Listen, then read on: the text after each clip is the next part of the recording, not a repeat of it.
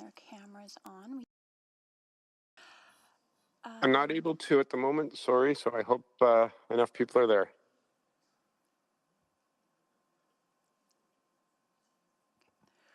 So we are live from Council Chamber. Before we begin, I will go over the emergency response plan for this room.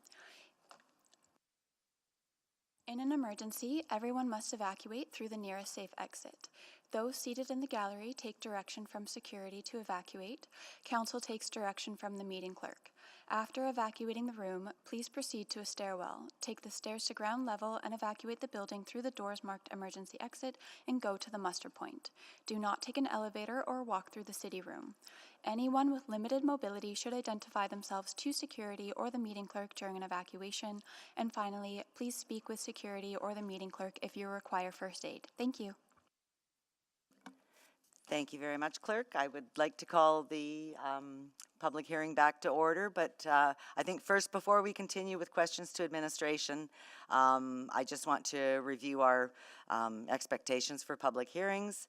So I'd like to share the expectations for the conduct of everyone participating to ensure a safe and inclusive environment and workplace. These expectations apply to both in-person and virtual attendees. Hearing from the public is an important part of Council's process, so we know the full diversity of opinions that exist in our community. As meeting chair, my role is not to moderate the nature of the content being discussed, but to ensure behaviors support a safe, respectful, and neutral space for my colleagues, city employees, and the public. Disrespectful comments, including those directed at individual staff members or other speakers, profane language or gestures, and behaviors such as shouting, cheering, or clapping, or political campaigning will not be tolerated. In addition, use of the raise hand feature, chat, emoticon response, or AI note-taking tools in the virtual meeting are not permitted. I'll direct the clerk to have security remove anyone violating these expectations. I will not provide any additional warnings. Once removed, the person will not be permitted to rejoin the meeting. This meeting is being live streamed and everyone is welcome to watch online. The clerk has called out the bylaws, and we have called out the names of the people registered to speak. I think I will leave it at that because it was just the expectations I wanted to review. Thank you.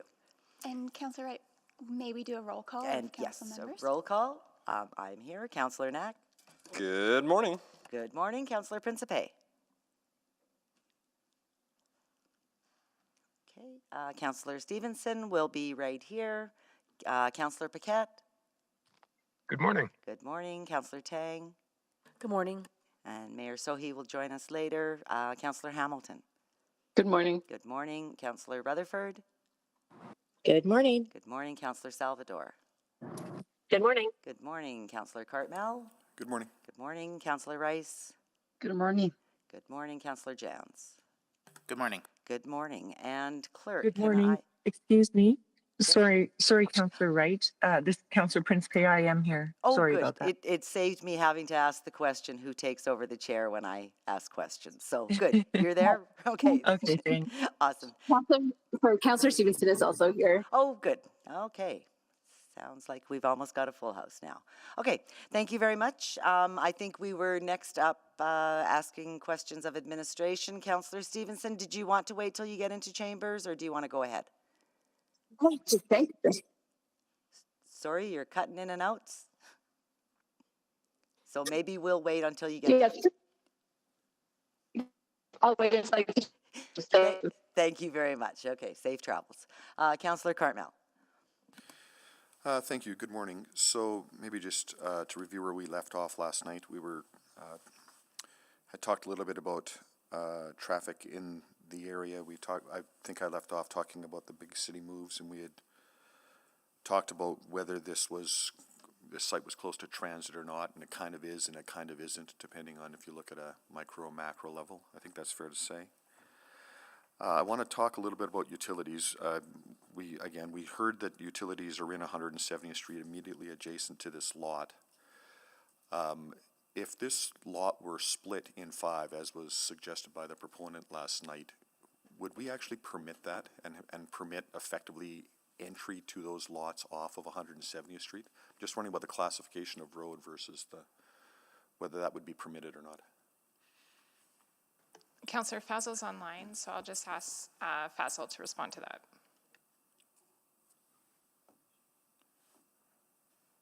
Okay. Councillor, yeah, the short answer is yes. Once the zoning is RSF, then it does have opportunity to subdivide, and that is the level of detail that will be reviewed at the subdivision level. So yes, that would be permitted to happen? Is that what I heard? Yes. Yeah, okay. There's been concerns raised that this is a bit of a precedent-setting thing. So I want to consider a hypothetical. If there was a lot that was further down into the rural residential space, I forget the name of the road, I'm sorry, Windermere Road, I think, that is not currently serviced. It's currently serviced by cisterns, there might be a power connection, that kind of a thing. If somebody wanted to redevelop that land purely from a land use perspective, we might support that or permit that, yes? Councillor Cartmel, it would depend on exactly what the site is. We'd evaluate it just like we do this one. Certainly further in probably wouldn't be a corner site compared to this one, so that's one consideration. Where I'm going with this is generally speaking, if you're the first developer in a developing space and you're the one bringing the utilities in, you have to bring utilities in that would serve the whole area. And effectively, you pay that front-end piece and then you collect from others as they develop properties around you. Is that, generally speaking, that's what? That is correct. So, in that circumstance, if somebody did achieve a rezoning, they would still be faced with that same, effectively, front-loaded cost to pay for all of those macro utilities, yeah? Yes, they would, yes. Yeah, okay, which might be a bit of a muting effect on those rural residential properties that are further in. It would, and that's what we've seen in other situations around the city. Yeah, so, okay, so I don't know if that offers any comfort to anybody listening in. So then I want to get back to the collection of zones we have there. And again, what we talked about last night is we have this rural residential strip along the river bank that is 50, 60, 70 years old. We have the new neighborhood, which is 20 years old, more or less. And we have this DC1 strip in between that was intended to act as a buffer. Rural residential lots, there is no other thing you can do to those lots other than rezone them to a residential zone or build a single family home on them, correct? That is correct. So even if the preference of the community or anybody else was to subdivide them, they're not permitted to do that by our collection of laws. No, they're not. So rather than rezoning this lot to an RSF zone, a person could apply to rezone it to a DC1 zone in keeping with the other DC zones that are in that space, yes? They could apply for a direct control zone for their property. Yes, that is an option. Was that, and again, that would, I think part of what we're hearing is that people are not sure just what is going to happen with this property. Is it going to have 5 units or is it going to have, 85 units? A DC1 zone would provide more of that certainty, would it not? A DC zone could provide certainty on some of those things, but the zoning bylaw does have specific criteria when a direct control zone should be used. Must only be used actually when those criteria are met. And for this particular site anyway, we just discussed that with the applicant, but it was determined that it didn't meet any of their criteria for DC zone. Okay, I'll come back. Thank you, Councillor Cartmel. Councillor Stevenson, welcome. Thank you, and thank you for the adjustment in the order. Well, just sort of on that note, I think my reading of the RR zone, there could be up to 3 units on an existing parcel, so it sounded like a single detached, a secondary suite, and a backyard suite? That's correct. Okay, because I think I'm struggling with this notion that RSF is density. Like, not to say that it doesn't create opportunity for additional units, but maybe just from my understanding, it is one of sort of the 2 small scale zones that we have. That's correct. It's the lowest density zone that would be used for urban development in the developing area. But these things are relative, right? So, you know, when people have the perception of the RSF zone being dense coming from rural residential, it's a little bit understandable to hear that. Right. But from a citywide perspective and compared to like other neighborhoods, it's definitely our lowest density zone. Okay, no, that's it. That's good perspective. It's an increase to what's there, and then relative to the other urban development, it's one of the lower scale ones. Okay. Correct. And then I think I heard the answer that the subdivision into 5 lots would be permitted, and with that would come access off 170th Street. So the fact that it's an arterial doesn't interfere with that. They would be allowed to take access off of the arterial. Councillor, access would be, it could be from the collector because 170 in this area is a collector, not an arterial. Gotcha. And there is Windermere Crescent, that is a local road to the along the northern boundary of the parcel. So there are those couple of options. There could be a direct access, there could to the collector or the local to the north. Okay, yeah, because are we able to require, for example, that, you know, the equivalent of a laneway be put sort of on that west side of the property, I guess, to provide access, rear access to the parcels? If there is a lane, then yes. If there is, because creating a lane for just one parcel could be challenging. So preferably an access from the local road would be the first option. And then if there are some challenges, then access from collector can be looked at. It all, I think this is a more development permit level detail where we know what the layout is, what the site configuration is, and then look into all those options. Okay. And this is a bit of an unfair question because it's a hypothetical. I'm wondering, so the location of the site on the corner, sort of immediately across from similar scale development, seems to sort of again have that logical progression of urban development. Does administration feel that that's an important factor in this? Like, would the recommendation have been different if it was sort of a mid-block rezoning further in? Councillor, I think all of these zones are compatible with each other. There's no significant differences in terms of the scale of the development. The larger lots with currently having single-family homes is obviously a lot more space, but I don't see any compatibility issues between the RR zone, RSF zone, or the DCs that are in this area. Right. They're all similar. Right, all similar in terms of the built form, the scale, and then, you know, I think what you're alluding to as well is that you can have different household sizes, right? You can have different numbers of people living on different properties, not necessarily linked to the number of units, but just to their household composition. Yeah, there's lots of variety that we see in this scale of development. Okay, well, thank you very much. Those were all my questions. Thank you, Councillor Stevenson. Councillor Principe, can you take the chair, please? Yes, I have the chair. Thank you. Going back to some of the concerns that were raised by the residents who spoke yesterday, there was concern about access to schools and whatnot, and I'm wondering, maybe Ms. Petrin, are there any school sites in the surrounding or immediate area that could that's part of the province's new construction? I'd look to the team for the details on that. I don't have those sites in front of me. Okay. Councillor, the nearest one is in Glen Ridding, which is down further south. Yeah. But yeah, those are new schools. This is largely a completed neighborhood with its schools in place already. Okay, so, and those, sorry, the Glen Ridding ones are not yet open. Are they? Okay. And is this the first year then? Like, so. Councillor, Glen Ridding one is currently under the design. It has got the design funding approved, and the work is underway. Public School Board is looking at that site currently. So there could potentially be some easing of of the overcrowding, okay.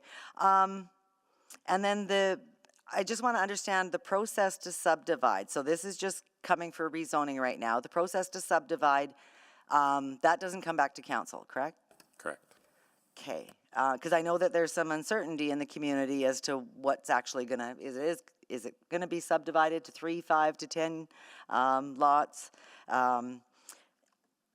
And without an actual sort of understanding of the plan that might be in place, I can understand the community's uncertainty.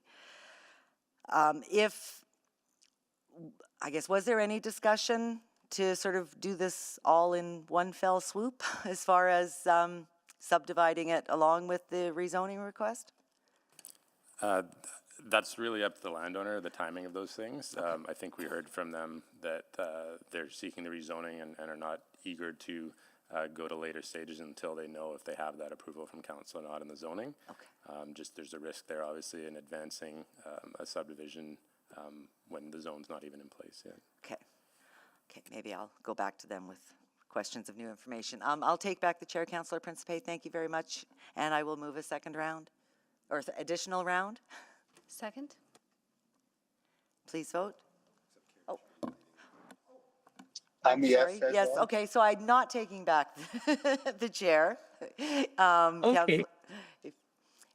Thank you. Yeah. Yes, Madam Clerk. Second round moved by Councillor Wright and seconded by, Councillor who was Stevenson. that? And seconded by Councillor Stevenson. Please vote. I'm yes. Yes. Councillor Rutherford. Yes, Councillor Rice. Yes, Madam Clerk. Yes. Thank you. We have all the votes. Please display the vote.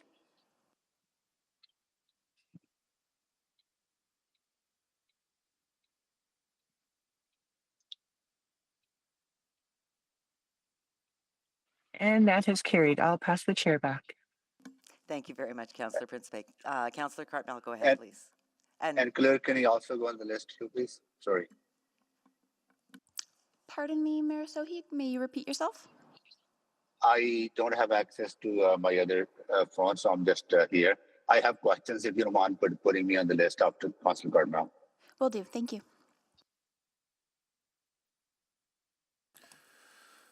Okay, so picking up on that previous thread then, pardon me, I'm curious about a referral motion back to consider a DC1 application with the applicant. But I believe you said there would be certain criteria that would have to be met. So can you offer some advice on that thought? Yeah, Councillor, we do just have one type of direct control zone, DC zone now. And the criteria are listed in the zoning bylaw, but essentially there has to be something unique about the site. There has to be, and these are ORs, there has to be something unique about the site, maybe environmental contamination, if there was a heritage aspect, if there was something about the site that required comprehensive regulations to mitigate land use conflicts, if they were proposing something that exceeded the regulations of the closest equivalent zone, and we just don't see any of those there.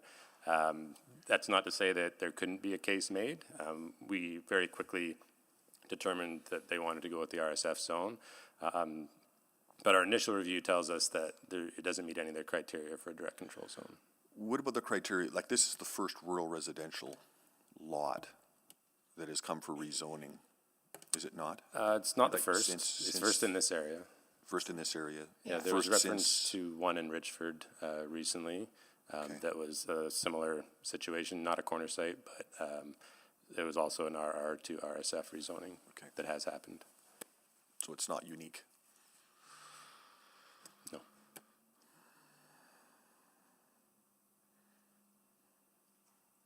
Okay, thank you. Those are all my questions. Thank you, Councillor Cartmel. Mayor Sohi? Yeah, just to follow up on that, yes, it may not be unique, but what I recall is in the case of Richford and also in the case of Vernerville, there was more detail about what applicants intended to do. And that detail is lacking here, and that is causing concern for the community. So how do you, wouldn't be just following up on Councillor Cardinal, maybe not DC, wouldn't be better to refer it back and have more conversation with the country residential landowners in that area and come up with some level of vision for the area. Mayor Sohi, that could be possible, but for this site, in the absence of a direct control zone, there'd be no requirements to any of that. So there could be more discussion. The applicant could state what their intent is in more detail, but at the end of the day, if the RF zone is approved, it could be sold. It could they could change their mind, and there'd be no way of guaranteeing that. And so you have to be comfortable with the level of flexibility with the RSF zone. And but what I'm sorry, go ahead. Mr. Mayor, and it won't change our recommendation at the end of the day. Like, our recommendation here and the question before you is this land use appropriate at this location? And our recommendation is yes. We recognize that there's some uncertainty, but this land use is appropriate for this location. Yeah, I know, I understand that, and I appreciate that. What I'm struggling with is that just looking at one spot when there's a lack of planning for the balance of the country residential leads to a lot of ad hoc type of applications coming forward, and we saw that in the case of Referral, and that's something I am concerned with. I'm trying to avoid. So that's why I'm asking: would it be better to just send it back, have a conversation, or then have some way of having more coordinated approach? Because I'm having difficult time supporting this the way it is now. So the Referral situations weren't that unique, really. They did go to standard zones where it was appropriate. Some of them went to commercial zones. They were on Ellerslie Road. Other ones, more interior to the site, went to standard zones as well. And likewise in Richford, we did go to a standard zone also. They may have had a better intent. Yeah, but in both cases, there was more clarity on what was supposed to be built, or what applicants intended to build. That is true, yes. Yeah, and which is lacking here. That's my understanding, right? Correct. Yeah, that's what I'm struggling. That's where my struggle is on this. So I know I gotta get going here for another city council business, but that's what I wanted to flag for administration, that I feel that if there's a way to refer it back and have a more comprehensive conversation with the community about the areas coordinated plan. Mr. Mayor, just to clarify, I think if there were to be more of a conversation about what this landowner wanted to do on the site, I don't see that as being something that would be a valuable exercise, because there'd be no requirement through the RSF zone to follow through with that. In fact, it could create false expectations for people. Yeah, so that's what DC. If we were talking about what needs to happen in the area as a whole, if there were more sites to come, that's where I think we've identified that this site is particularly well suited for this because of its access to 170th Street and the utilities. If we do see that other landowners want to come forward and do this, and we see an increase in those applications, we can take a pause and kind of undertake that at that time. You can't or can? We can. We could say that we need to do a more comprehensive look at the area as a whole. If we see that other sites, there was a flood of other sites looking to do the same thing, we could. So quickly, then why can't you do the same here? Put a pause on this one and then do that conversation and come back sometime in the future. We're just saying we don't think it's necessary for this one lot because it's the first one, and there's indications that because of its access to utilities, it is much better suited than other ones. And through the work of this file, Mr. Mayor, we did not hear from other landowners who were interested. So in terms of having that momentum or that desire or that drive to facilitate that change on a larger basis, we haven't heard that. Okay. Sorry about that. Okay, I gotta go. Sorry about that. Bye. Thank you, Mayor Sohi. Councillor Jans. Yeah, I'm just day 2, so I just want to go back to basics here. Just look at it. It's currently rural residential, correct? Correct. And the proposal in front of us, notwithstanding any future use or anything else, is just to go from rural residential to RSF, Correct. which would go from currently single detached housing to the potential of single or semi-detached multi-unit housing. Correct. And this is still, we're talking about one lot, right? One titled lot right now, yes. So when the applicant showed that picture, potentially cutting it into 5 slices or something, that's not germane to this right now, right? That's not what's before you. That's a today. subdivision, that's a whole nother conversation. Correct. So what we're looking at is just a very simple question of RR to RSF. Correct. Now, if it does go to RSF and the applicant or wants to subdivide or something else, that's an entire different process, right? Correct. And there is no subdivision possible right now under rural residential. Correct. It's like it's a binary. It's rural residential, yes or no, right? Right now, yeah, you cannot subdivide it. Right, but you can subdivide RSF. Yes, if it were changed to RSF. So max subdivision, how many pieces can you cut it? It's very hard to speculate on that. There's a lot of different ways you could cut the pie for this kind of size lot. So I wouldn't want to speculate on a specific number. But again, now I'm doing it myself. That is not germane to the question though, right? Yeah, so when we're presenting a recommendation, we're comfortable with the wide range of opportunities that the RSF zone provides at this location. Right. So whether it's the 5 lots that were shown, whether it remains as 1 lot and gets developed, those are all things we're comfortable with because of the regulations of the RSF zone. Things like height, setbacks, all those kind of things we feel are compatible at this location. So it's not a discussion of RR to RM or RH or anything else. It's just, this is the question. We have one parcel, putting aside subdivision and everything else. Is it okay to go from RR to RSF? That's all we are, that's the crux of the question today. Am I understanding this? That's correct. So if we put aside everything else, the traffic, the question, subdivision, everything else, that is the question. Well, traffic is a valid land use consideration in this question. Fair, yes. fair, okay, yeah. But we're not asking to put a different road or anything here where it's the RSF with potentially then the top bank 10 meters, is that correct? Yeah, there is the 10 meters that's rezoning to the A zone, the River Valley zone, to provide that extra buffer with the natural area.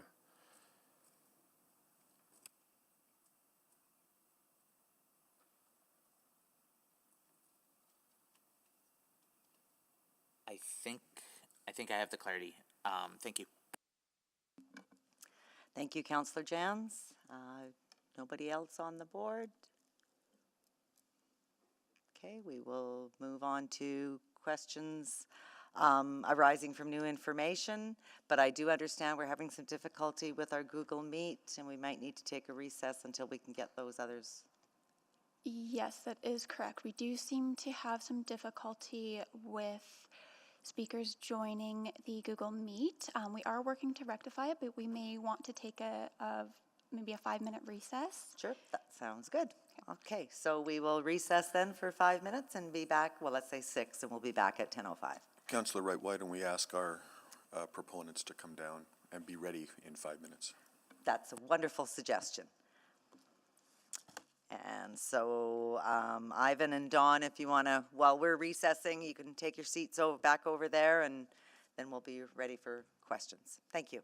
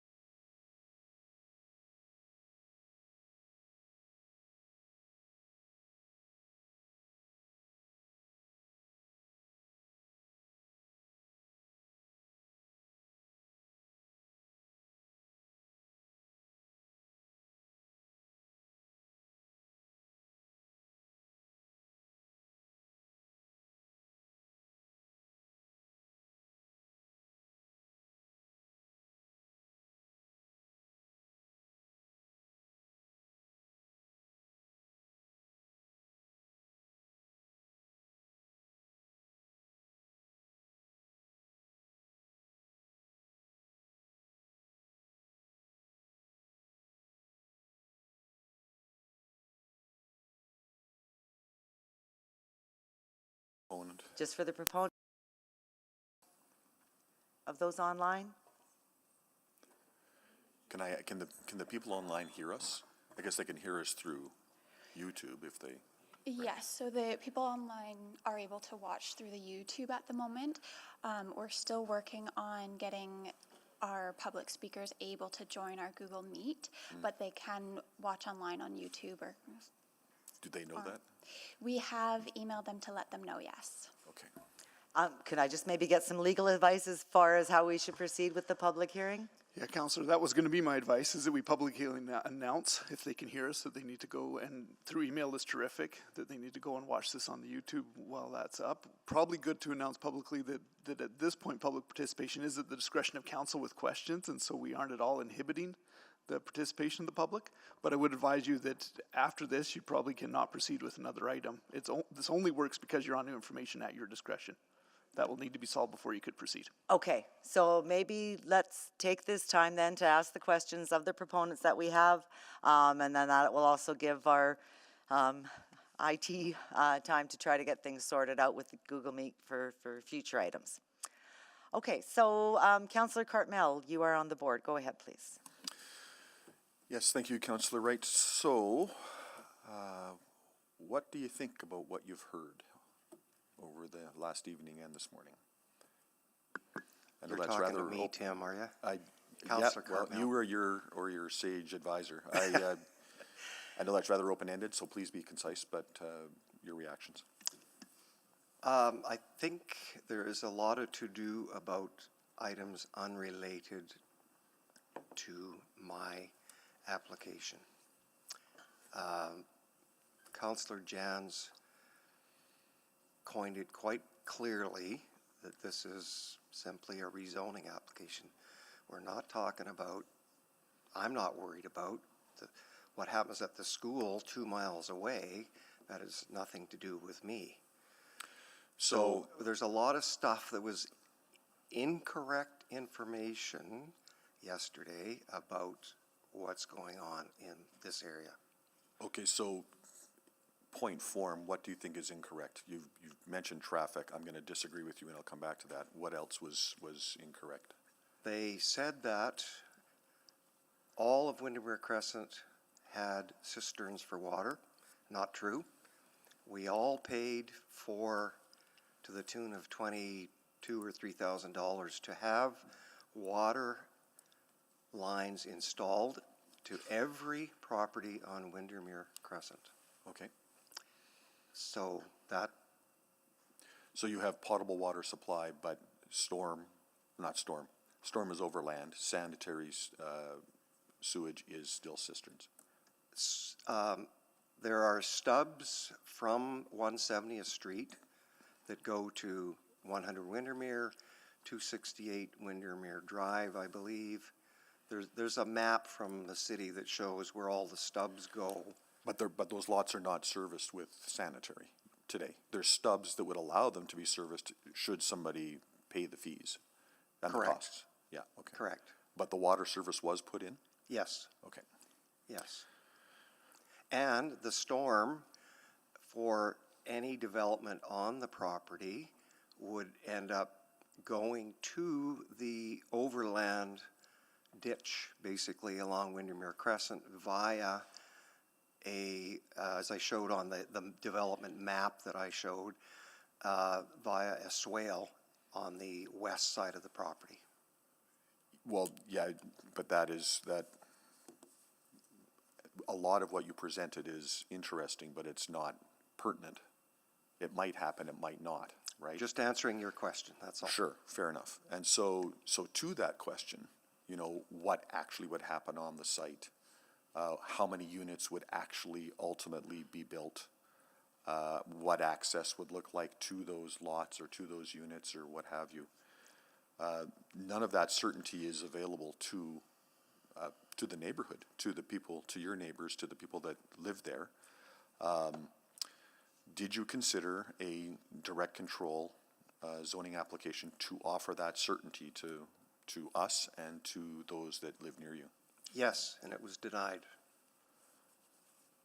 It was denied, or we discussed it with administration, and as was pointed out by them this morning, it did not qualify for that location. But you were willing to undertake a DC1 application? We were. Okay. Then that might be all my questions.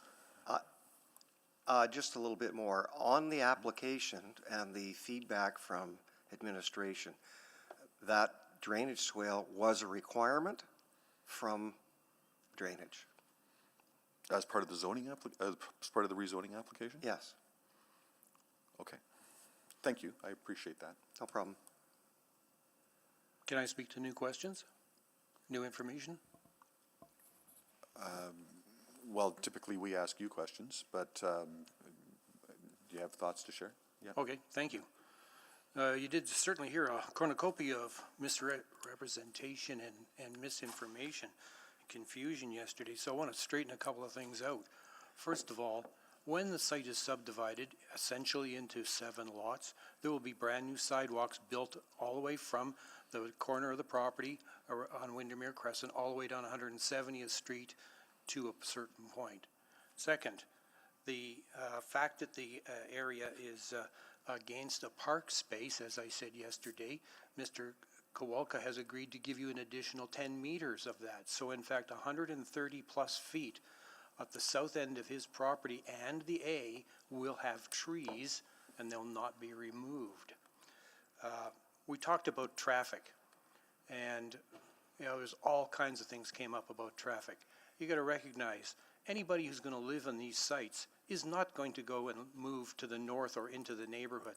They're only going to go south into the towards Windermere Drive and Windermere Crescent and Ambleside. None of these people are going to be driving up into this neighborhood because it's all really a dead end past this point.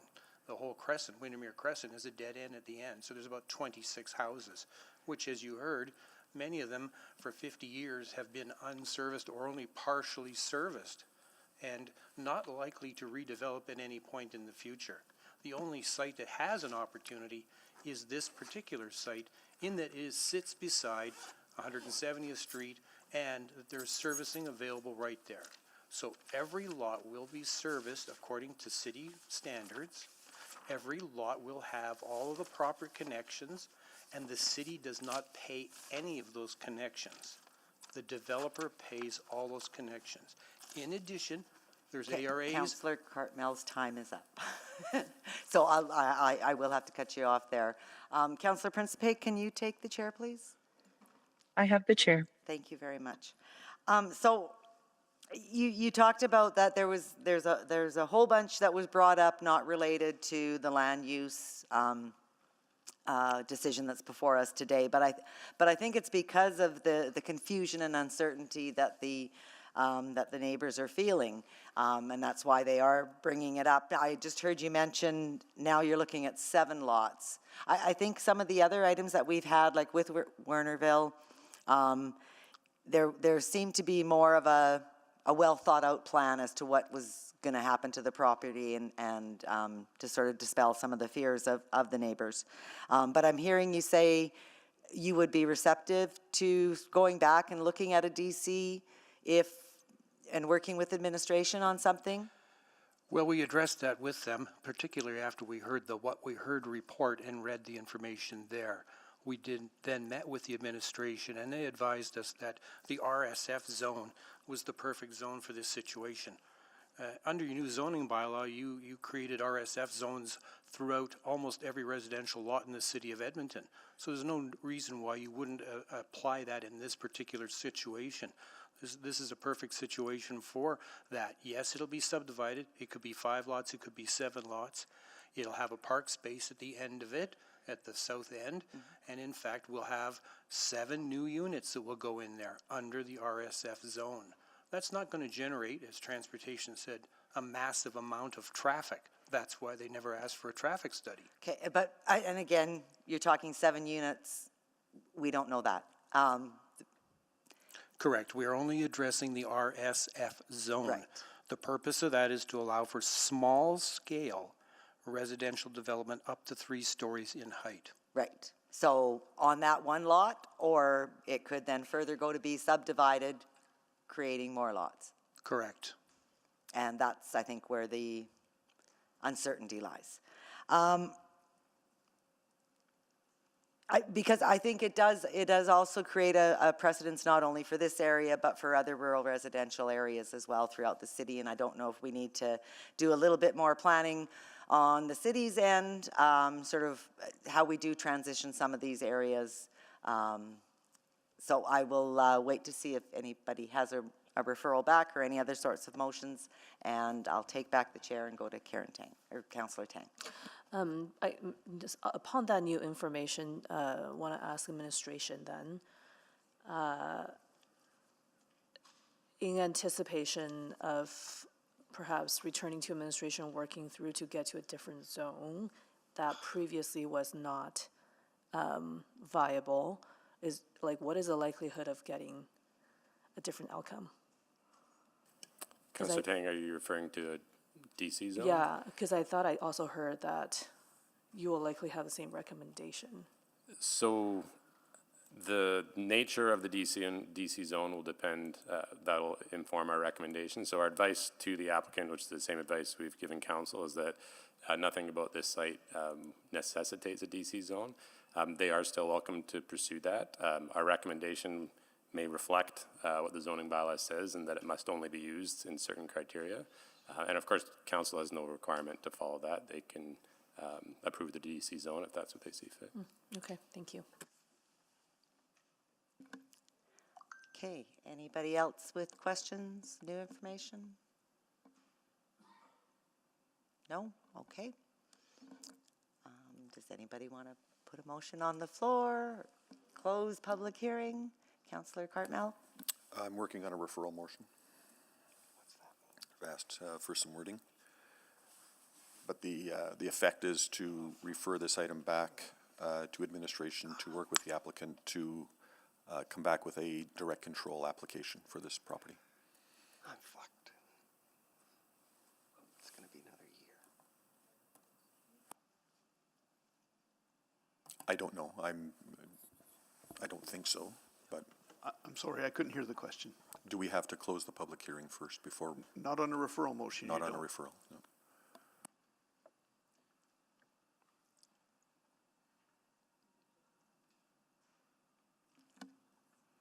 Gentlemen, I think one of your mics still might be on.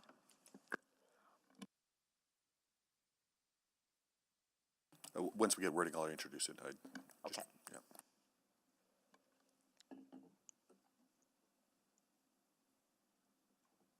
We'll just be patient.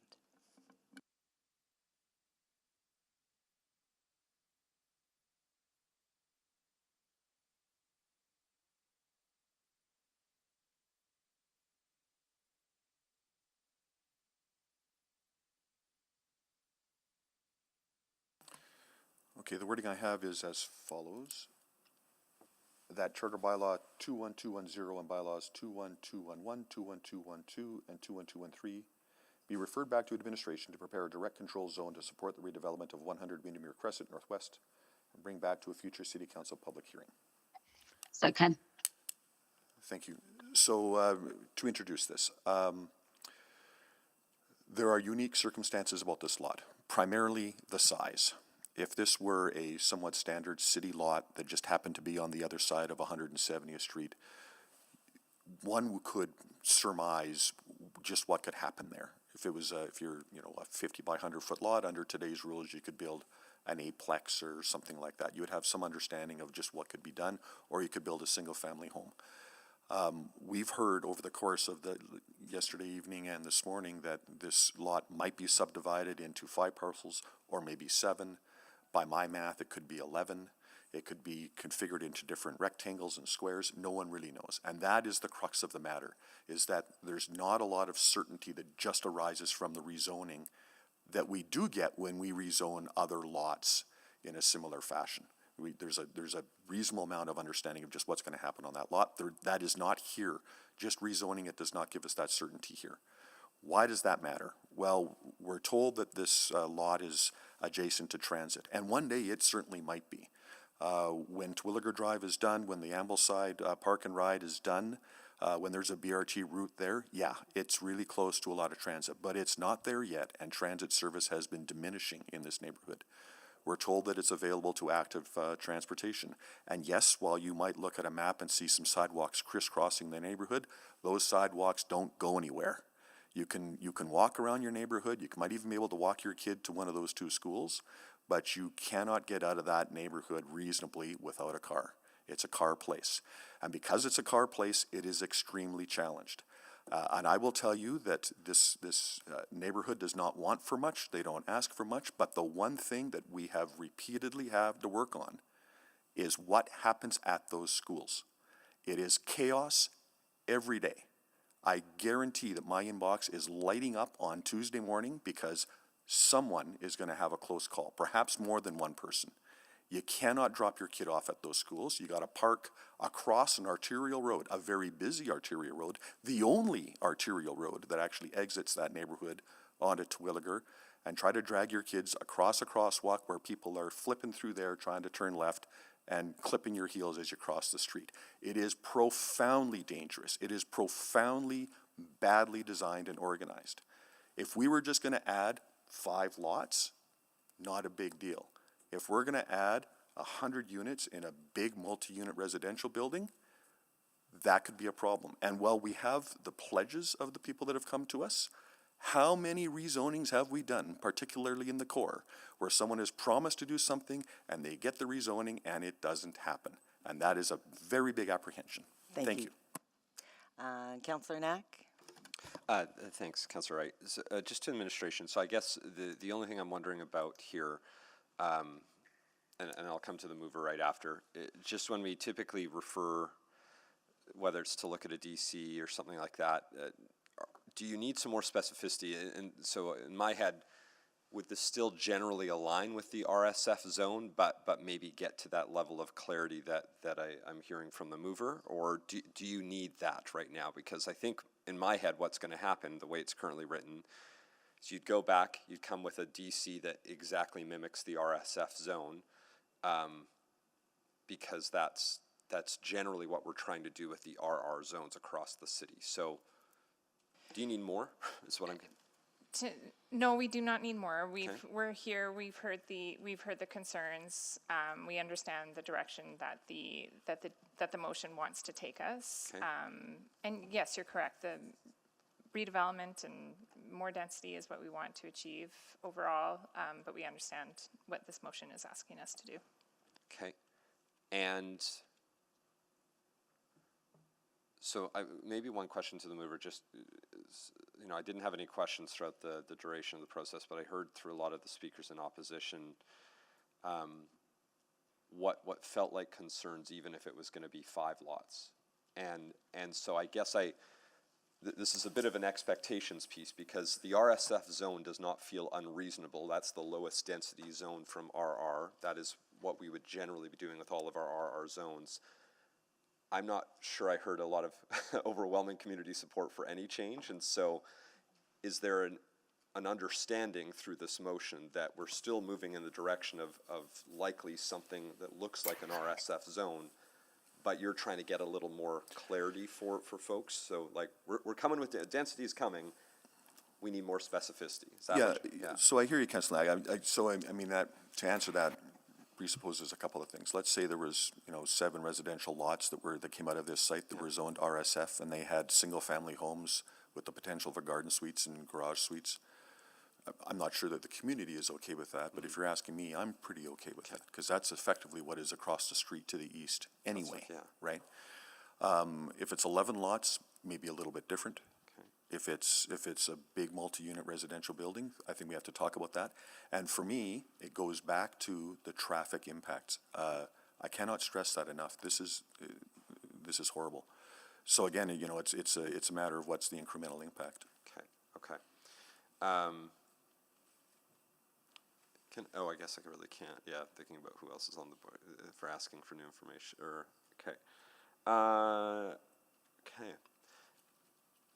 That's probably, sorry, then I feel like I have to go back to admin just to check, because the DC, is there any reason why the DC wouldn't generally mimic the RSF zone? I think it makes sense for it too. Okay.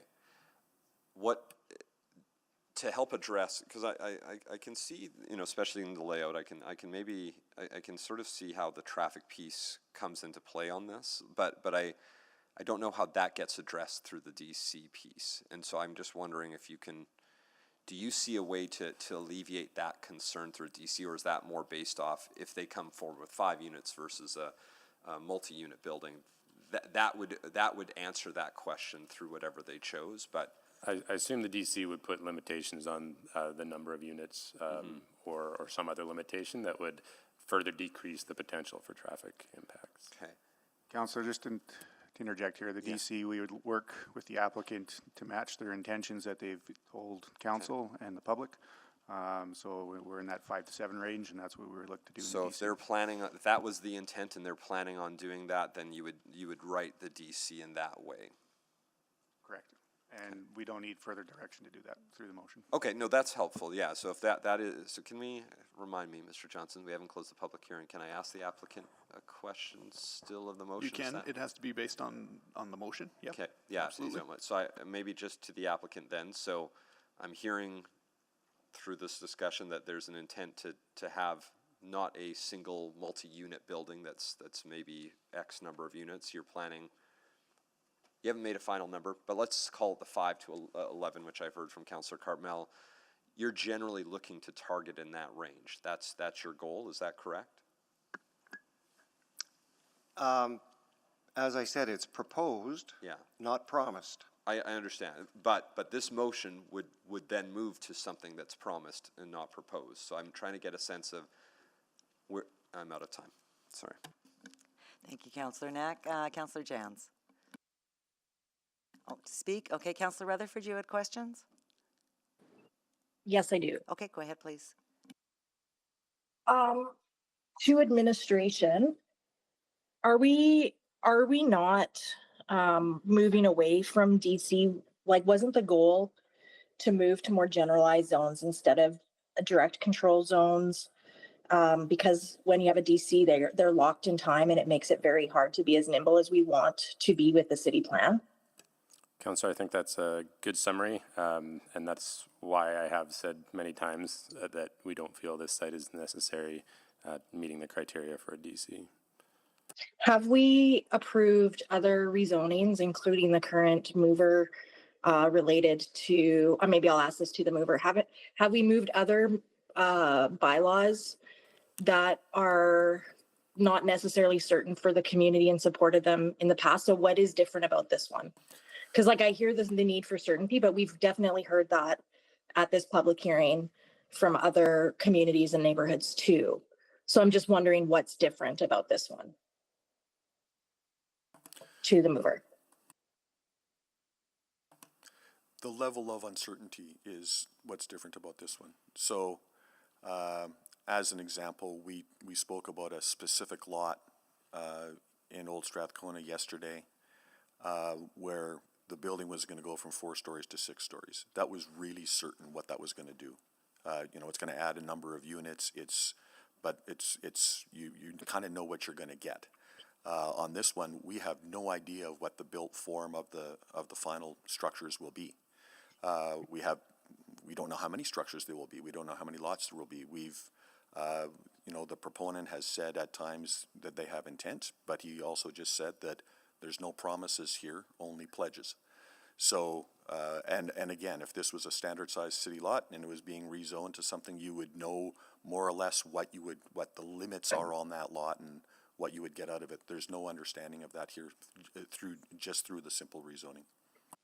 Okay, and so back to administration, because I'm not as familiar with this. So if this was referred back and then it came back as a DC, a direct control, does that still allow for subdivision? Or is once a direct control is in, then the subdivision is harder, or does it have to subdivide and then come back as each individual lot? Like, the direct control could allow for subdivision. So it's the same argument in a sense, is it not? That like whether you have the generalized zone or whether you create a DC zone that mimics the generalized zone, The subdivision seems to be the issue, and that whether it's a DC or a general zone wouldn't change that certainty. Is my understanding correct? Well, I think, Councillor, the DC zone could provide more certainty about the number of units, and I think that's. But really that's what per lot, right? Because like, so this is what I'm trying to it could be understand. So for if, the like whole we, DC zone. yeah, so for the whole DC zone, but if let's say we refer this back, it comes back with a direct control, like I'm just trying to understand. It comes back with a direct control zone. Let's say council approves that direct control zone when this comes back, if this passes. And that the applicant can then still subdivide, right? Correct, Councillor, but the DC can contain information or regulations about lot size or minimum lot frontage that would then dictate the subdivision, which would be the next step. But this is where I'm confused, because you're saying you don't need, in answers to Councillor Knack's questions, you said you don't need any more specificity to, if this referral motion passes. And I'm hearing we're gonna just mimic it to essentially the general zone anyway. But now I'm hearing from an answer that we might add a whole bunch of other requirements. Like, which is it? Well, Councillor, the act of doing a direct control zone would be being done for the purpose of adding more requirements. That's the reason for it. But you don't know what what requirements would you be adding? Like, if this is passed, I don't feel like this motion has enough specificity to say what would actually be the new requirements added, or what even the applicant should be considering. The requirements to us is clear through the conversation of what we're to address in the direct control zone. But it's not clear to me as a decision maker that has to do this referral motion. So I'm asking you to tell me what you understand. Our understanding is that we would create a direct control zone that both meets the applicant's development goals and addresses the concerns raised here about the flexibility in the RFF zone, particularly around how much subdivision can happen and how much density there is. Okay, thank you. Thank you, Councillor Rutherford. Councillor Salvador, questions? Yeah, thank you. Just coming back to the idea of a DC providing that greater certainty and specificity, does administration feel like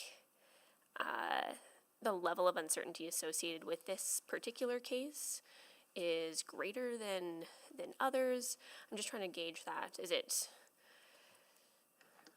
No, like our recommendation in front of council for the proposed bylaws is to support. We're comfortable with that. We're uncomfortable with the uncertainty that, but and there's steps down the development process where that will be laid out, but we're comfortable with the recommendation and the possibilities of the RF zone for this site. Got it. In what case would administration feel like a DC might be appropriate in these kinds of contexts? Well, the zoning bylaw gives us the criteria for when a direct control would be appropriate. In a common reasons for a site like this would be like a very odd shape of a site where it's very difficult to figure out setbacks. Another thing could be the size of the site. It's referenced that this is a larger site than your typical residential lot, but we wouldn't consider it a large site that would be large enough to require direct control zone the way we've seen in other sites in the city where you're getting, many hectares of land.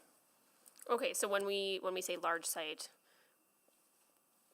is there sort of a threshold there? There's not a threshold, but think about like our Bonnie Dunes, or even in Stillwater, we had in the suburban context, right. Multiple buildings, a condo, commercial, mixed-use kind of component, right. Where we need to provide that direction. Okay, that's helpful. And no identification of, like, I would say physical constraints based on the shape of the site are present.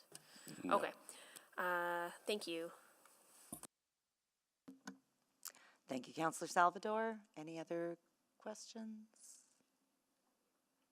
No? We're ready to vote on this? Oh, sorry, yes, I always forget about the speaking. Okay. Sign up to speak, please. Okay, Mike, Councillor Jans, do you want to go ahead?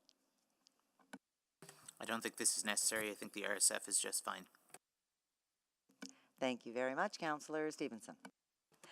Yeah, I really understand the intent of this and appreciate why it's being brought forward. I think that for me, it's important that we are consistent with our application of DCs, and I think that we've seen them used for purposes other than they're intended in the past, and that's led to some challenges down the road for neighbors and the owners of those properties as well. I think what I'm getting from this conversation, and I'll just speak a little bit to it now, is actually the need for a broader conversation about how we transition our areas in the future moving forward. Again, I think it's important that there's consistency. What I'm hearing to date is that we have seen consistency in terms of applying standard zones, but perhaps there's a further conversation. This is a beautiful area. I appreciate people's attachments to this neighborhood and their home. I think what we grapple with at this level is whether it's appropriate to have, you know, acreage-like development within our city and the implications that has for taxes, for our services. So it's a difficult conversation. Again, I think I'd be supportive of subsequent motions that look to provide further direction or work at a high level for these areas. But I don't feel that the DC for this specific site is the way to go. Thank you. Thank you very much, Councillor Knack. Thanks, Councillor Wright. Yeah, I'm struggling. I want to support the ward councillor and appreciate the specific circumstances that have been raised, but we have a number of these rural residential areas across the city, and we did make a decision a while back that over time these would turn into standard zones. That's the message that I know has been shared. I have a couple areas in my neck of the woods that we've talked about this, and they know that it's going to take a lot of time because most of these areas aren't going to all be bought up by a single landowner and then developed all as part of one standard subdivision, which actually would probably be the greatest level of clarity and certainty. But realistically, there's a bunch of I know in the areas I represent, there's probably 60-70% who aren't looking to leave anytime soon and really enjoy that space, but have also said they know it's going to change over time, and so the RSF zone is the zone we would use in this situation. It's the lowest density. It's the entry level zone, standard zone that we would have for an area like this. So to me, that feels like a logical zone. And I worry that a direct control zone might set folks up for false expectations based off some of the concerns that I've heard. I think those concerns that have been raised today, and I've heard from the ward councillor, are valid issues that we're already dealing with that need a set of solutions that should be happening independent of any decision made today. There needs to be more work clearly on the traffic safety. If I'm hearing about what's happening at the schools, there needs to be more work around actually getting transit into those spaces. But I would envision a direct control zone simply being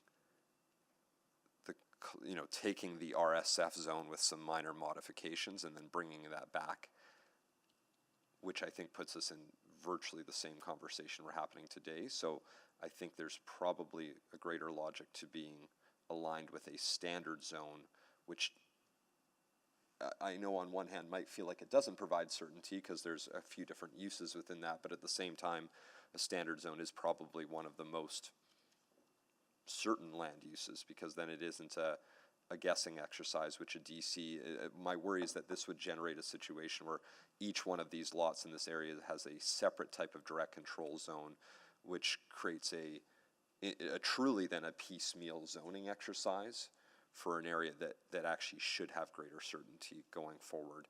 So I'll keep listening, but I don't think I can support this. Thank you. Thank you, Councillor Knack. Councillor Principe, can you take the chair, please? Sure, I have the chair. Thank you very much. So I agree with Councillor Stevenson that we do need to take a step back and take a look at a broader approach to this, but I don't want to do it after the fact, before taking a look at this one and maybe using it as a case study, an example. Yes, the RSF might be the appropriate zone for the lot, or it might be the appropriate zone for 5 or 7 lots. But I think we owe it to the community to be able to determine and let them know how many it is going to apply to, because there are implications such as traffic. You know, just even I think the interconnections within the community as well. We talk about sidewalks. You know, is it safe to ride your bike? If we are going to be having, more kids in the area, is it going to be safe for them? So I appreciate the motion being brought forward, and I will be supporting it. And then hopefully we can take a broader view of how our neighborhoods are transitioning. Thank you. And I will take back the chair. And Councillor Cartmell to close. Great, thank you. So I appreciate the arguments that have been presented, and understand that we don't want to get to this patchwork of direct control zones. Absolutely. For me, this is an order of operations question. If this lot were broken down into smaller lots, as was pledged to start with, and then those lots carried an RSF zone, I would be okay with that. I'm not sure the entire community would, but I would support that. But we can't do that.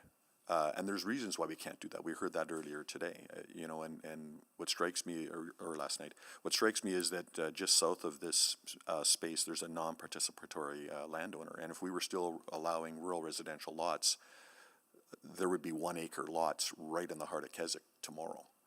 But we're not allowing that. And that is in that particular instance, we're not able to finish the road network. We're not able to finish the neighborhood plan. We're not able to complete that neighborhood because someone is not yet at that point where they want to participate in that work. There are grave concerns in this neighborhood, and so one day, someday, it might be transit supported. One day, someday, we might solve the traffic problems. I've been working on that for 8 years. One day, someday, there might be appropriate to put more units into this neighborhood, but that day is not today. So what is actually going to happen in this space? We don't know that. A direct control zone, an application could come back and say simply, the property will be divided into 5 or 7 or 12 or 30 pieces, and each one of those pieces will carry an RSF zone. That is a possible outcome. Just because there's a direct control application, that application can have a particular result and a particular outcome. It doesn't have to sit that way. The point is that we get more certainty for the neighborhood so they actually know what they're contemplating. So if someone puts up a photo that says we're going to get this 8-story multi-unit residential building across the street, well, we would know that that's not true. And we kind of know that that's not quite possible today, but we don't know what exactly is. And that's the problem. This isn't a large lot. This is not Bonnie Doon or Holyrood or the West 240. This is, but it's larger than a typical residential lot, which creates enough uncertainty for the people that live there that we should push this back and have an application come forward that has enough certainty for the people that live there. I don't think that's unfair. To consider Windermere, and I understand there's a spelling an error, a grammatical error, but the report describes Windermere as a redeveloping area. The heart of Windermere is 20 years old. A lot of those places have not been there for 10 or 12 years. The schools have not been there for 10 years and they're overwhelmed. This is hardly a redeveloping area. This is hardly the target area for infill or massive density increases. There's so many other places to go and do that. So to go back and acquire a bit more certainty for the people that already live there and already have invested there, I don't think that's inappropriate. Certainly, again, we don't want direct controls on every neighborhood, on every corner lot. I understand that. But this one is different enough that it needs something. And that's something, the only thing that is available to us is a direct control zoning application. So I ask for some support for the neighborhood. Thank you. Thank you, Councillor Cartmell. Please vote. No.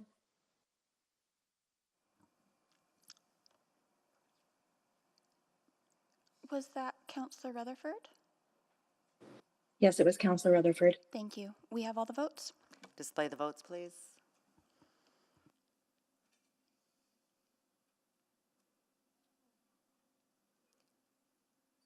So that means it was, sorry, with the tie?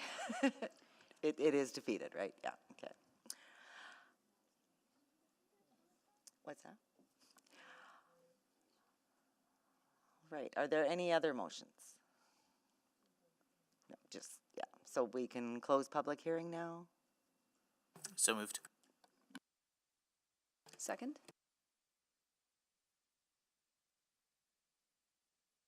Please vote.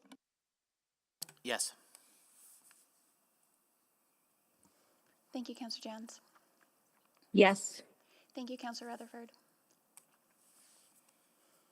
We have all the votes. Display the votes, please. I'll move first reading. Second? Anyone to speak?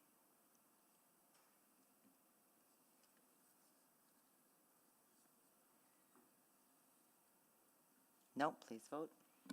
I'm a yes. Thank you, Councillor Yes. Jans. Thank you, Councillor Rutherford. We have all the votes. Display the votes, please.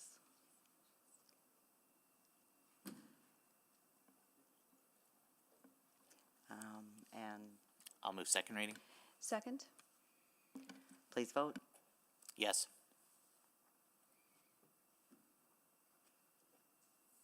Yes. Thank you, councillors.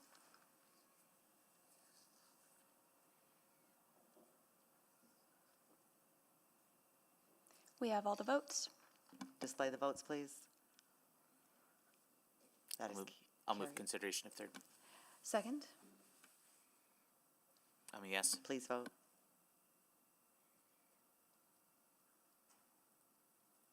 Yes. Thank you. We have all the votes. Display the votes, please. That is carried. I'll move third and final reading. Second? Please vote. Yes. I'm a yes. Thank you. We have all the votes. Display the votes, please. And that is carried. So we will move on to our next item, but yeah, Councillor Wright, apologies. I just wanted to interrupt. If we could take another about 15-minute recess. We have a new remote link for this meeting that we will send out to all participants, and then give everyone a chance to switch over to that new link when we come back in about 15 minutes. okay, and that will be also to the councillors as well, correct? Yes, okay. everyone will receive a new link. Good, excellent. Okay, so we'll take 15 minutes and be back at 5 after 11 then. Thank you.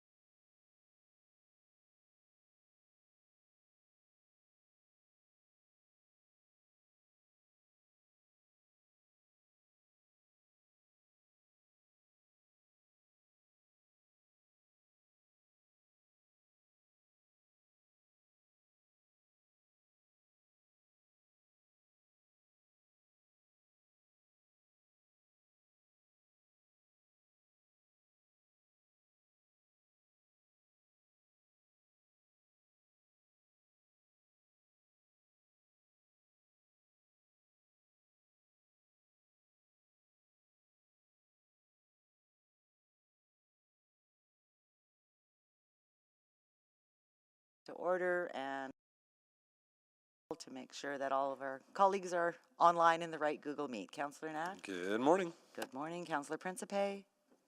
Good morning. Good morning. Councillor Stevenson. Good morning. Councillor Paquette. Good morning. Good morning. Councillor Tang. Good morning. Mayor Sohi, I understand, is on his way.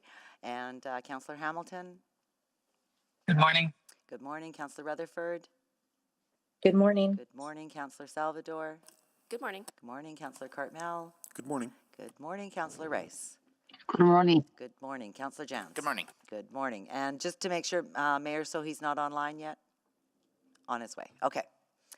All right. Next up, we have item 3.23, zoning bylaw shelter regulations. And we'll start with a presentation from administration. Thank you. Good morning. I'm Calvin Chan. I'm a planner with the zoning bylaw team. We also have members of the Affordable Housing and Homelessness team here today to also answer questions. Next slide, please. So shelters in Edmonton currently provide temporary accommodations for approximately 2,000 people every day. These are primarily funded and their operations are regulated by agreements with the Government of Alberta, Alberta Health Services requirements, and the Building Code. There are currently no shelter-specific regulations in the zoning bylaw. However, there have been situations in the last few years where council and residents have identified concerns around the land use and social impacts related to large-scale shelters and their occasional locations in quasi-industrial areas. This has led to City Council directing administration to explore ways to regulate shelters in the zoning bylaw. Next slide, please.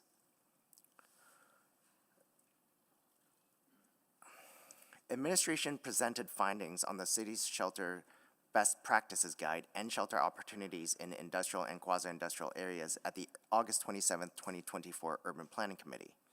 At this meeting, Urban Planning Committee directed administration to prepare zoning bylaw 20,001 amendments to adjust how shelters are regulated in industrial and quasi-industrial areas. Next slide, please. These amendments form Part 1 of Bylaw 20890. Administration proposes not to further restrict shelters from operating on business commercial sites or business employment zoned sites to ensure sufficient opportunities for shelter operators to find suitable locations. To address risk where business employment sites may abut heavy industrial sites, administration recommends that shelters be prohibited where they abut these locations. To recognize the different operational needs and scale of shelters, administration proposes to remove the 500 square meter floor area limit for shelters in the business employment zone. While this may result in larger shelters overall, this would allow shelter operations increased flexibility to provide additional on-site support services or accommodation space without the need for a variance or rezoning. Administration supports Part 1 of Bylaw 20890. Next slide, please. Further to the discussion at this Urban Planning Committee meeting, City Council also directed administration to prepare zoning bylaw amendments to limit the maximum floor space of congregate sleeping areas within seasonal and year-round shelters. Administration reported to Urban Planning Committee on the outcomes of a jurisdictional scan and targeted engagement at the April 1st, 2025 Urban Planning Committee. We found that no other jurisdictions regulated the size of congregate sleeping areas through land use regulations. Engagement participants highlighted that limiting floor area or occupancy for congregate sleeping area limits their flexibility to accommodate their clients, especially in emergencies. They indicated that this could also further constrain their ability to find suitable locations and ensuring beds are available when needed. Next slide, please. In consideration of this, administration prepared draft zoning regulations to limit the occupancy of congregate sleeping areas to 125 people in year-round shelters. This limit reflects feedback from shelter providers and also ensures that most existing shelter buildings remain conforming to the zoning bylaw. To address concerns about responding to emergency situations, the proposed regulations would also allow year-round shelters to exceed the proposed capacity due to an emergency for up to 90 days. These amendments form Part 2 of Bylaw 20890. However, administration does not recommend regulating congregate sleeping areas. They introduce a layer of regulations for shelter providers at the municipal level that could constrain the ability of shelter operators to provide accommodations to their clients. Next slide, please. So to summarize, bylaw 20890 is composed of two parts. Part 1 is related to the regulatory changes to the business employment zone. Part 2 introduces the congregate sleeping area limits and provide the 90-day emergency exemption. If council wishes to approve bylaw 20890 in its entirety, then it can do so without further changes. However, if council wishes to only approve part 1 or part 2, then a motion of council will be required. Next slide, please. And so that concludes our presentation. We would be happy to answer any questions you may have.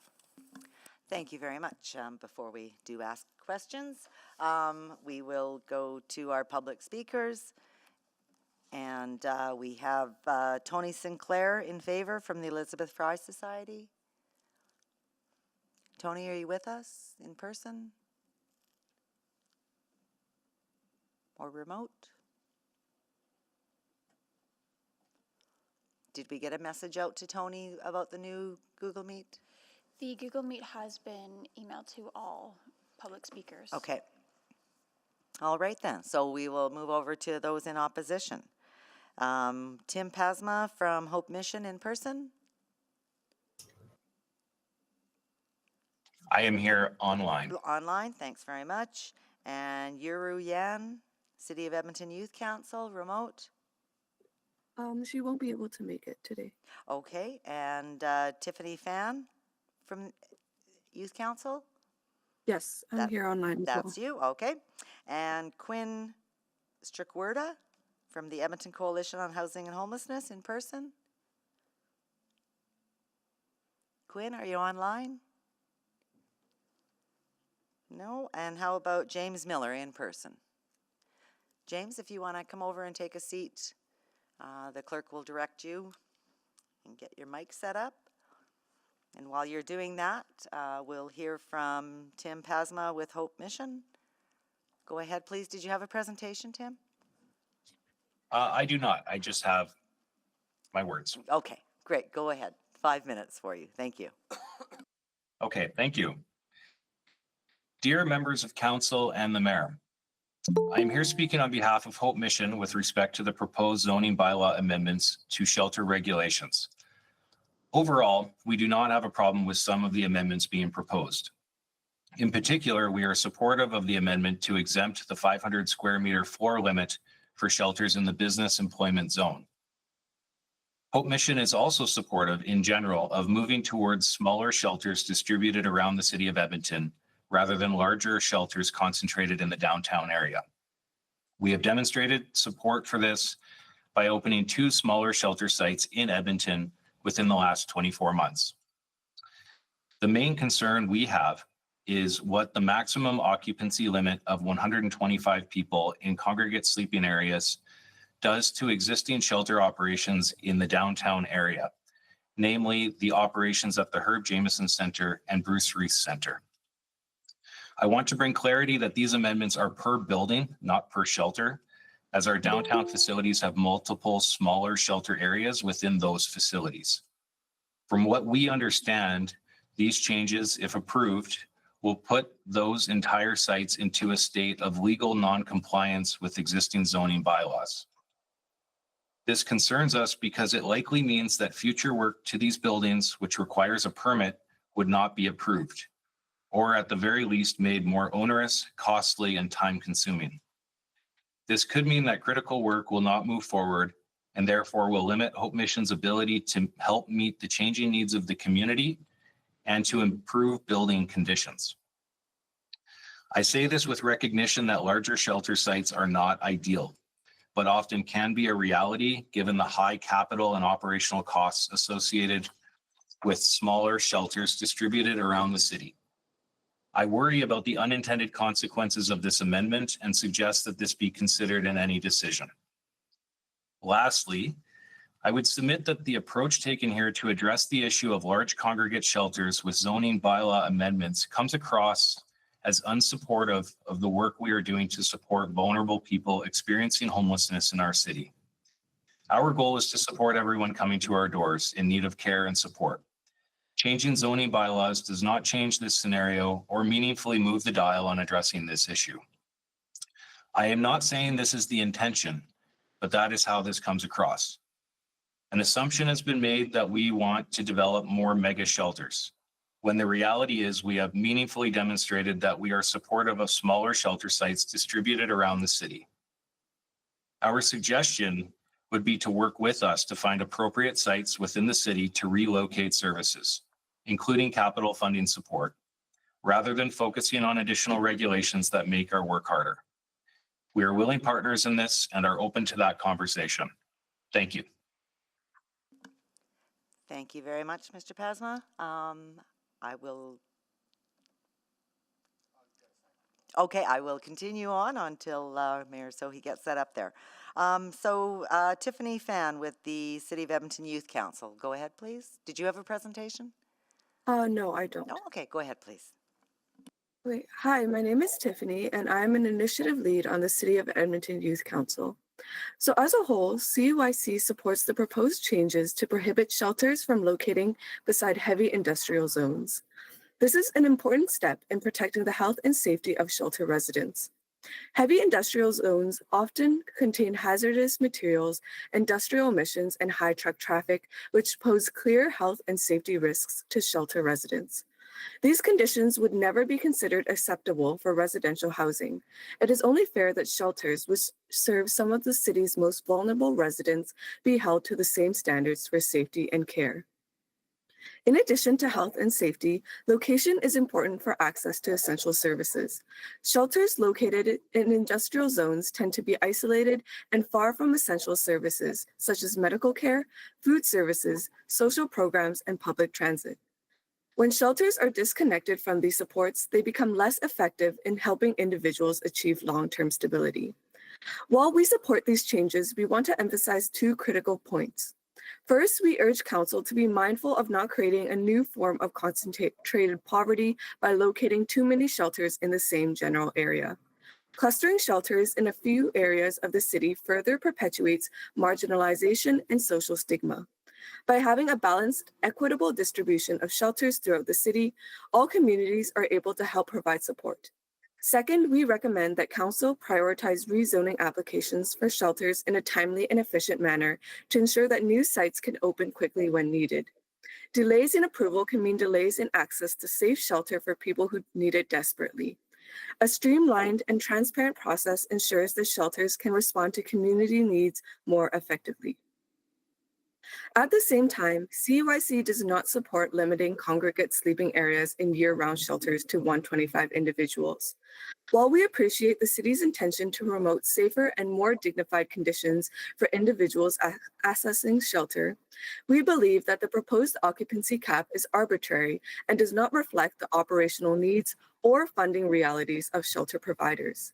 The research in cities' administration's own jurisdictional review found that other municipalities discourage large congregate sleeping spaces, but stopped short of legislating specific occupancy caps. Instead, they focus and provide guidance and flexibility, an approach we strongly support. This allows operators to adapt based on funding, programming models, and community needs. While smaller shelter environments are a better practice, regulating a hard limit risks creating unintended consequences, especially during peak demand or emergencies. We are also concerned that introducing a fixed cap at the municipal level could limit shelters' abilities to expand capacity during extreme weather, natural disasters, or unexpected events. While we support the 90-day emergency exemption included in the bylaw, any additional bureaucratic hurdles could delay life-saving responses.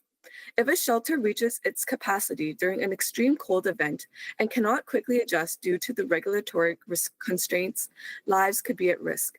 And with reduced shelter capacity, more individuals may be forced into encampments where health and safety risks escalate dramatically. Instead of enforcing a strict occupancy limit, we recommend that the city develop guidelines or recommend capacity ranges based on the shelter type, programming model, and the population being served. This approach balances the need for health and safety with operational flexibility, especially in a city where weather extremes and emergency scenarios are becoming increasingly common. Overall, CUIC supports prohibiting shelters from locating beside heavy industrial zones to improve the safety and flexibility for shelter operations. However, we urge Council to consider a more flexible approach to shelter capacity. Thank you for taking the time to listen to the City of Edmonton Youth Council's position. Thank you very much. I'll just double check before handing the chair back to Mayor Sohi. The other speakers in opposition, Yuru Yan, Quinn Strickwerda, James Miller, and then I will, he's in person, yeah. Okay. You have the chair. Thank you so much, Councillor Wright. Sorry, I was away meeting with the federal minister on housing. So we have heard from everyone, or just that's James Miller? James Miller, please go ahead.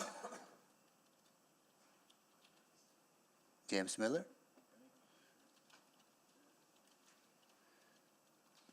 Please go ahead.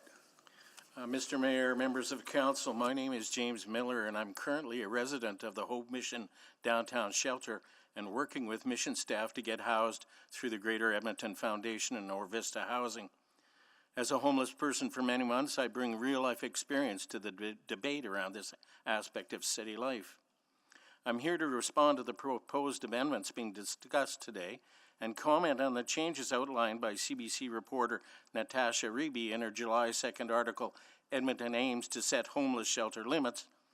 In the article, Reby quotes Councillor Aaron Rutherford. Rutherford said she's in favor of the 125 limit proposed, as there are challenges with some of the traditional shelter spaces. If we're permitting new shelters, we don't want them to be just major communal sleeping spaces. There needs to be some dignity and safety that people will actually be wanting to go to that shelter. People choose to stay in encampments instead, she said, because they're not comfortable in the communal sleeping space in a shelter. That is, they would rather sleep in the river valley or somewhere else. I've stayed for several months at the Hope Downtown Shelter that sleeps up to 400 people. I take issue with Rutherford's statements. I believe she is presenting assumptions as facts, and that there are many reasons why people become homeless and choose to sleep on the street. But I can tell you they are not because they feel safer or more dignified than in a shelter. There may be some who choose to live on the street because they're not comfortable in the communal sleeping space in a center, but it's not, in my opinion, because of the large size of centers, but rather a lifestyle choice based on their freedom to consume drugs, tobacco, and alcohol, and come and go as they please. Limiting shelters to a maximum of 125 people is a number that I believe has been arbitrarily set and suggests that smaller shelters might actually increase the potential for conflict between residents, as smaller spaces leave fewer options for residents to distance themselves from one another.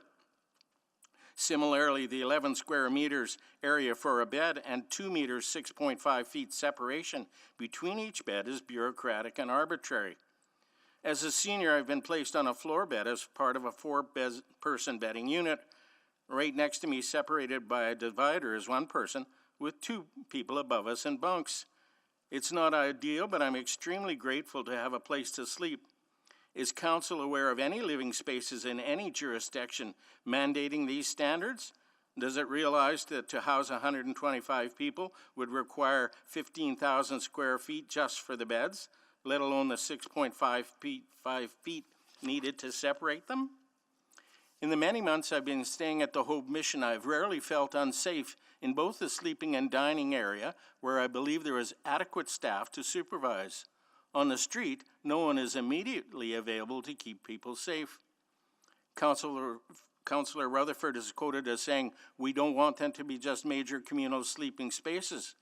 The Hope Mission location offers a range of other services, including support to permanent housing, laundry services, general housing information, ID services, free dental checkups, foot clinics, medical treatment, and more are also offered. The Hope Mission provides separate housing for those dealing with substance abuse and a separate area for women. Would the new 125-person limit then be asked to subdivide its spaces should it want to offer beds to addicts and non-addicts of each gender? Keep in mind as well, there are a number of pharmacies around the home mission that provide meds like methadone to those who are homeless or living in a shelter. Is each 125-person unit constructed going to be able to accommodate those needs? Also of note are the many individuals and church organizations that regularly distribute food and clothing outside the Bruce Reed Center. And don't forget, the homeless needs access to alcohol and marijuana as well as illegal drugs. Passing this legislation should be for some sort of purpose. So let me respectfully ask what that purpose is.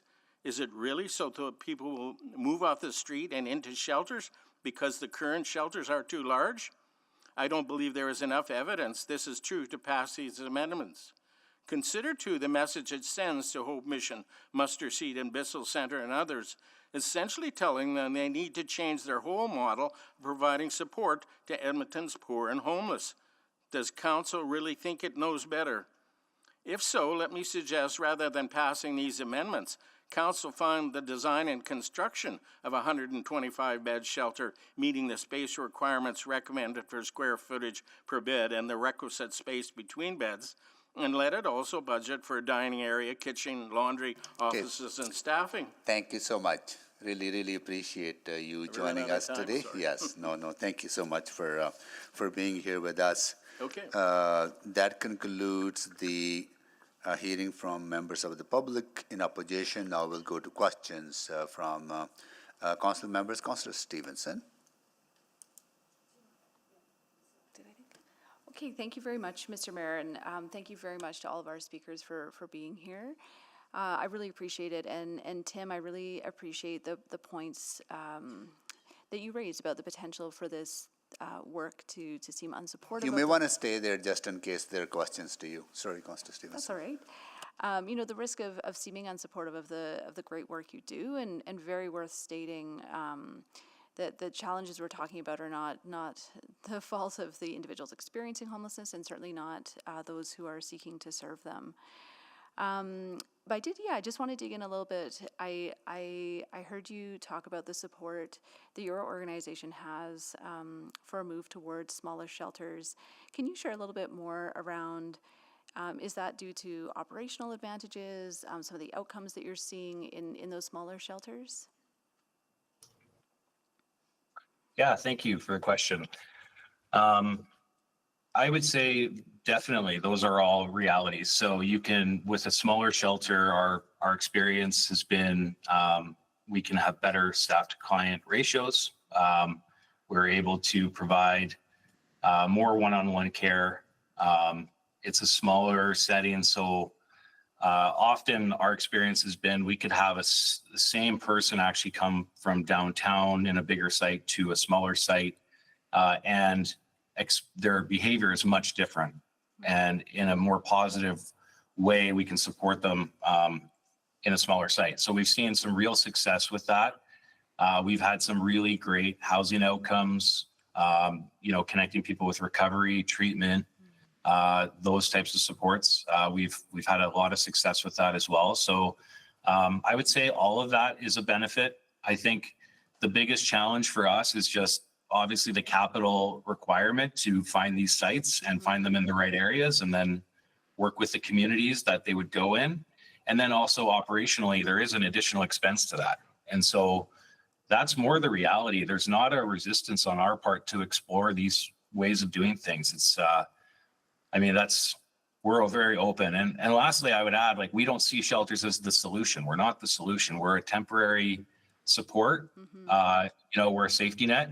But ultimately, we need more, wraparound supports to really get people into more permanent supports, permanent housing, recovery, etc. Great. Yeah, thank you so much, Tim. And again, really value the work that you're doing across our whole city. I do appreciate your concerns around the implications of legal nonconformance for your existing shelters. I'm wondering, I'm planning to ask our administration just around sort of what thresholds trigger the need for a development permit. And I was wondering if you have, even just at a very high level, the types of investments that you might be looking to do at the existing facilities. Just so then I can put that to administration to understand if that would trigger the need for a development permit. Yeah, so some of the examples of some of the things we've done in the last while, like we've invested significantly in one of our sites downtown, the Herb Jameson Center. We've invested in fencing around the site. So an exterior alteration, which I believe did require a permit. Our contractor did apply for that and received it. Under this circumstance, I'm not sure if that's going to be approved or not now. Right. Now we have it now, so but it's just about that future work. So another one is, you know, if we're looking to expand medical services for people in need, and we need to build some offices inside, we need to do some washroom upgrades. We need to create, you know, more low mobility friendly spaces. You know, is that going to require a permit now? I don't know all the answers to those questions, but that's my understanding that could be the reality. Yeah. And it just adds, like, those are the kinds of things that just start adding up when it's like, we really need to move quickly. We need to understand what we can do and what we can't do. And ultimately, like I said, we understand that might not be the ideal scenario, but it might be what we have and we can make it better. Yeah. So we would like to be able to do that if we can. Great. Okay, no, that's really helpful, and I'll get some clarity from our staff when we go to questions of them. Thanks again so much for being here.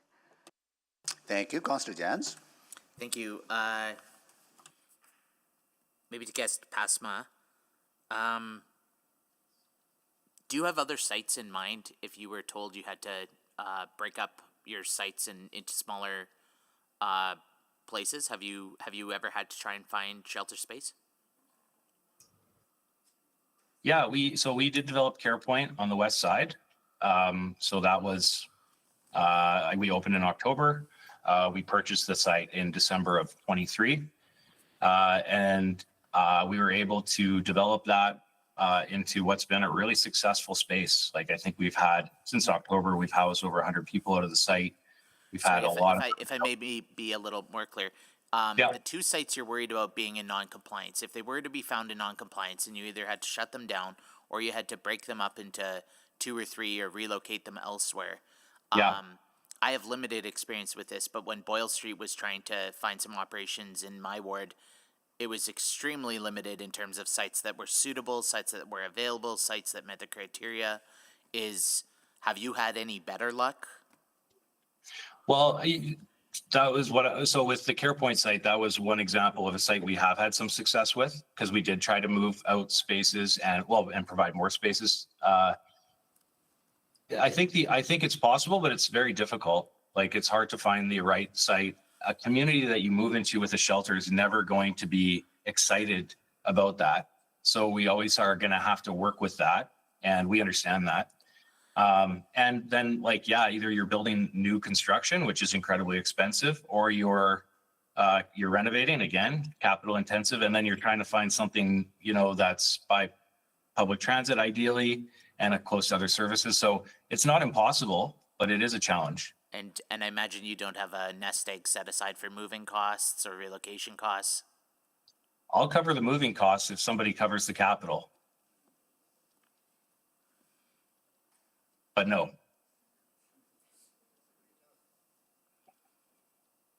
What's your occupancy this summer?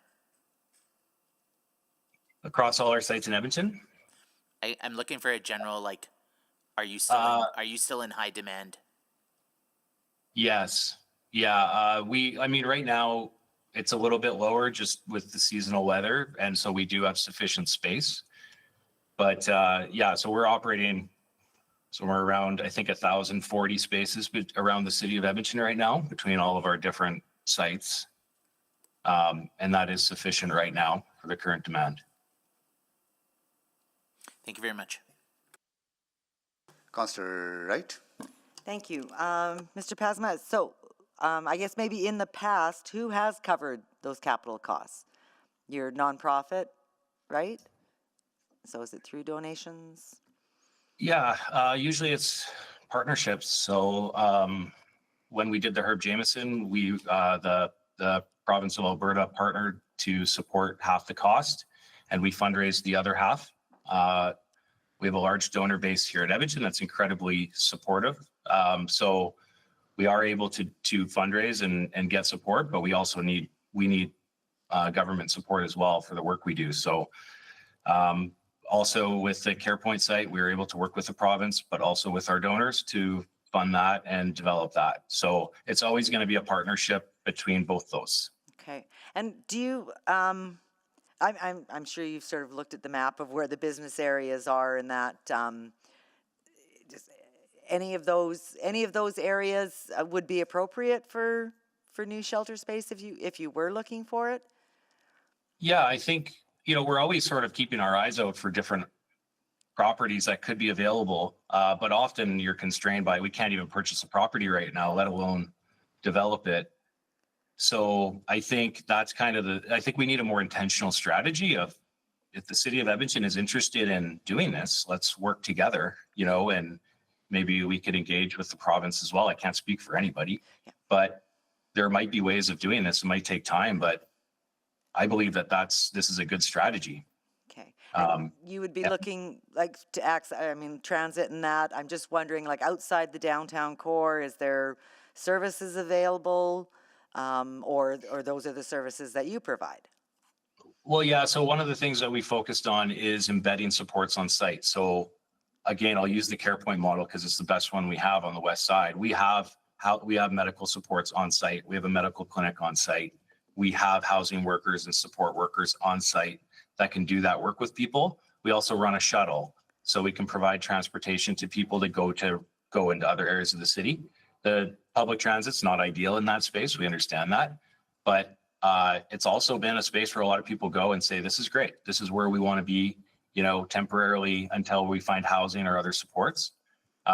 So I think there's always going to be a little bit of a trade-off depending on, what we're looking for. But if we actually want to move spaces out from the downtown area, then I think we have to look at some of those trade-offs and do the best we can to mitigate any of the downside to benefit from the upside. Okay, thank you. And in regards to the maximums, I know that you would be in non-compliance with your locations, but if that was if we could provide an exemption to that for your that would be great. Yeah, I understand there might be that opportunity. If that was there, that would be fantastic and would help us. Okay, thank you. Mr. Miller, I'm just wondering if I want to, can you move that bottle off? Then I can see you. Thank you. Thank you for coming in today and sharing your story with us. So if we were to look at, if we're looking at some of these business areas, warehouses and that outside the city center, would that be appropriate for you? Would that rather than downtown? Or others that are with you at the shelter, if you can give me a perspective there. Well, to be honest with you, the Herb Jameson location is the only one I've really ever known of. So I don't know about these other locations, and a smaller location might be okay. I just look at the problem overall, and I see around the Herb Jameson Center so many people just choosing to live on the street. And do we have some way of trying to want them to move into a shelter and do something with their lives? So I would like to propose to City Council that they suggest a summit of the municipal governments, provincial governments, federal governments to try and deal with what's a nationwide problem, a nationwide issue. How do we inspire people that just don't seem to have any purpose in their lives to move into an area where they're doing something with themselves? And maybe addressing some of the root causes that have led to homelessness. Well, to me, the root cause of all our problems is the need to look inside ourselves and find the spirit, that the creative force that made us live. What's life all about? And so we turn to drugs or alcohol or other things because the experience of life is overwhelming for many of us. Okay. Thank you. So much. Can you take the chair, Councillor Wright? I have the chair. Tim, sorry I missed your presentation. Just want to make sure that your concerns are related to the second part, which is the occupancy, right? Limitation on occupancy? That's correct. Okay. Yep. And you try to strive to decentralize and reduce the size of emergency shelters, but the reality is that you have many limitations on because of funding, operational needs, efficiencies you want to create in delivering those services. So how would your operations be impacted, current operation will be impacted if the limitation is approved? Yeah, I think the main concern that we have is this legal non-compliance. That's the main concern that we would express about this. Beyond that, I think it doesn't affect us that much at this point, because like any new shelter that we would build around the city, we're not planning for it to be more than 125. Okay, so moving forward is fine, you'll be in compliance, but because of non-compliance nature, if you were to make any modifications to your existing shelters, then non-compliance will kick in, then you will be in a difficult position, then you would be forced to reduce capacity, right? Yeah, that's our concern, or we just don't do anything and we just let the sites, we say we can't reduce capacity because we have so many people to support, so we're just not going to do anything, and then that's not good either. Yeah, right, okay. I'm going to ask our administration, I want to get your thoughts on this too, if there's a way to exempt existing facilities from this bylaw. Want to get your thoughts on that.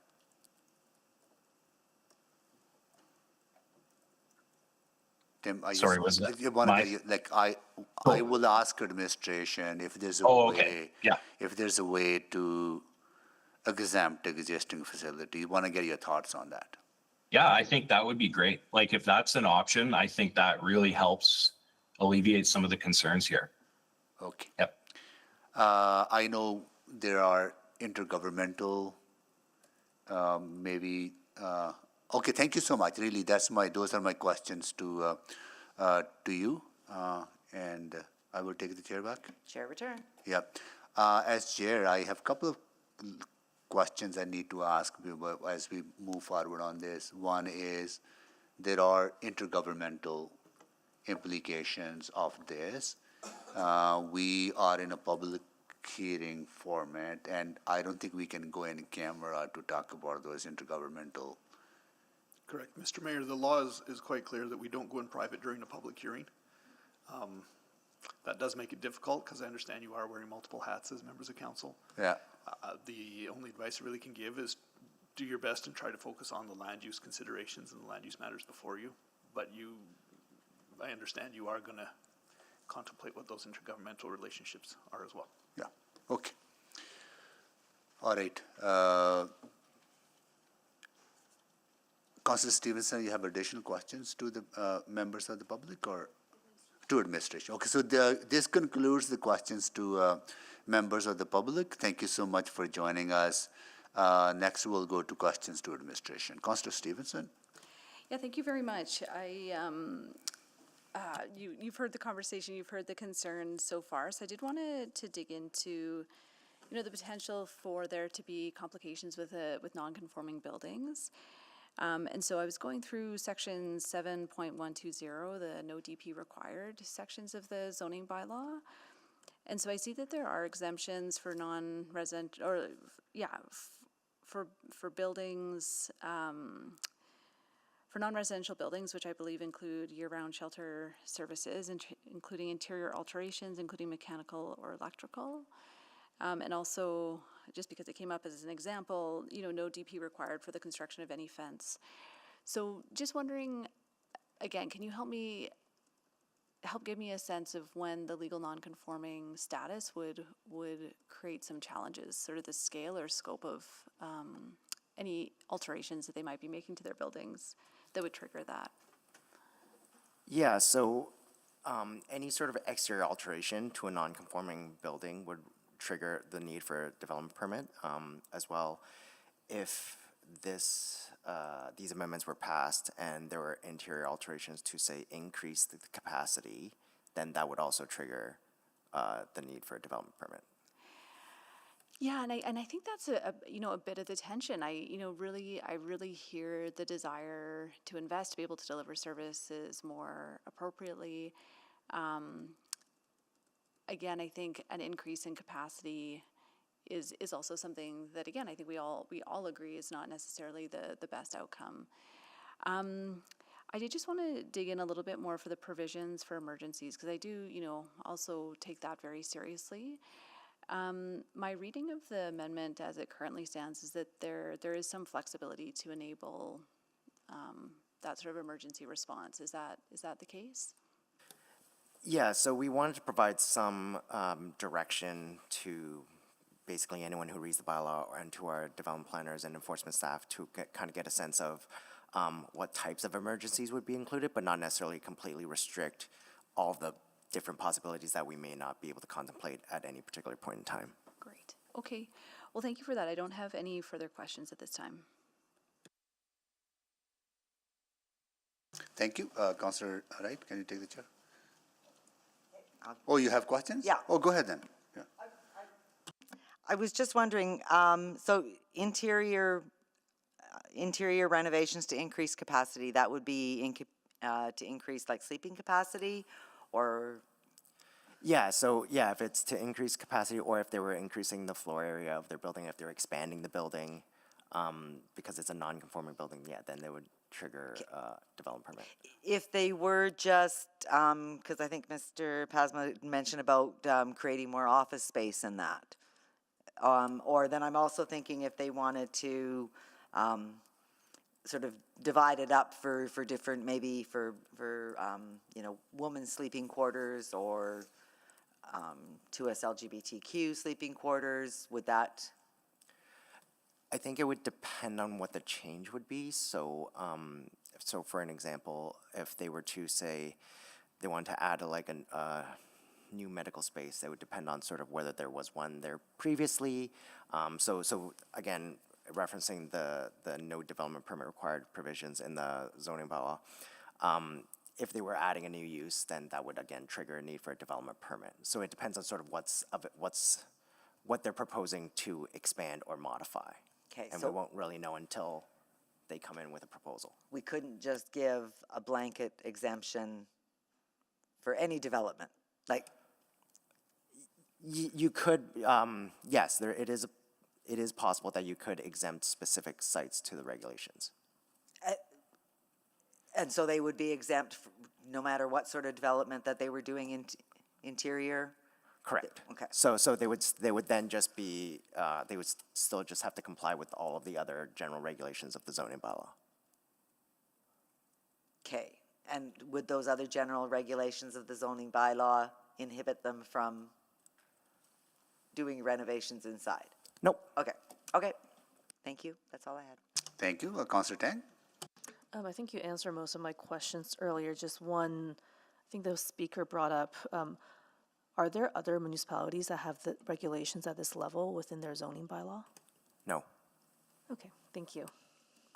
Councillor Wright, can you take the chair, please? I have the chair. So I want to amend this, and I have a potential amendment to, the intent would be to that the changes are intended to prevent congregate shelter from being created in the future, those limitations, but not to impact the capacity of the existing shelters.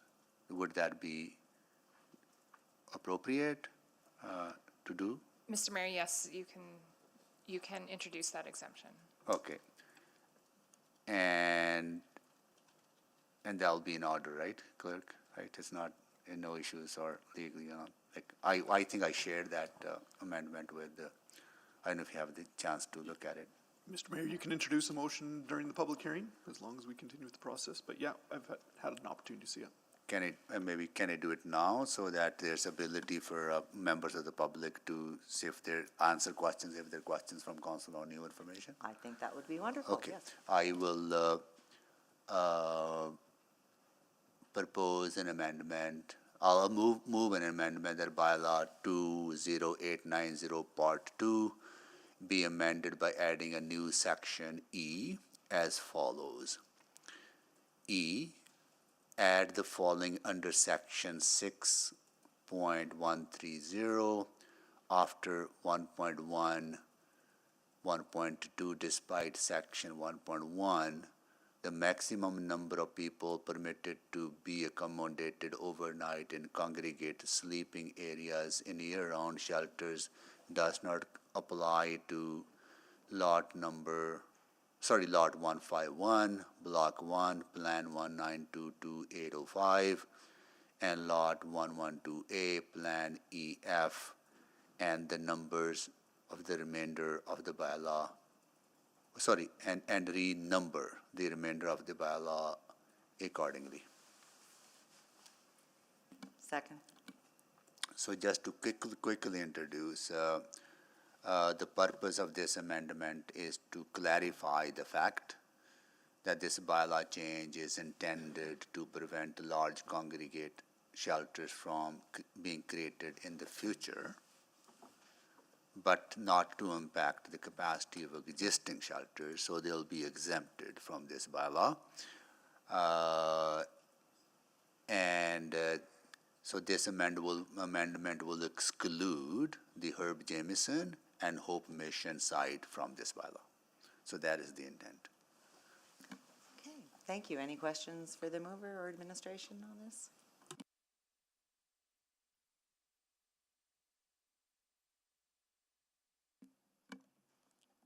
Not hearing any or seeing anyone on the board. Oh, and Councillor Paquette, want questions or speaking? Question. Question, go ahead. Yeah, no, just, I am curious a little bit on, like, I guess I don't really have a clear understanding of where our conversations with the province landed on this particular issue.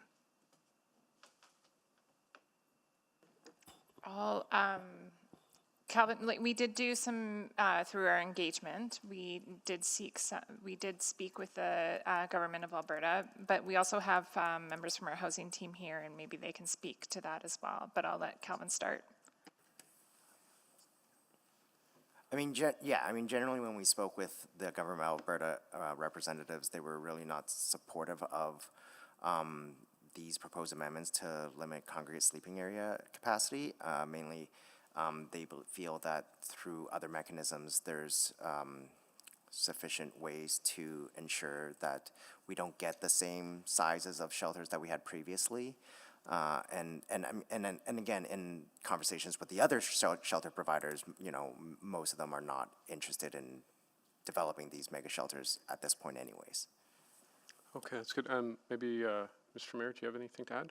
Yes, I had a conversation, Premier, at one of the meetings where we were together, raised this concern directly with me, that the province is concerned about putting limitations on shelter capacity limitations, because it will definitely impact the existing shelter providers. And my conversation with Premier was that we will try to find a way to exempt the existing shelters, because they also intend to keep kind of decrease the capacity. I think there's shared goal of doing that, but they are really worried about the operational impact on the existing shelter providers, and I hope this amendment will deal with some of those concerns. Yeah. Okay. We would have serious intergovernmental issues if we were to impact the existing operations of existing shelters. Yeah, and just to follow up, is that sort of due to your advocacy to increase the number of shelter spaces in Edmonton, and then we effectively make those shelter spaces more expensive to Absolutely. provide? I think I am really appreciative of the province's efforts to go from 700 shelter capacity to 1,700 shelter capacity.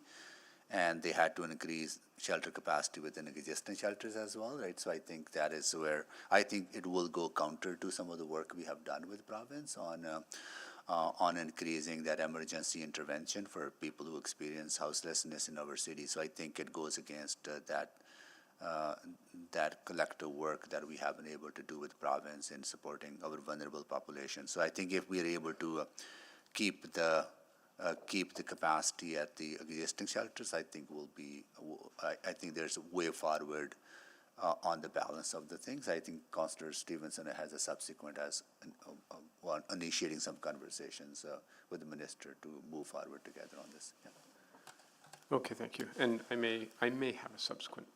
Oh, you okay? But it's very different. So. Okay, no worries. Yeah. Okay, thank you, Councillor Paquette. Councillor Principe? Thank you, Chair Wright. I do have a question for administration. This motion that is on the floor, this is not what was recommended by administration, is that correct? Correct.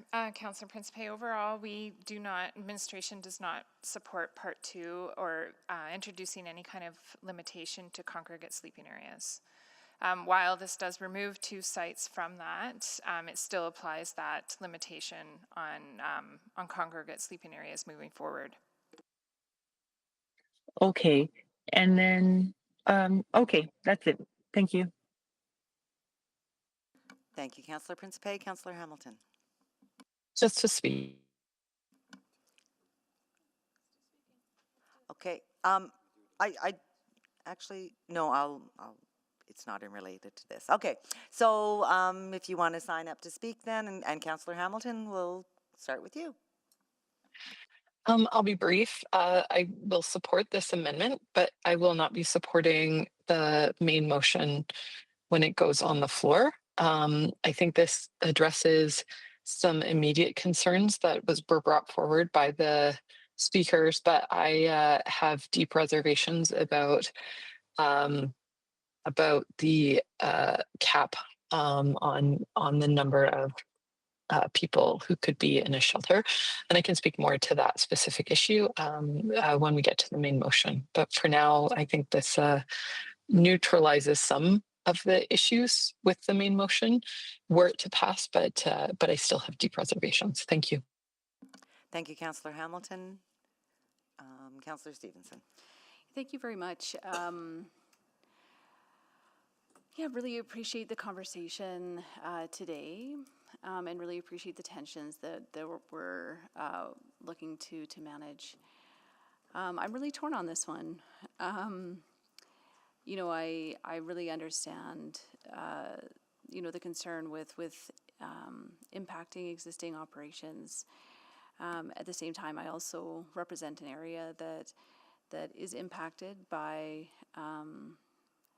some of the pressures that can occur when shelters are happening at a larger scale. But as I think it through, if we're looking to solve a problem, preventing or making it more difficult for improvements and investments to be made on these sites, I don't think is solving the community's problems directly. So I am leaning towards supporting this at this point, with the understanding that there'll be an additional subsequent motion where I think we can actually get to the solution that we need for this area of town. So yeah, I'll leave it there and think some more, but again, appreciate the conversation, this motion being put on the floor. Okay, we have 2 minutes before break. No, I don't need to close it. Don't need to close? I already said what I need to do. Okay, perfect. Then let's go ahead and vote then.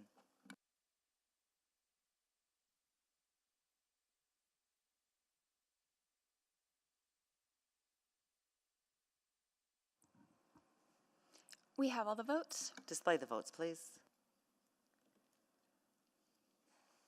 Thank you. That is passed unanimously, and I will return the chair back to Mayor Sohi, who will pick things up at 1:30. Thank you so much. We'll be back at 1:30 after lunch. Until then, we are on the recess.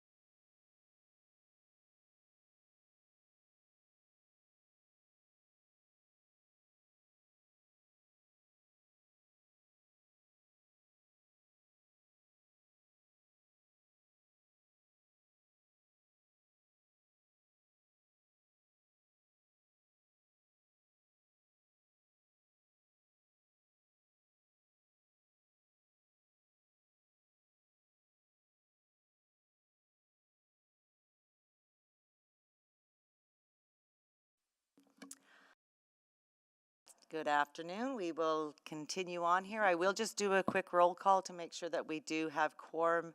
And if I can ask those councillors online to turn on their cameras, if possible to do so, please. So Councillor Knack? Good afternoon. Good afternoon. Councillor Principe? Hello. Hello. Councillor Stevenson? Not quite yet. Okay. Councillor Paquette? Good afternoon. Are we sure that was Councillor Knack? I don't know. Maybe we should. Come on, turn that camera on there, sir. No. I'm just joking. Councillor Tang? No. And the mayor will be along shortly. Councillor Hamilton? Good afternoon. Good afternoon. Councillor Rutherford? Hello. Hello. Councillor Salvador? Okay. Councillor Cartmel? Good afternoon. And Councillor Rice? And Councillor Jones? Good afternoon. Good afternoon. Clerk, do we have enough cameras on, or can we? Yes, we have quorum. Okay, perfect then. Okay, so where did we leave off? Yes, Councillor Stevenson, Councillor Tang have just walked in the room, so that eases pressures on the online cameras. Good. Councillor Stevenson, I see that you're up on the board.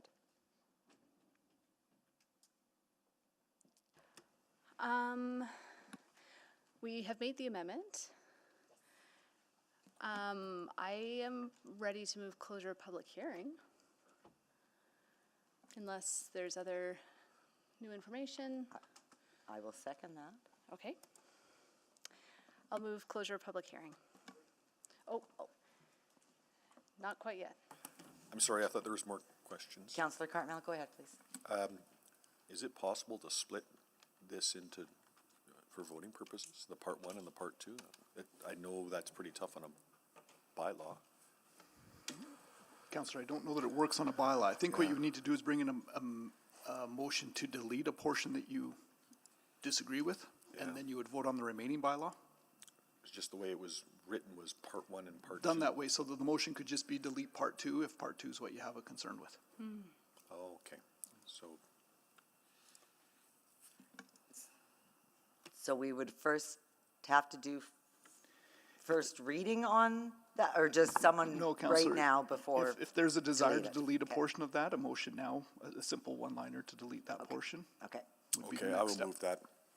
I'll move a motion to delete part 2 of the bylaw. And just so Second. we're all clear on the public, that would be to delete part 2 of bylaw 20890. Thank you. Thank you. Mr. Johnson. Yeah. And no need for any further advertising one way or the other with that amendment or with this deletion? Correct. This could be deleted here in this council. Okay, thank you. So you have made a motion to delete part 2. Anybody to second that? Second. Thank you, Councillor Rice. Oh, Hamilton, I'm sorry. And, okay. So any questions on the amendment? Oh, sorry, introduce. Goodness. Yeah, honestly, not a lot to say, just further to what the report says and apprehensions that have been raised by administration, by some here, that this just puts a cap on things that reduces flexibility and might just be more problematic than it's worth. I think, and I would also say, perhaps provocatively, that we continue to stray into things that we're not responsible for and try to put limits on things that other people are responsible for doing, and I have apprehensions about that too. So the first part I'm good with. The second part I think is a step too far. Thank you. Okay, thank you, Councillor Cartmel. Any questions?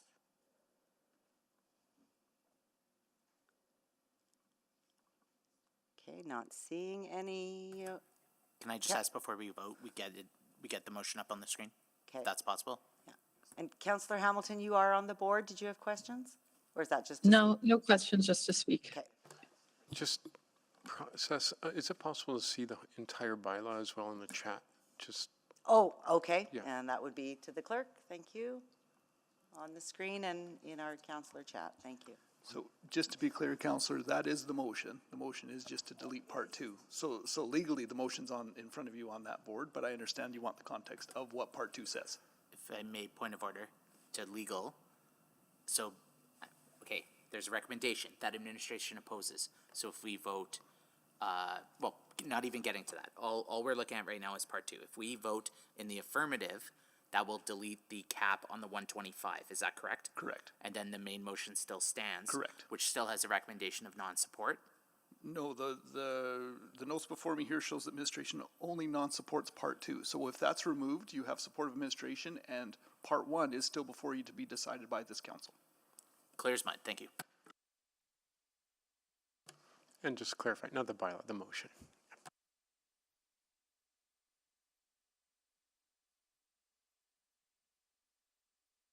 I think what Councillor Paquette is looking for is part 2 of the bylaw that we are Yes. looking to delete. The part we're looking to delete, I can look it up on my own, but I'd like to see it specifically. And also that's for public transparency so the public can see what that is. Is it possible, Clerk? It might be too long though, I recognize that. Yeah, so it is attachment 6 to the council agenda, the item on the agenda, sorry. It's attachment 6. But that's not with the amendment to exempt No, the but other it lays out properties. part 1 and part 2, so part 2 is clearly stated in terms of what it contains. I'm sorry, and attachment 6 has the exemption. Oh, no, sorry, that didn't pass. Sorry. Are we okay now? No, it did. Councillor Wright, maybe I can help clarify. So earlier council amended part 2 to put an exemption that put 2 legal descriptions in that cap would no longer apply to. Right, and that's not showing in attachment 6. That is not going to show in attachment 6, but the motion is properly before the public. This is not easy, but I think, are we on the same page on that point? Okay. Thank you. So Councillor Paquette, you're still waiting to see that in the chat? I'm putting, I have it in my brain, but just for public transparency, it was a little bit iffy, but I think if everyone's happy, I'm happy. Okay.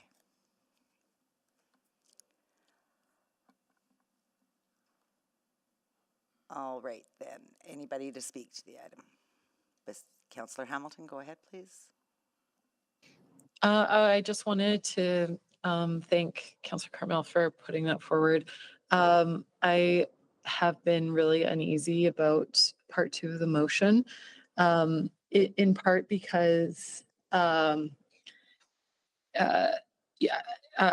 members of administration will remember that during the pandemic, the city, along with a number of other shelter operators, had to stand up a large-scale shelter, and it was extraordinary circumstances. It housed about 500 people, and it was open for over 90 days. It was I think it was open for about 6 months. I know that just about anyone I talk to who experienced that would never advocate for that type of circumstance to happen again. There's a lot of learnings that came out of it. However, it was still, unfortunately, something that we needed. And I had a lot of hesitation, though I hear the tremendous impact that large congregate shelters have on communities, and the issues that come out of that. I'm concerned that fundamentally this isn't a land use issue. This is a policy issue. And I'm afraid that this contravenes one of our, I think, sort of most closely held tenets, which is that zoning is about the use, not the user. And I think council, past and present, has done a fairly good job of protecting use. I recall many, many years ago, people would come to a public hearing to ask that, for instance, the group home provision be removed. And council, in my experience, never removed that provision, as an example. So I think, I know we're removing, so part 1 does remove the provision for, or the allow the congregate shelter to be, it removes that from being adjacent to industrial areas. I see that, and I think a reasonable case was made for why that's maybe not a great use. But I feel, unfortunately, that part two is targeted at the user and not necessarily the use. And for what we've heard, the issues in terms of finding appropriately zoned space as is, it creates I think a really, it creates a lot of uneasiness in my mind of creating conditions that will exacerbate an already very challenging issue for the city rather than alleviating it. I know good the intentions are there. We're talking about those large congregate shelters, but I see a circumstance in the offing where you could have difficulty getting emergency shelter space for anyone. Especially if the problem stays the same or the population grows, I see an issue in the near future, and I'm glad to support this deletion. Thank you. Thank you, Councillor Hamilton. Councillor Stevenson? Yeah, thank you very much. I think all of the discussion and all of the points raised today are very well made, and you know, this certainly isn't a clear cut decision. A lot of my position on this is informed by two different experiences in my life. One is working in housing and homelessness, working to provide affordable housing and directly try to alleviate homelessness in our city, recognizing the critical importance of people having access to services and the critical importance, as my colleague raised, of not stigmatizing those who may be experiencing any life circumstances. The other experience that has really informed my opinions on this is representing Macaulay and Chinatown in an area where there is a significant concentration, not just of emergency shelter beds, but of large facilities. And again, you know, despite an excellent organization running those, despite, again, not being the users of that space, there's a scale at which I believe the use of emergency shelter does have an impact on surrounding communities that's difficult to mitigate at its size.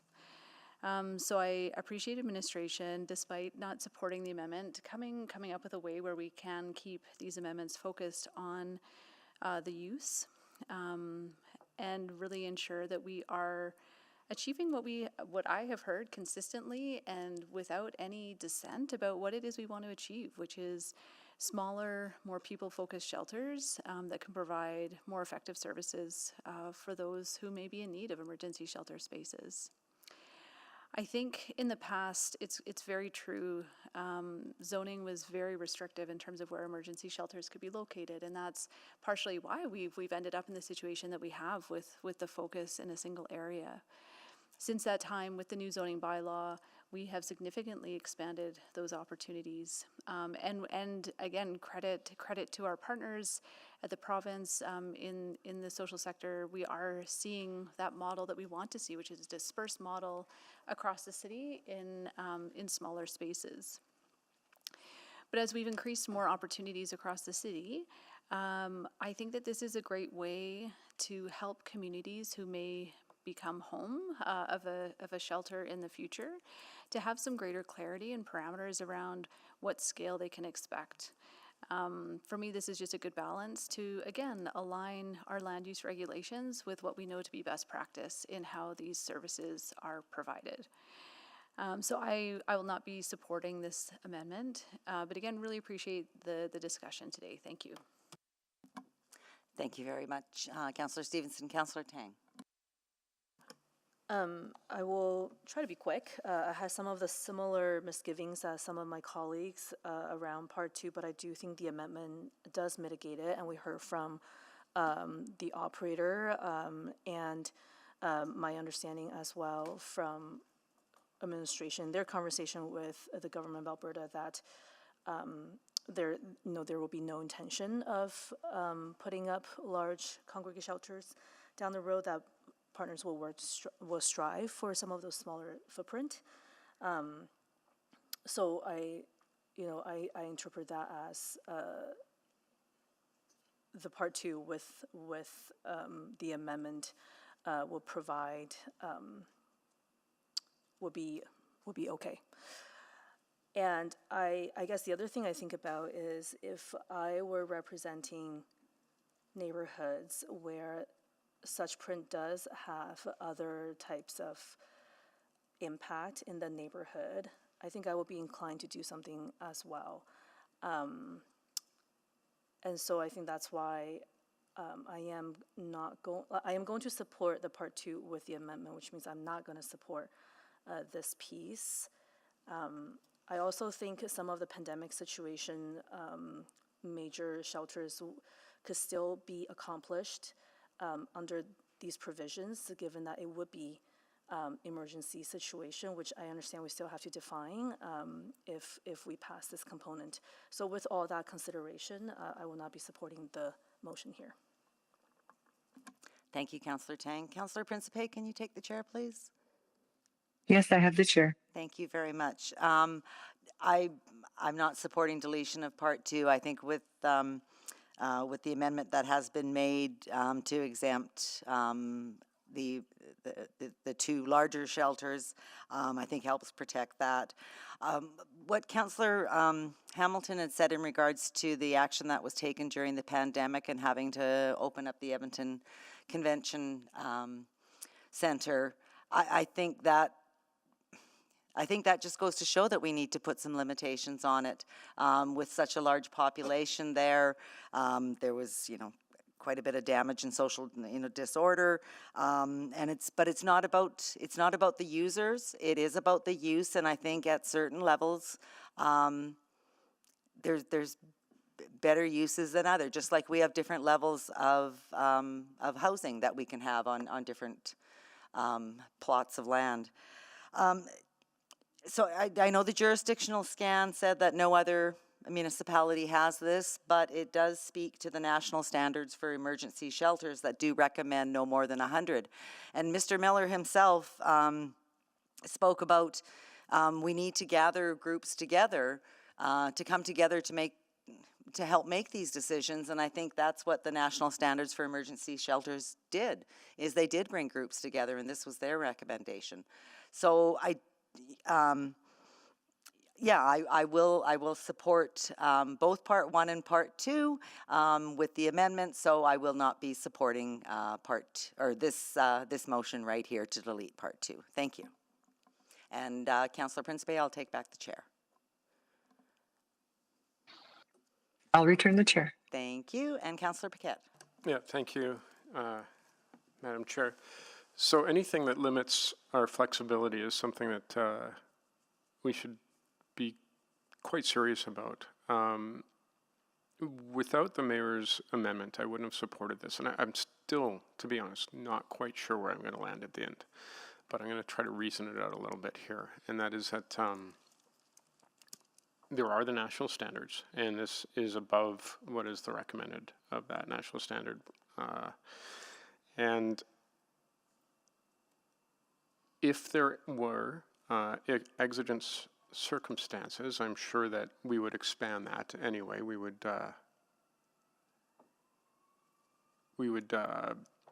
basically say, okay, that's our bylaw, but we're going to suspend that aspect of the bylaw for the duration of this emergency, that sort of thing. So I think there is some flexibility here, and if I had not heard from the mayor that he had been in contact with the province about this, and that they were okay with the approach that he was taking with the amendment, I also absolutely would not be supporting it. And I'm still not sure if I will. The points raised by my colleagues do ring true, having been through some of the more extreme circumstances in recent history. And those limits do give me serious pause. There is a tension here between the conversation around dignity, around capacity, around cost effectiveness, and around the fact that this need does not seem to be going away. So how do you accommodate that? That said, how does a community accommodate it? And that's another question that is on my mind. People are not social workers. They're not law enforcement. So when they're encountering issues in their neighborhood, they're not sure what to do.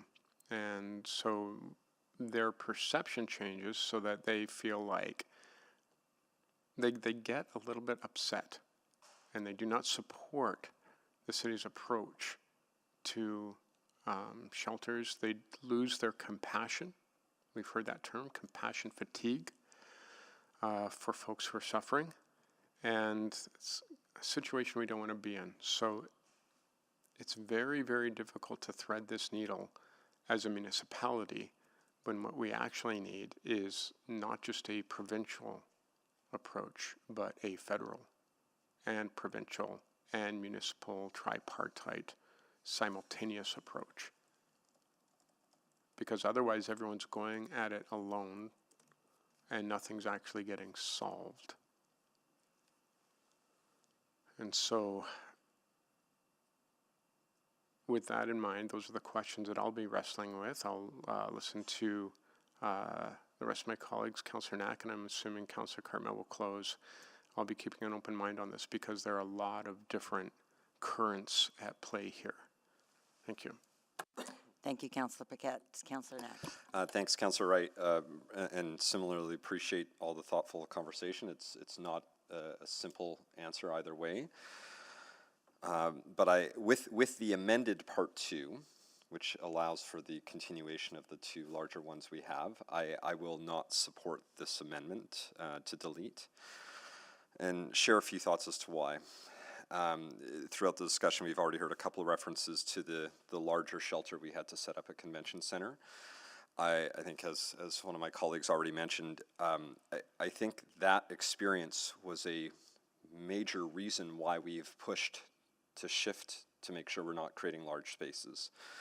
It was not just an issue of property damage, it was actually an issue of safety for folks there. We heard lots of stories about people being taken advantage of and being preyed upon because there was this large space, and it was tragic. I don't think there was any other choice at the time, because it was very much a reaction to a very unique circumstance. But I think the lessons from that were that we don't want to create another situation like that. So where it can be avoided, it needed to be. And again, that was at a time where we had 1,100 fewer shelter beds. I think it is worth reminding everyone. So we had to come in at a unique time and fill a gap, and that wasn't even filling the entire gap. So we have 1,100 shelter beds more than we did. I think it's at maybe even 1,200 now since that point. And there is a much greater distribution starting to be, but still a lot of work that needs to be done. There's a few other things, but beyond the national guidelines, I'm reminded of both the fact that all of our shelter providers, the people who are doing this great work every day, and the provincial government all agree that they don't want to have these larger spaces. And I would echo what I just heard from Councillor Paquette saying, if for some reason, even with these additional 1,200 shelter beds, something incredibly unique came up, I would want that to come to council, and then we could have a conversation about a one-time exemption. But I think to make that to approach it a different way would be concerning for me, and I think the final reason does go back to sort of our what I heard from Councillor Stevenson and what we've heard, I think, from a lot of folks in the center of the city, which is that there's this feeling of they've taken on a lot, and I made this comment a couple months ago about, is there a bit of a light at the end of the tunnel for these folks in those communities who feel like they're always the spot where it has to happen? And things are starting to shift. I mean, I really enjoy, I think, you know, I know I defer to the ward councillor, but as somebody neighboring the new West End shelter, it feels like, from what I've been hearing on the residents that I represent, that there hasn't been issues. That might not be the case, and but I think it's important that we start to spread that out regardless, because it's something that we can't just keep concentrating in one area over and over again. And I feel like it's really easy to constantly default back to the center of the city, to say that this is, well, we need more, something unique has happened, something extra is happening. great, we're going to fill that gap and we're going to fill it in the center of the city. So if everyone's sort of in agreement of all the funding partners and the operators that we should work to make this a new reality, then I think we need to proceed with that approach. So I can't support this amendment to delete this because I think that puts too much burden on other spaces. And yeah, we need to keep working with the province and we need to keep working with our providers. Everyone wants to do that. I hear the concern around capital costs. And the fact that it's the operators that are having to struggle to figure out the capital costs is a whole other conversation I'd love to figure out and have, is saying why is that the worry? Why should it be on Hope? Why should it be on these other folks to have to feel like they're struggling to fill that, noting where the jurisdiction is.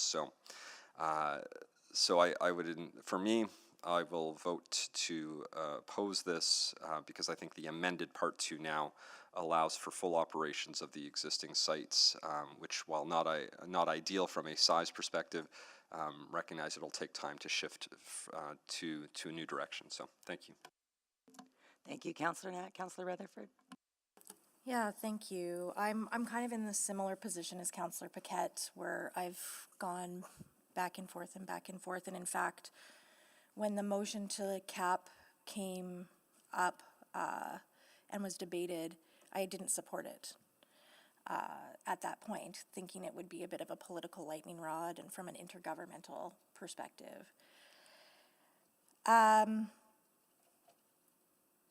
being said, I think in the process of some of the dialogues I've had between then and now, in listening to the public hearing, in hearing from the residents that I represent, and some of the experiences I've had, I am inclined to agree with a cap. And I think one of the reasons is because we did change the zoning bylaw to allow more spaces where shelters can be, including, and I've been very clear about my stance on, I don't think it is dignified to even put them in industrial areas, nor do I think it's a compatible land use, but I've lost that battle, and here we are today. There is high potential in industrial areas for much larger spaces.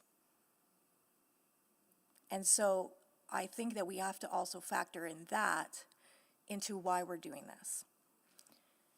I also think we know full well that we could pass this today and the province could overturn it tomorrow. They have given themselves that power to overturn any bylaw in any municipality in Alberta. But I think let them do that if they want to. I don't want to do it for them. So I will not be supporting the deletion of Part 2, and will be supporting the main motion with the amendment. Since I also have this time now, I'll just quickly speak to, I'm very excited about the first part of the motion that was in relation to some of the advocacy I had around the industrial area. So I'm glad we're at least limiting next to heavy industrial, and I think that's really wise. So I won't be supporting this, but I'll be supporting the main motion. Thank you. Thank you, Councillor Rutherford. Councillor Jans. Thank you. Very quickly, I will not be supporting the amendment. I will be supporting the main motion.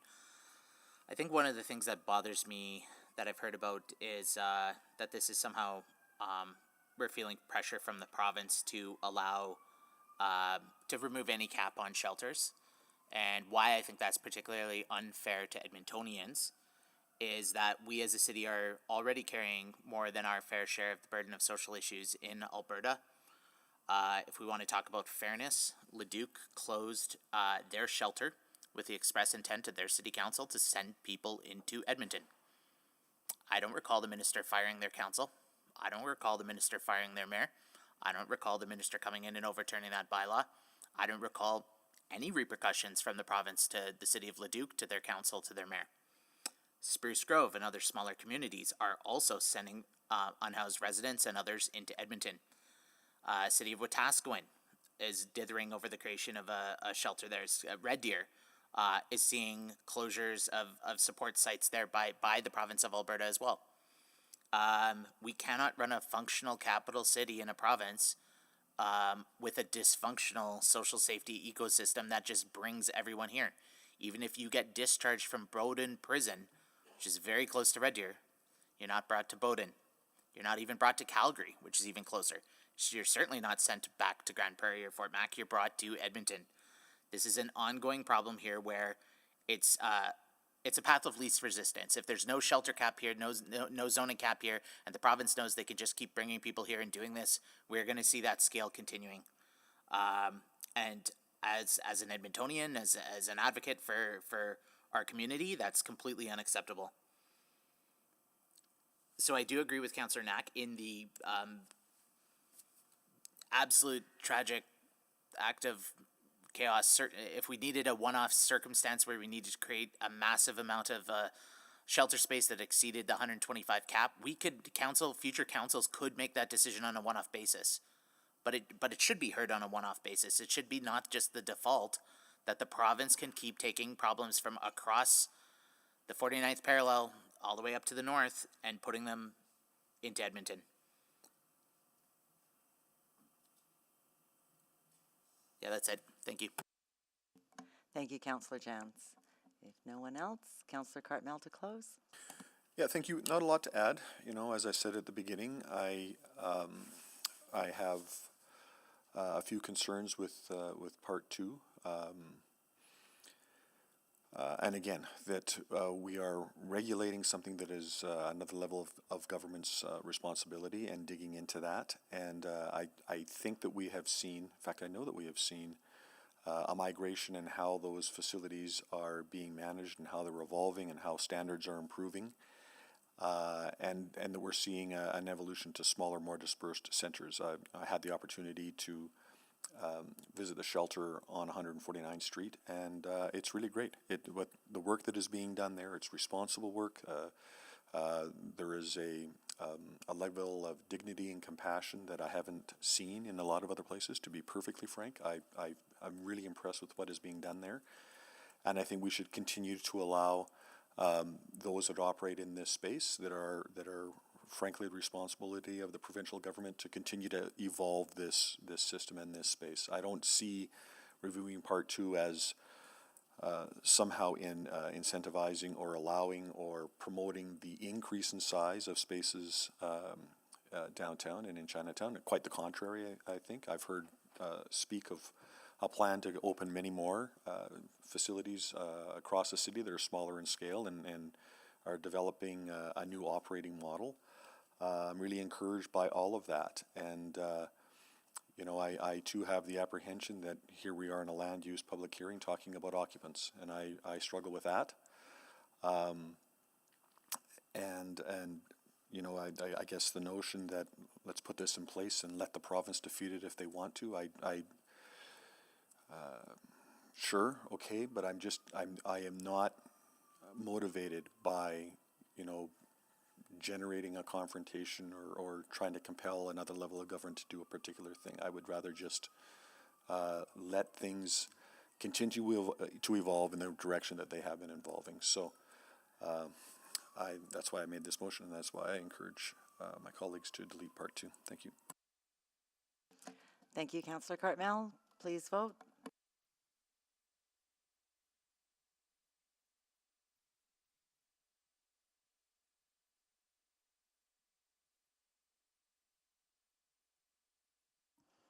We have all the votes. Display the votes, please.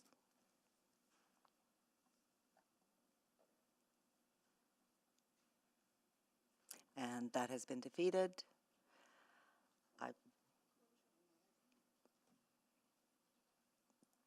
Do you want to put this? Yep. I'll move the bylaw. Oh, I'll move closure of the public hearing. After you. Yep. Thank you. Second. Please vote. Yes.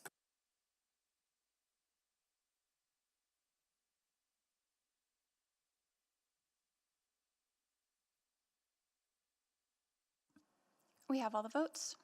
Display the votes, please.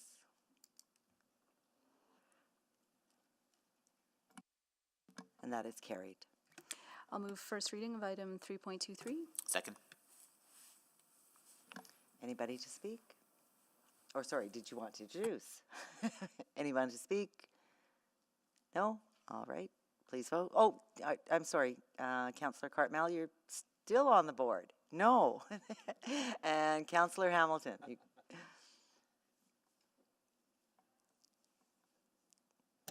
Okay, I guess it's just me. I'm not going to support the main motion. I could have supported it with part 2 removed, but I still, even after listening to all the very good arguments from my colleagues, have a great deal of apprehension about this. I agree that in an emergency, you would expect these types of conversations to come back to council. But I also recall another land use not decision, a zoning bylaw that was in place that got repealed during my first council, and that was the separation distance between liquor stores. We still have something on the books, I believe, with separation distances between, for instance, liquor stores and schools, as well as other sort of sensitive uses. But there was something on the books for a really long time that required a separation distance between liquor stores and each other. And this was ostensibly put in place to prevent the congregation of liquor stores in vulnerable neighborhoods, as well as there was some allegations at the time about, I'll say, predatory pricing, sort of bottom of the barrel pricing on alcohol. Alcohol is not in the jurisdiction necessarily of the city of Edmonton to regulate the pricing, age of consumption, etc. But we used zoning for a long time to shape that. And the unintended consequence, and this is not the exact same, but one of the unintended consequences of that was it created a monopoly. And so where I land on this is that I believe that that in anticipation of what are rightful policy changes, everyone in this conversation is right. No one is talking about building more congregate shelters, and no one is talking about focusing shelters in already quite vulnerable neighborhoods. But the piece I come back to again and again is that this is what sits ill with me, is that we are trying to address a policy issue through land use. And the land use powers the municipality has is exceptionally strong, and in my experience, very difficult to undo. And so I understand the trickiness that neighborhoods are dealing with and the issues that councillors who represent those neighborhoods are dealing with. But I fundamentally believe that future councils will curse our name for entrenching in law something which fundamentally should not be law. So I will not be supporting this. Thank you. Thank you, Councillor Hamilton. Mayor Sohi? I want to say a few words. Thank you so much. I am going to support this, and with the amendment that we have made earlier on exempting the existing shelter facilities, help us deal with the implications that this would have had on shelter providers, and how that would have created challenges for the operation of those shelters, the services that they provide, and how that would have caused uncertainty and anxiety among those shelter providers. So I think that amendment deals with those concerns, and also that the amendment deals with the interprovincial concerns too, because province as a funder of these shelters want to make sure that the resources are maximized, that the support they provide to shelter providers, that they're able to do that, continue to offer their support, and this exemption of the existing facilities help us deal with that. But I do want to take this opportunity to thank our provincial partners. I think it is not reasonable to use this platform to unreasonably criticize provincial government on issues that where they partner with us. Nowhere I heard from the province that they're going to come and overrule this bylaw as long as we let the existing shelter providers do the work that they need to do. And I think it's not reasonable to be using these chairs to take shots unreasonably. they've been a good partners with us on. They increased shelter capacity from 700 to 1,700 shelters, and those shelters are open 24 hours, 7 days a week. Some of those shelters actually provide health-related services. They provide connections to vulnerable population to some of those services. I think we need to appreciate that, and I appreciate that. I want province to know that I appreciate that, because they have been good partners with us on this. This creates a balance. It satisfied. I might give ability for some of the communities to for shelters to be spread out through the city, and so hopefully some relieve some pressure on the existing communities as well. Okay. Thank you, Mayor Sohi. I will return the chair. Okay, I will take the chair back and go to Councillor Paquette to close. Oh, I'm not closing, but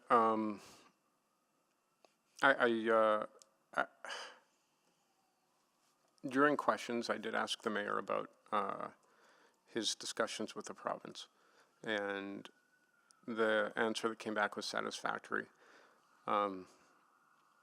If at some point down the road the province has any concerns about this approach, I think that at this point our relationship is such that they can openly discuss that with council or the mayor, or from provincial bureaucracy to our administration to say, okay, so we might need a few adjustments in order to have a more effective shelter provision.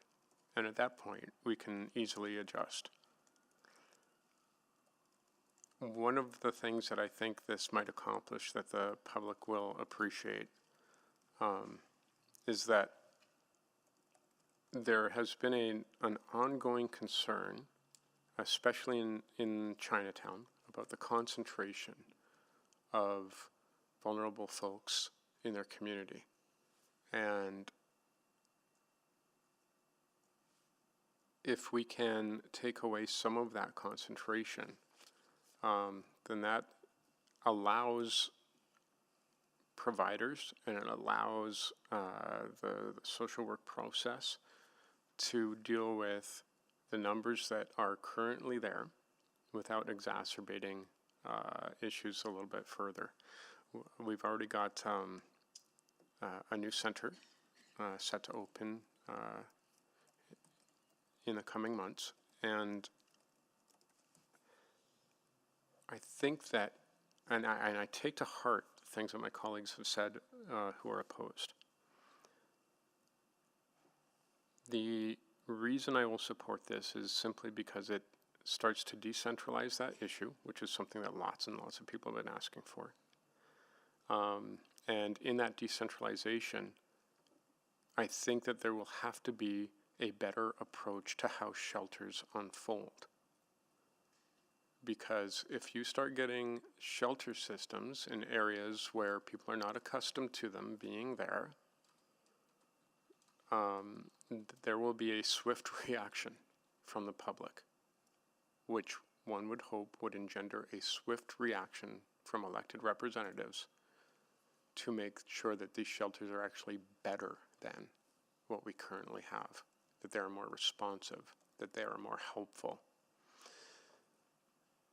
If the goal is to keep the status quo on how we provide help, then something like this isn't necessary. We just go with the status quo.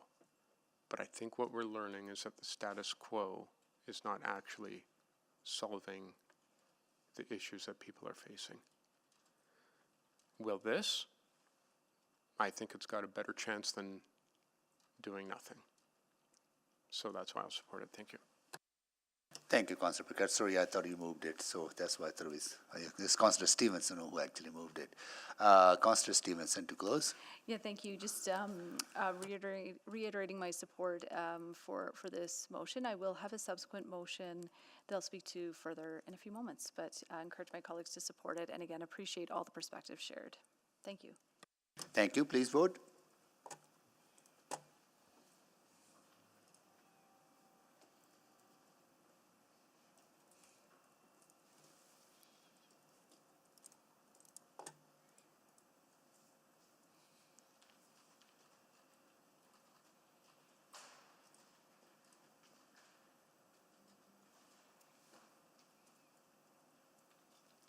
We have all the votes. Display the votes, please.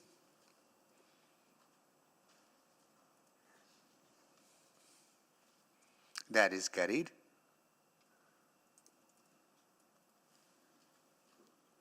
Councillor Stevenson. Yes, thank you, Mr. Mayor. I have a subsequent motion I'd No, like. we just only. Sorry, the balance that's of first the reading. I'll move balance of- second reading. Yeah. Second. Okay, please vote for the second reading.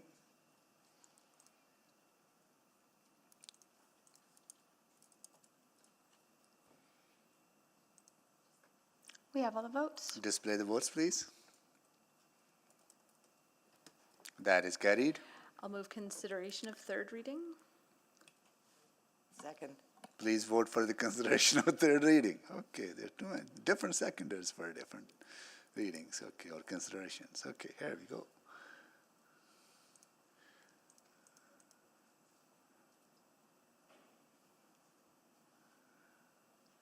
We have all the votes. Display the votes, please. Oh. Okay. All right, so consideration has not been granted. So it'll come back to next council meeting, right? Which will be on, September 16th. okay, we'll do the third reading then.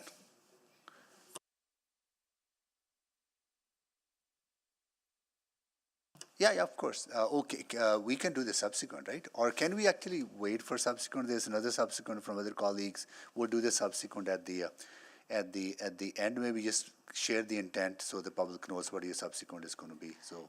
Sounds great. At the appropriate time, I'll move that the mayor, on behalf of council, send a letter to Minister Nixon requesting that the government of Alberta work with Hope Mission and the city of Edmonton to pursue a plan to reduce the occupancy of the Bruce Reith Centre and Herb Jameson without decreasing Edmonton's overall emergency shelter capacity. Okay. And Councillor Paquette, you have a similar on this too, right, or something? I do have a subsequent. Yeah, just read it in the record, so we will deal with that at the end of the public hearing, but people who are paying attention to this conversation would know what the subsequent be. Okay, the administration bring forward a report that provides recommendations for how Edmonton can potentially act as a pilot city in demonstrating effective strategies and integrated approaches that combine housing, mental health supports, and addiction services with the municipal service delivery, including options for formal correspondence and requests for other orders of government from the mayor, including, but not limited to, writing a letter to, and we'll work on this, appropriate parties to encourage the formation of a federal, provincial, and municipal tripartite approach and strategy to addressing homelessness, addictions, and mental health in Canada. Great, thank you. We'll discuss those at the end. And Mayor Sohi, if I could just interject, the subsequents will have to come at the September 16th City Council as nothing has passed. The subsequents will have to wait until the September 16th City Council after the bylaw. Oh, has okay. received readings Okay, or not. we'll deal with them. At least public knows there will be potential subsequents coming up on those two. On this, all right, where are we now? We are on to, we dealt with 2 to 3. We are on to bylaw 3 to 4, bylaw 21134 to amend the Richford neighborhood area structure plan, and bylaw 21135 to allow for medium-scale mixed-use development, a range of small to medium-scale housing development that provides public benefit. Richford, selected by Councillor Rice. There are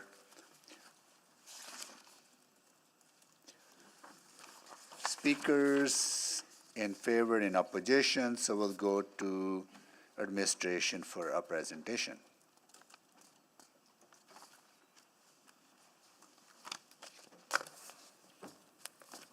Good afternoon.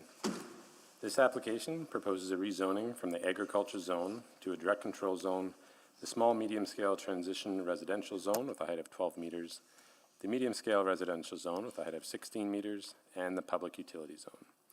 The application also includes a proposed amendment to the Richford Neighborhood Area Structure Plan to support the rezoning. Next slide, please. The site was formerly the Ellerslie Rugby Park and is located north of Ellerslie Road and east of 111th Street, both of which are arterial roads and provide bus service adjacent to the site.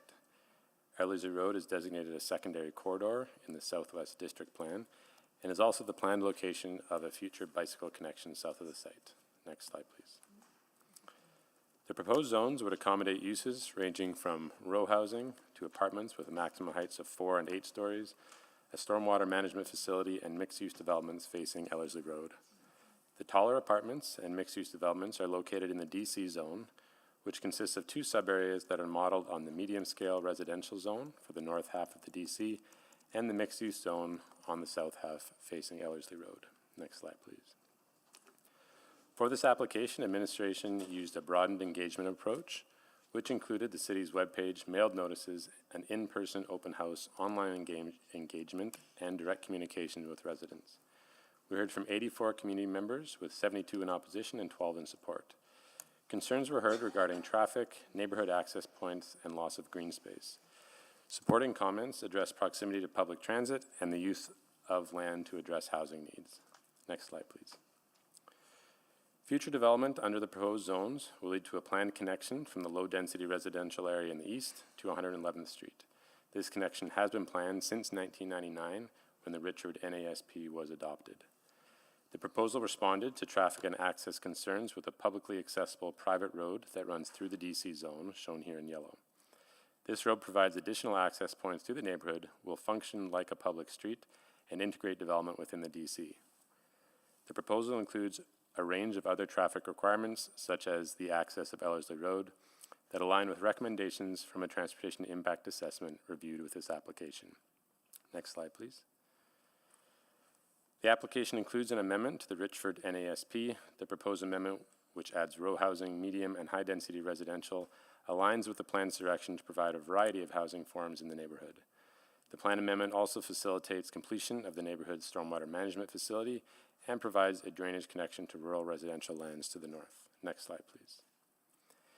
Administration supports this application because it introduces a mix of uses and housing diversity to the Richford neighborhood, integrates residential and mixed-use development on a large 10-hectare site, and aligns with the city plan's intention to ensure that walkable and attractive mixed-use development occurs at nodes and along corridors in a manner that is integrated with accessible mass transit. Thank you.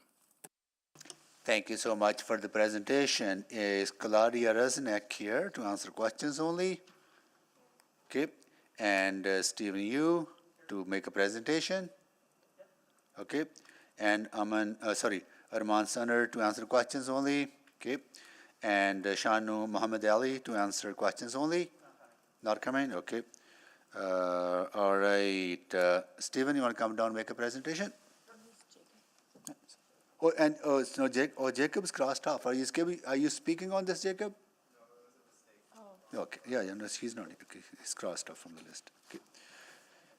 Then we have Ben Liu in opposition. We'll come to that after we heard from the proponents.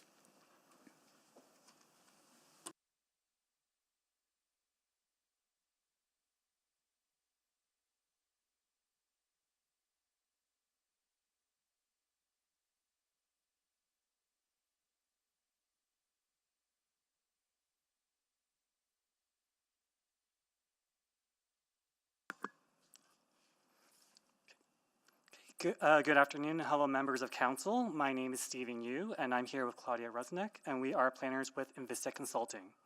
We are here with the applicant as well of Urban Village by Alliance, Arman Sanar, who will be able to answer questions after the presentation. Next slide, please.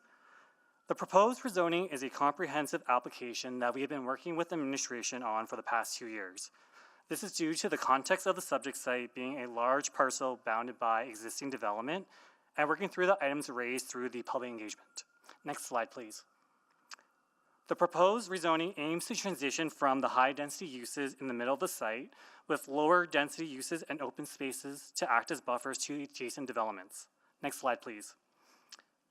This application includes both standard zones and a direct control. The proposed direct control incorporates key elements from a standard zone, including fronting buildings onto prominent roadways and locating surface parking to the rear and sides. Connections from the existing neighborhood are also intended to extend through the subject site, bringing residents towards 111th Street and to Ellerslie Road, and completing the loop around the existing stormwater management facility. Next slide. The Richford NESP was first approved in 1999, and with this portion of the plan remaining undeveloped since. Since then, a six-story apartment in the southwest corner was developed in 2008. Since then, the city has adopted the city plan identifying Ellerslie Road as a secondary corridor. Next slide.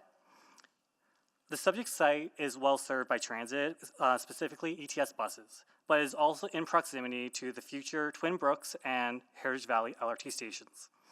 It presents a unique opportunity to grow and support the investments being made in Southwest Edmonton. Next slide. The vision for this site is to create a comprehensive and integrated neighborhood that serves the need of residents today and into the future. This development will support active and healthy lifestyles, provide key amenities and services close to home, and provide a mix of housing and create opportunities for connection, recreation, and building a strong sense of community. Next slide. So how did we get here?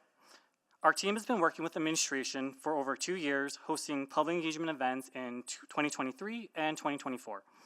Both events saw high turnout, which required both our team and administration to find solutions to address the things we heard.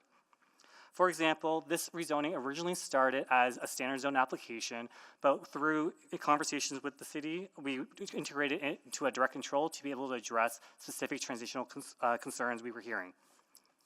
Next slide. But the biggest item we heard was about transportation.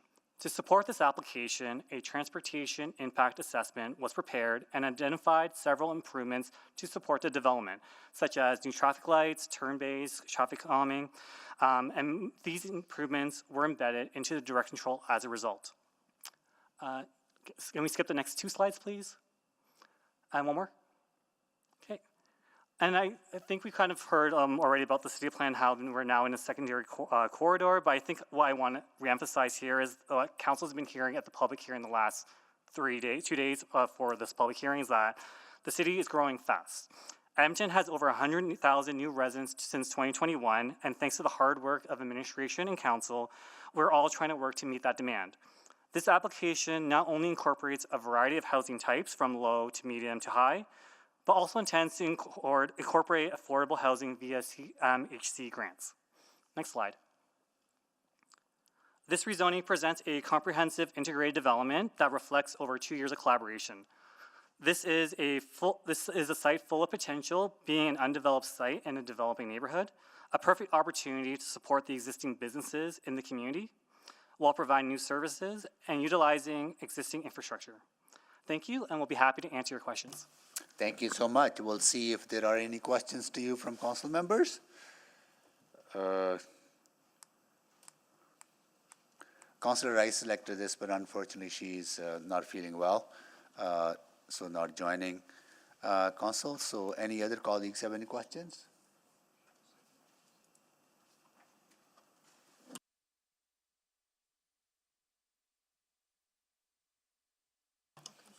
Okay. Any other questions, colleagues?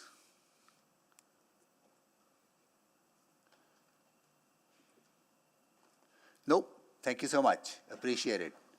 Next, we will go to Ben Lau. Hi, can you hear me? Yes, we can. You have 5 minutes to make your presentation. Please go ahead. Okay, perfect. Thank you.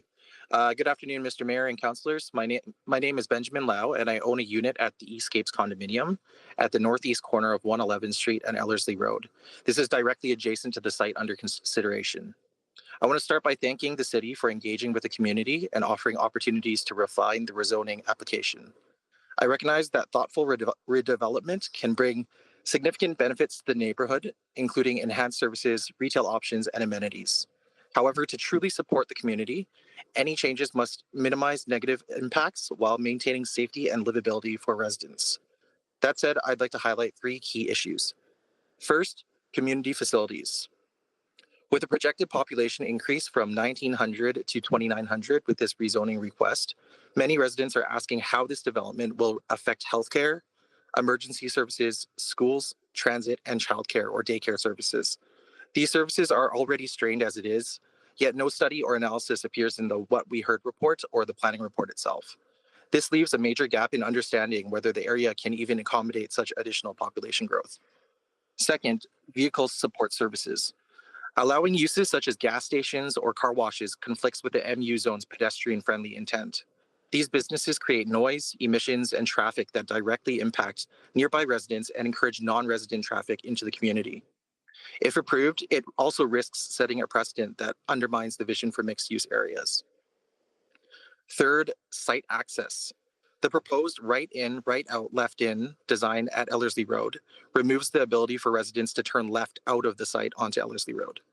This forces detours through 111th Street, adding congestion to an already congested road, while still allowing non-residents to cut through local streets or even our condominium surface parking lot.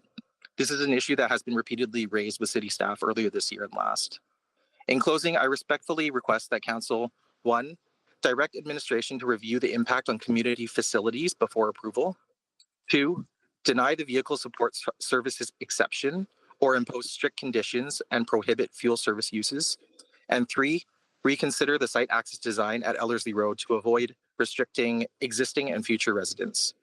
Again, I am not opposed to redevelopment. I only ask that it be compatible, safe, and supportive of the community. Thank you for your time. Thank you so much. Are there any questions from council colleagues to Ben Lau?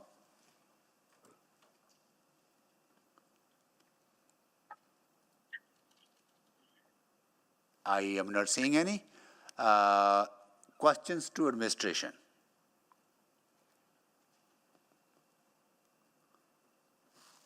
Councillor Wright, can you take the chair, please? I have the chair. I want to ask questions to Kirk. Go on. You've been sitting there quietly all day today, right? Can you speak to some of the concerns on the around the traffic? How do you work with our city administration work with the applicant to deal with some of those concerns? Yep, so in terms of the traffic, so Ellerslie Road, very congested in this area. So one of the issues that the speaker raised was the change to the site access. So Ellerslie Road and the private road, that's to be converted to a right in, right out, left in intersection. So is it right in, right out? Yep. Okay. So the reason we're changing that from all directional as it exists now to that is due to the spacing to 111th Street intersection to the west, so an existing signal over there. Since Ellerslie Road is a future 6-lane roadway, that spacing is just too short. To signalize that with this development would cause more congestion along Ellerslie Road. Can you also speak close to the mic? Yes. Yeah, thank you. So with this development, we would be constructing new roads, though, so publicly accessible roads. So we would extend 6th Avenue east-west to connect 111th Street to the existing neighborhood to the east, as well as that new north-south connection through the publicly accessible private road. Okay. So there would be multiple points of entry and exit to this development and the neighborhood. How about the kind of the connections to some of the active modes of transportation in that area? Yep, so there's extensive changes to that as well. So through the direct control zone, they're adding quite a few shared pathways along the private road. So there'll be a north-south connection there. There'll be another north-south connection, I think, just to the east to connect to the stormwater management facility they'd be constructing, and there'd be a pathway along 6th Avenue as well. Okay, cool. Thank you. Appreciate that. I will take the chair back. Councillor Stevenson. Yeah, thank you. Just wanted to pick up on the question of the vehicle support services. So my understanding is that in the standard MU zone, those are not permitted. Just wanted to get some thoughts from administration about why they were included in this DC and sort of that location that was chosen for them. Thank you, Councillor. In short, the area has two items that administration needed to reconcile. One was the requirement under the district plan that directs us away from zones like the CG zone along the secondary corridor on Ellerslie Road, and then reconciling the need for something like a mixed-use zone with the vehicle-oriented nature of the area, resulted in the DC that's before you, with a limited amount of vehicle support services, but still building placement and many of the features that you see in the MU zone. Okay, yeah, I appreciate that, because I think there was an earlier application where we saw a CG being applied in an area where maybe that wasn't ideal. So this is sort of that compromise between those two. And then the location, in terms of having that primarily on the west side, that's just based on it being higher density residential, or is there some buffering that's provided there? Correct. That was based on the site constraints. The view was to limit the amount of vehicle support services that were added to the DC, and rather than using the larger portion to the east of Area B, the west portion was smaller and more appropriate for that limited amount of recognition of the vehicle-oriented nature of the area. Okay, great. And then I think I'm also seeing provisions just in terms of how those are provided to limit the visual impact and all the rest. Okay. And we don't anticipate any, again, just going back to vehicle conflicts, those would all be managed in terms of ensuring that they aren't creating any challenges to the pedestrian access? That's correct. There's a number of items in the direct control that speak to traffic calming on the private road. That's the north-south connection through the site, and those are required at the time of development. Okay, excellent. Thank you very much. Thank you, Councillor Stevenson. Councillor Cardwell.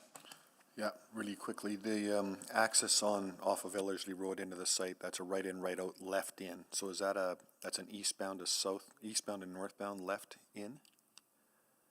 That's correct. Does that mean then that the access to the existing commercial spaces south of Ellerslie Road would also be then just a left in? That's correct. And that eliminates any traffic crossing Ellerslie Road from the commercial strip into this new space, is that right? Yeah. And is that deliberate? Is that part of the thinking here, or is that? Yes, it's deliberate. Okay. Okay, thank you. Thank you, Councillor Cardwell. So that concludes the questions to administration. At this time, I'll ask if council members have any questions to the proponent, folks in opposition, and to administration on any new information arising out of previous conversation. Okay, I don't see any. We are ready to close the public hearing. I'll move closure. Second. Councillor Jans, second by Councillor Knack. All right, so please vote to close the public hearing. Yes.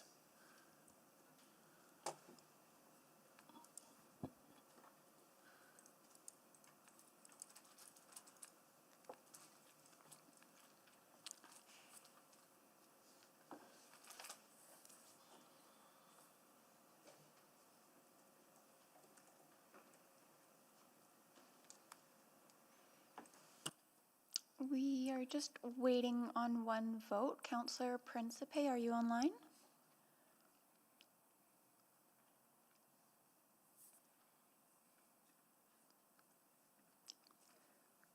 We will mark Councillor Principe absent. Okay. We have all the votes. Please display the votes.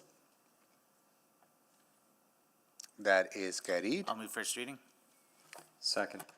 Please, so we have first reading on the floor. Anyone to speak?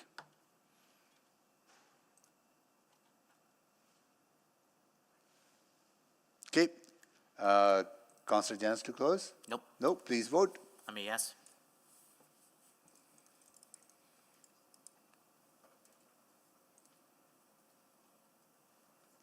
We have all the votes. Display the votes, please.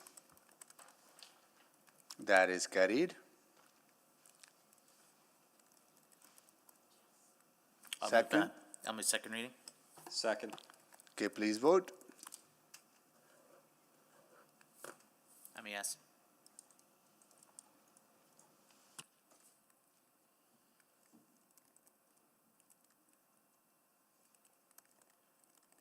We have all the votes.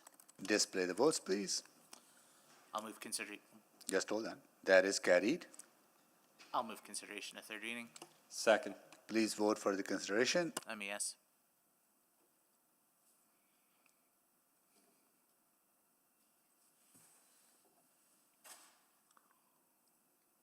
We have all the votes.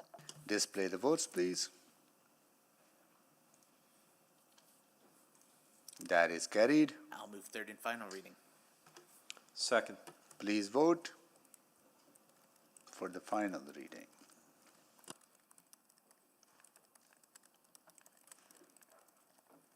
We have all the votes. Display the votes, please.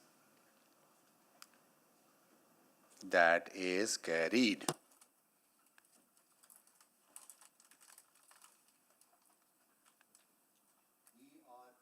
We are on to our next item, 3.26.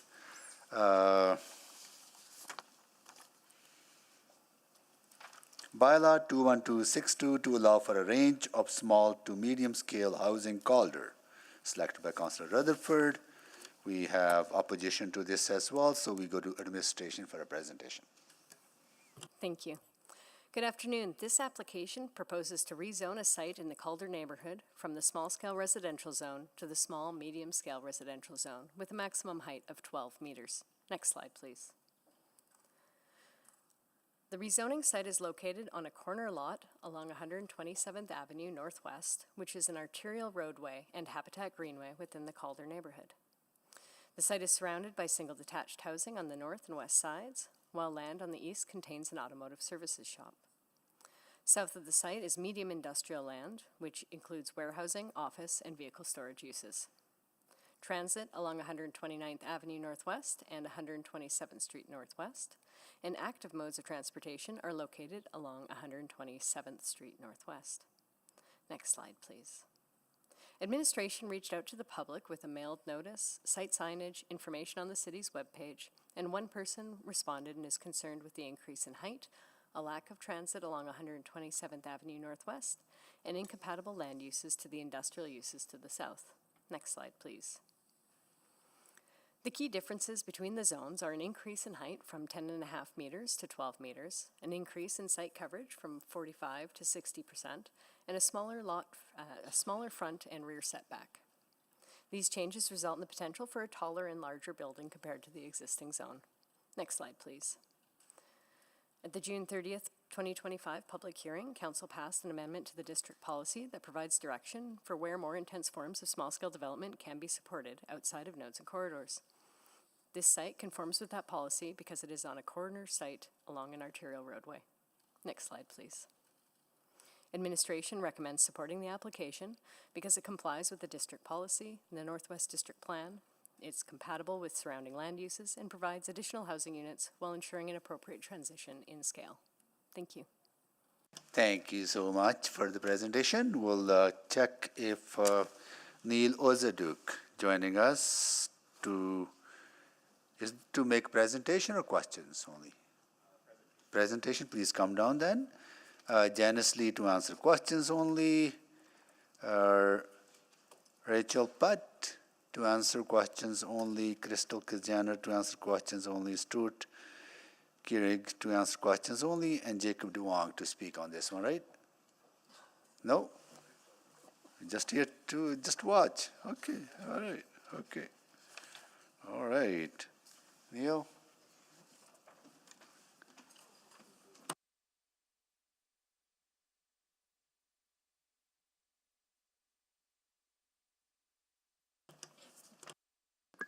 Your name pops up everywhere, so.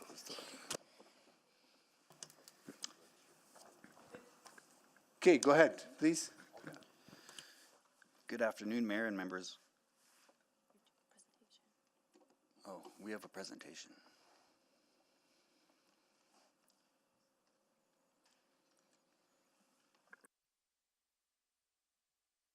That's the one? Okay, go ahead, please. Good afternoon, Mayor and members of Council. My name is Neil Ozaduk, and I'm the Director of Land Development for the City of Edmonton. I'm joined by Janice Lee, the General Supervisor of Land Development Planning, as well as Stuart Carrig from the Housing Action Team.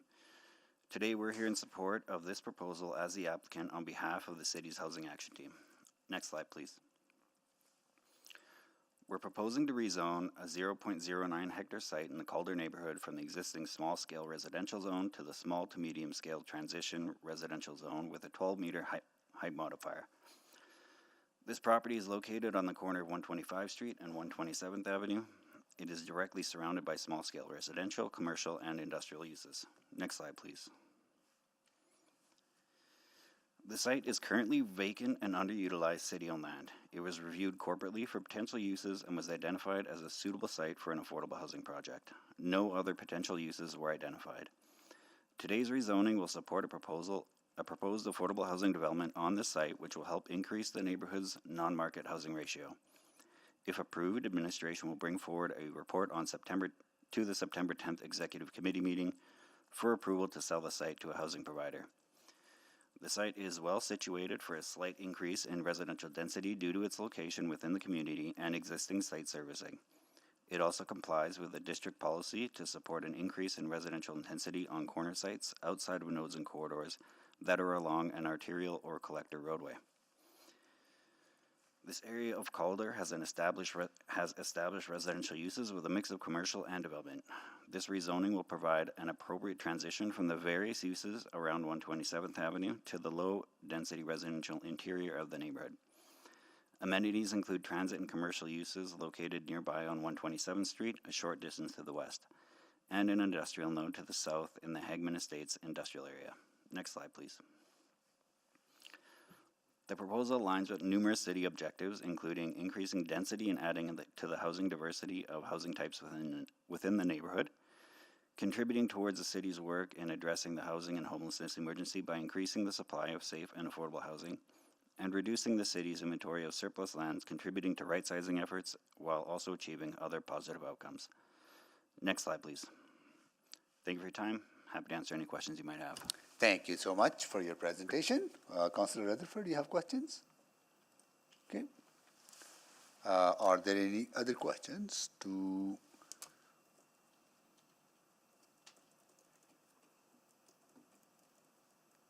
Councillor Wright, can you take the chair quickly? I have the chair. So just have a quick question, it's a broader question. This is site specific, but is this part of city's overall efforts to looking at city-owned properties and seeing if those city-owned properties are suitable for affordable housing development?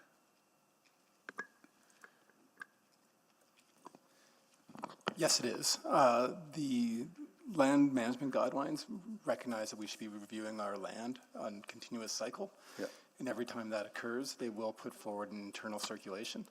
And the housing action team is included on that, as well as parks, all the other areas of the city. And if we feel it's an appropriate usage for housing on that, we will put our name forward to say we would like to see. So this land you're with housing. housing, right? Yes. Okay. Sorry. Yes, I'm Stuart with Housing Action Team. So we'll put ourselves forward to say we would like to see housing built at this site. And there may be competing interests, but our land management guidelines has a process for how we would adjudicate that. On this one, there was no other competing interests. It was just solely housing. Okay, got it. Good. Thank you. I will take the chair back. Chair return. Okay. All right. I don't see any more questions. Thank you so much for waiting and for joining us. Now we will go to person signed in opposition. I'll see if Mori Kuate in person or remotely joining us.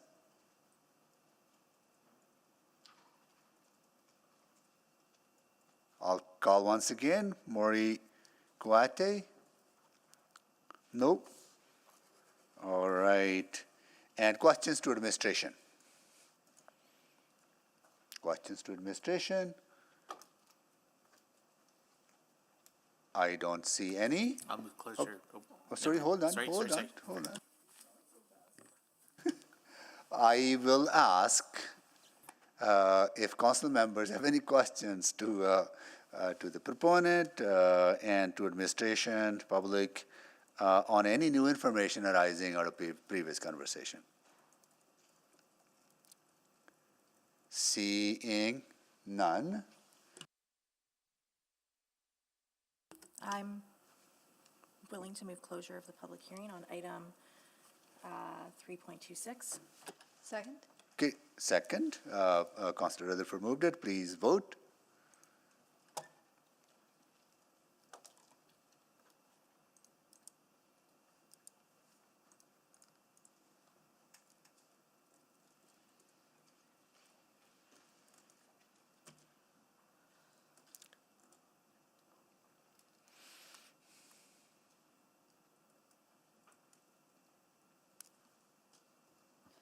We're just missing one vote. Councillor Paquette, did it come through for you? Thank you. We have all the votes. Display the votes, please. That is carried. I'll move first reading on item 3.26. Second? Okay, we have first reading on the floor. Anyone to speak?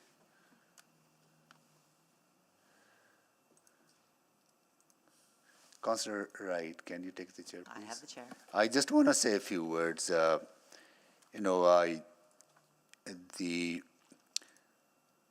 think city's efforts to identify suitable land parcels for us to meet affordable housing needs in our community is something that has been stepped up over the last number of years.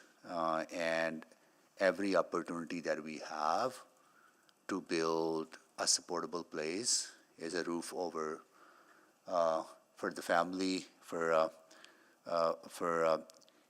housing, as we have heard and know, and research demonstrates that is essential for individuals' well-being, for communities' well-being, for families' well-being, and the more opportunities that we can create to provide that affordable place to call home helps those individuals and family, but also helps the community. And there has been consistent and concerted efforts by the city.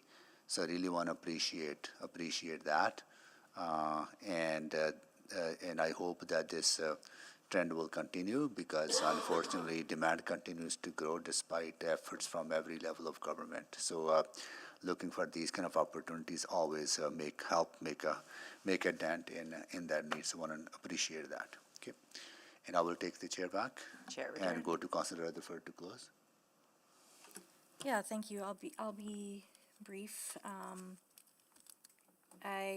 not going to talk about the affordable housing component because it's actually not important or germane to the conversation that we're having today.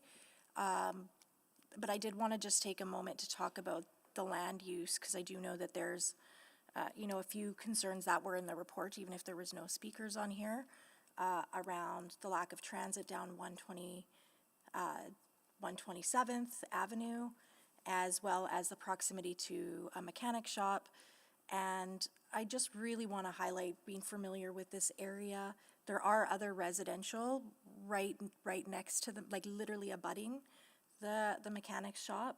This right now is a vacant parking lot that is not creating any kind of vibrancy or joy in the community, quite frankly. And so having more people living and in that space, I think will be a really great addition. I also did just want to highlight that, yes, admin recommended this today, and it absolutely, to me, on every land use position makes sense.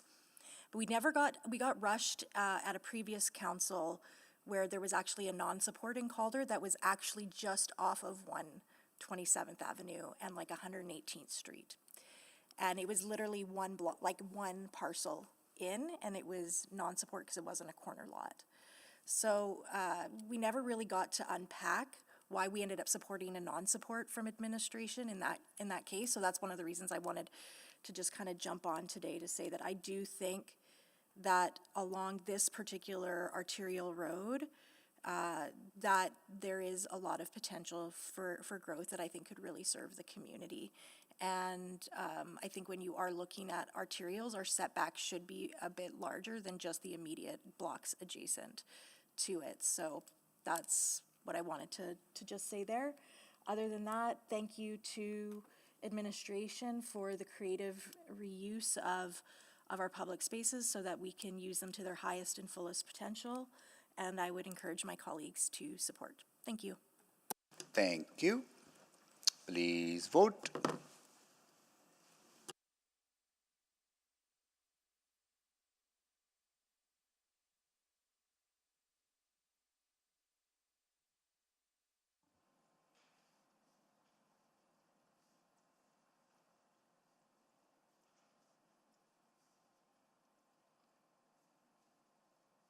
We have all the votes.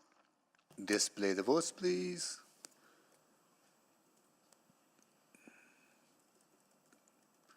That is carried. I'll move second reading. Second? Please vote. Yes.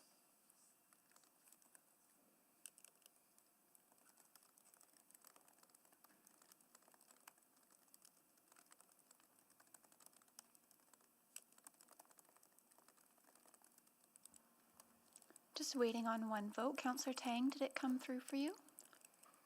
Thank you. We have all the votes. Display the votes, please. It's carried. I'll move consideration of third reading. Second? Please vote. Yes.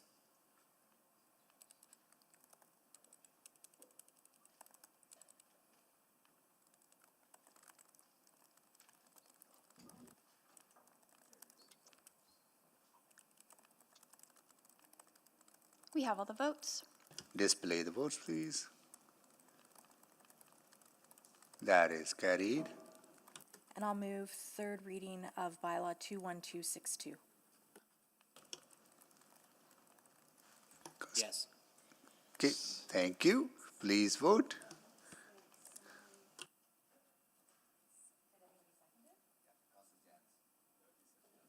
Councillor Jans. Second, yep. Okay, okay. I thought you said vote. Well, yes as well, but Okay. Councillor Rutherford first moved, Councillor Jan seconded and voted yes. Please vote. yes. We have all the votes. Display the votes, please. That is carried. Okay, now we are on to our next item, which is 3.27, bylaw 21269 to allow for a range of small to medium scale housing Highlands. Selected by And just a Councillor point of order, Mr. Mayor. Yes. At this time, I think it would be appropriate for me to just restate my recusal. I know it's been a few days since it's. Yes, please do. Great. Yeah, just to get it on record. So with respect to item 3.27, I'll be abstaining from voting and participating in the matter because of a property owned in the general vicinity of the subject matter. This follows advice I've received regarding conflict of interest obligations, and I'm putting it on the record to ensure the integrity of the public hearing process. So I'll be leaving the meeting and then returning once this item is concluded.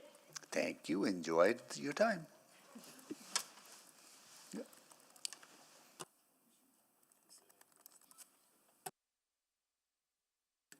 Okay, all right. Now we are on to, okay, there are a number of people signed in opposition. So we are going to go to administration for our presentation. Good afternoon. This application proposes to rezone a site in the Highlands neighborhood from the small-scale residential zone to the small to medium-scale transition residential zone with a maximum height of 12 meters. Next slide, please. The site is situated at the intersection of 61st Street and 112th Avenue, an arterial roadway, and is walking distance to several parks, bus stops, and a commercial node. Next slide, please. Public engagement included mailing notices to a wider catchment area, site signage, information on the city's website, and one-to-one communication with residents. Advance notices were sent to 90 recipients, and through engagement, we heard from 48 respondents, with 45 in opposition and 3 with questions. That's at the time the report was written. Concerns included that the site being used as multi-unit or supportive housing did not belong in the neighborhood, that the site being developed as a drug rehabilitation center, and many respondents indicated that they would like to see the site recognized as a historic resource and redeveloped into a pocket park. Next slide, please. Historically, the site was the end of the line for the Highlands streetcar route. Streetcars operated in Edmonton from 1908 until 1951, when they were replaced with trolley buses, which operated until 2009. The property is more recently operated as a bus loop with an operator washroom. The site is not currently designated as a municipal historic resource, nor is it listed on the inventory of historic resources. Next slide, please. Overall, the RSM H12 zone allows for larger, small-scale buildings with an increase in height and site coverage when compared to the RS zone. Next slide, please. At the June 30th, 2025 public hearing, Council passed an amendment to the district policy that provides direction for where more intense forms of small-scale development can be supported outside of nodes and corridors. This site conforms with that policy because it is a corner site along an arterial roadway, and the proposed zone will support the city plan goal to enable redevelopment at a variety of scales and designs. This enables more people at various stages of life to call neighborhood home. Next slide, please. Administration supports this application. It contributes to the Big City Move Rebuildable City. It enables redevelopment at a scale that aligns with the district's policy direction for the urban mix, and it supports building forms that are underrepresented in the Highlands neighborhood. Thank you. Thank you so much for the presentation. I'll go to folks in favor. And Neil Ozaduk, please come down. Janice, you're here. Rachel Putt, Crystal Kajaner, Stuart Keurig, and Jacob DeWong. Okay.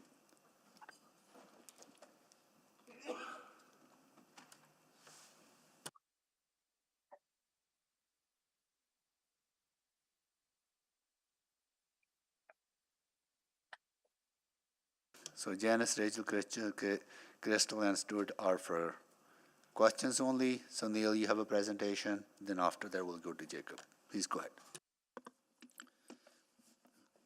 Good afternoon, Mayor and members of Council. My name is Neil Ozaduk, and I'm the Director of Land Development for the City of Edmonton. I'm joined by Janice Lee, the General Supervisor of Land Development Planning, as well as Stuart Carrick from the Housing Action Team. Today, we're here in support of the proposal as the applicant on behalf of the City's Housing Action Team. Next slide, please. To better understand how we got here today, to where we are today, we'll first go over the city's land inventory review process. In 2024, the former bus turnaround site was circulated to city departments to determine if there is a municipal need for the site. There were two needs identified coming out of the circulation: a need to retain the operator washroom on site and affordable housing. Some other responses of note coming out of the circulation are that open space did not have an interest in using the site for park uses due to the small size, proximity to other parks, and frontage on an arterial roadway, limiting programming options for the space. Additionally, Heritage did not have an interest in retaining the site due to the lack of historical streetcar infrastructure or a building on site. Following the results of the circulation, the Housing Action Team, Real Estate, and Transit worked together to progress the site for a future affordable housing project while retaining the ETS operator washroom on site. In response to the public input received on the rezoning application, we looped back with Open Housing or Open Space and Heritage to reconfirm their 2024 circulation responses. Both teams maintain that they continue to have no interest in the property. Next slide, please. Our proposal is to rezone a 0.07 hectare in the Highlands neighborhood from the small-scale residential zone to the small to medium-scale transition residential zone with a 12-meter height modifier.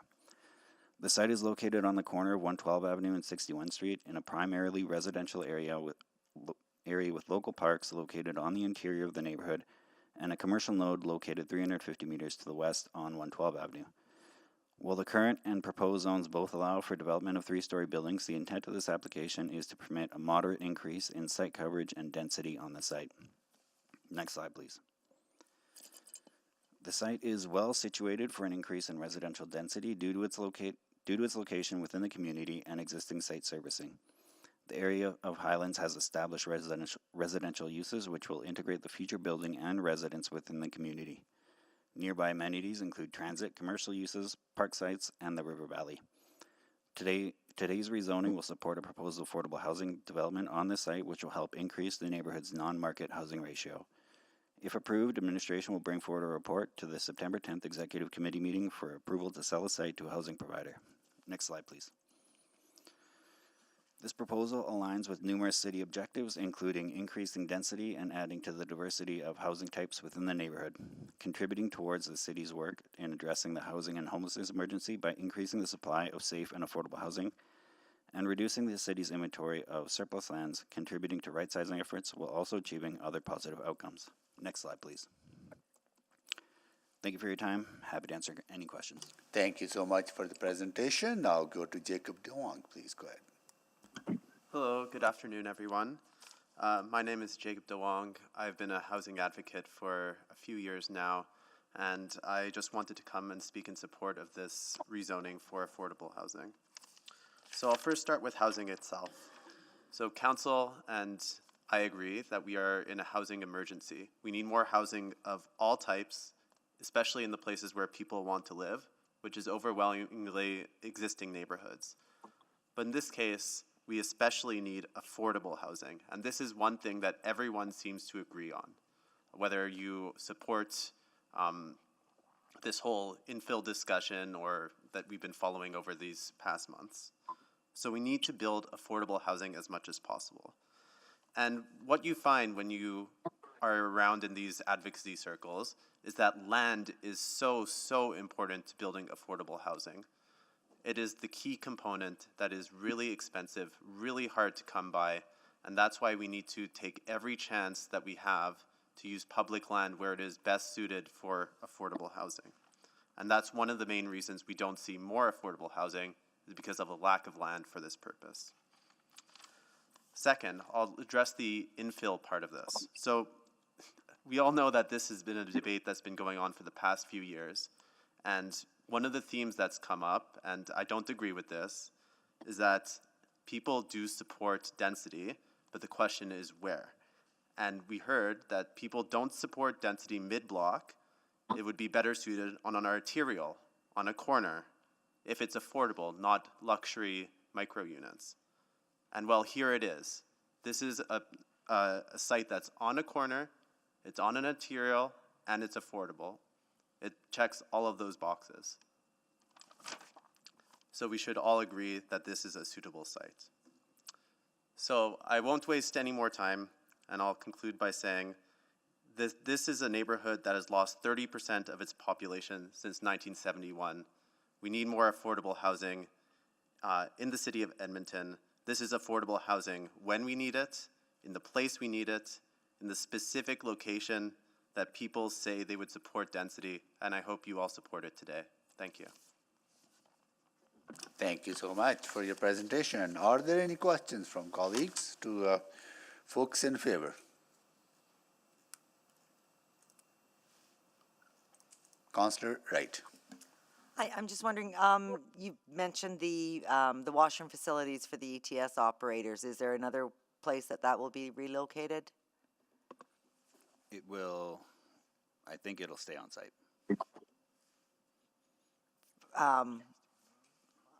Until the housing is built, or?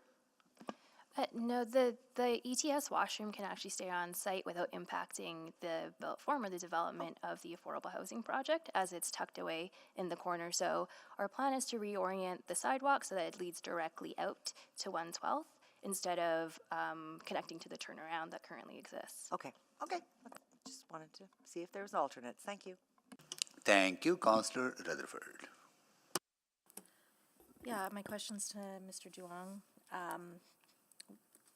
I appreciate your points today. I'm imagining that when we get to the panel opposed, a lot of it is going to be about historical context, and there's a tension there with growing and densifying our city, and also acknowledging our past and our history.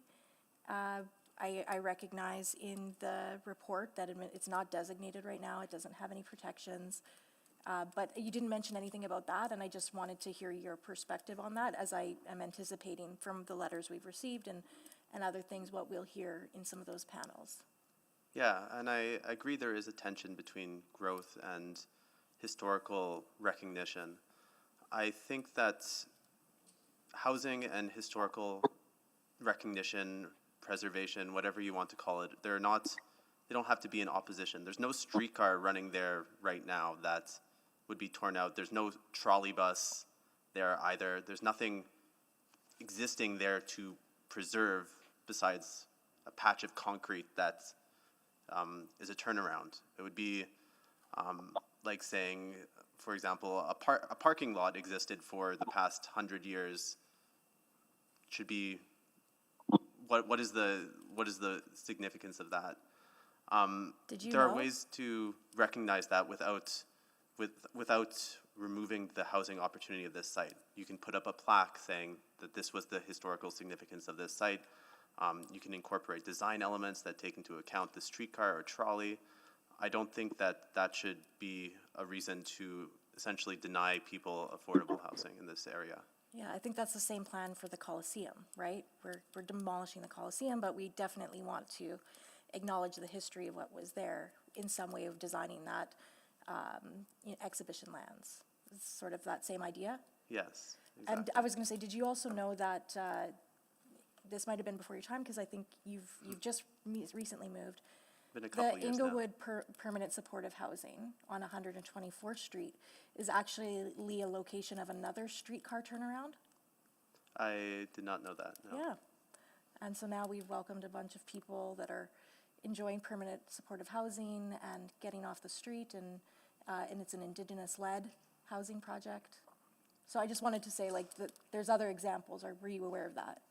Yeah, and I think that could be one of the ways to acknowledge, and recognize that history. We're transforming an affordable way to get around this city into an affordable place to live, and that just deals with recognizing that there's been cost of living pressures historically as well, and for working people, for workforce housing, for people in the workforce, and providing them options to go about their lives or to have a life in the city to begin with. Okay, thank you. That's all my questions. Thank you, Councillor Rutherford. Councillor Jans. So I'm looking at the parcel right now, and I guess to the applicant, who currently pays for the servicing of that site or the maintenance of that site?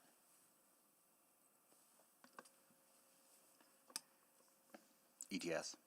So that is ETS. Okay, so the city has to pay for the snow removal, the grass cutting, the maintenance, any renewal, any other obligations. All of that right now is in the city tax base. Yes. Have we, in other cases, I don't know how to say this, but either like turfed over or designated park or have we repurposed in another way other road infrastructure sites like this? We have, but only for redevelopment opportunities of residential. As Councillor Rutherford was saying, the Inglewood example was another residential development.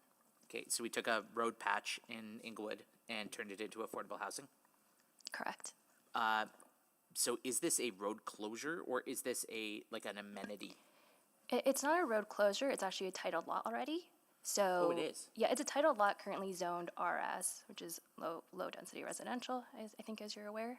So this is not a road closure. Okay, so it's okay. And when was it titled RS? It's been zoned RS for as long as we are aware. Prior to the new zoning bylaw, that would have been RF1. And as far as our records go, it has not been an actual road right of way. It's just always been titled. Okay, is it already a service lot? Yes, it already has services. Okay. And at least the one example of the loop was repurposed, did we encounter any reclamation issues or anything else with previous uses of the site? There were no issues, but we were aware of and accounted for the similar historical value of the site around a trolley turnaround. And there was also an ETS operator washroom, but in that case, ETS did not require it to remain on site. Okay. The feedback in the report seems to indicate a presumption of use here. Is that the case, or is the intention just affordable housing? The intention is affordable housing, but we are working with a provider, Jasper Place Wellness Center, and are proposing, if this is successfully rezoned, that we would come to the September 10th Executive Committee with a land sale below market value for the site. Okay. And finally, why are you choosing this zoning of the RSMH 12 and not something larger or different for this parcel? Why this decision? The operator that we're hoping to work with only requires an RSMH 12 zoning in order to run the program. We wanted to provide a modest, gentle densification instead of going up to, let's say, like an RMH 16 when we didn't really require it for the program. Right, so the one under construction right now in Garneau, I believe that's an RS 16? That is an RMS. That is a 16, yeah. And that's a 4-story development. That's a 4-story supportive housing project. Correct. This would not be that. This would be a small, if it's Jasper Place Wellness Center, is it these 12, the 12 SRO type? Yes, actually a good parallel reference would be about at this time last year, there was also a transit turnaround in Parkdale that the city had sold below market value with the grant to Jasper Place Wellness Center, and they have been moving forward on development. They are in construction on that project now, and it's very similar. On that one, it's a larger size, so they're actually doing 2 12-unit buildings, but on this side, they'd only be doing 1. Okay, and there are a number of successful operations, I think, in the West End. Is this the same model as that? That is their intention. That will be dependent, though, on funding sources and operational funding with our friends at AHS. Okay, so can I ask legal? I'm dancing around a little bit, but like, what is the question here? This is not a road closure. This is already an RS lot. Putting aside what's happening there now or what used to happen, it's just can it be rezoned to H12? That's the question. RSM H12 is the question before you. That is all. You'll notice if you were to look at Street View, like there is signs saying ETS only. This is not a road. It just is paved. Okay. That's different. So yeah, it is a titled parcel with servicing. You are asked to seek rezoning from one standard zone to another. Who's going to own it at the end of the day? Sounds like a question come to a future committee meeting. That is not before you today. It is purely a rezoning with all of the rights and privileges and limitations that zone offer. Thank you. That concludes the questions to the folks in favor. Okay, now I'm going to call the names, see if everyone is here. Jesse Watson, are you here? Yeah, online. Thank you. Francine Gregory. Yes, I'm here, online. Thank you. Marnie Watts, remote. I'm present online. Thank you. Christopher Wallweter. Christopher Wallweter, remote. No. Paul Bakczynski, in person. Paul Bakczynski. No.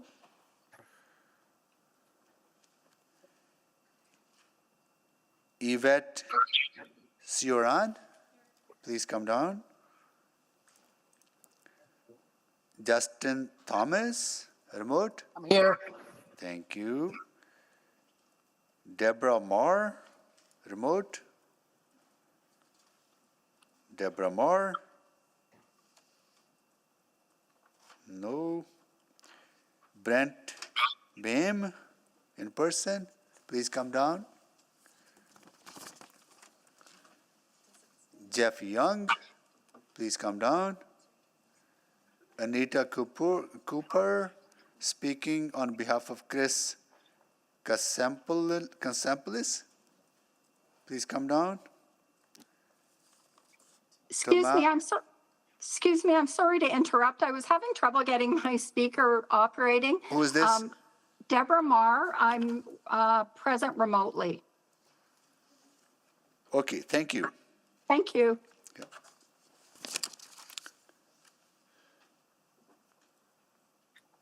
Tomas Ferreira. Yeah, present remote. Thank you. Jane Atkin, remote. Edmund Gibo.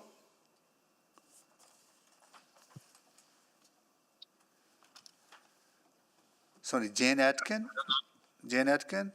No. Edmund Edmund Gibo? No?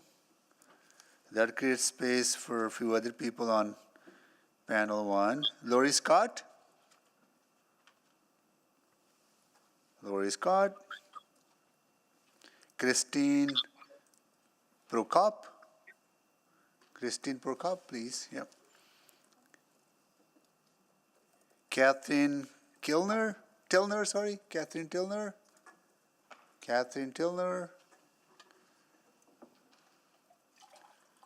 Don Piron? Yeah, I'm here remote. Thank you. Jordan Suran? Present remotely. Thank you. And Talis Hardy? Please come down. Okay. All right.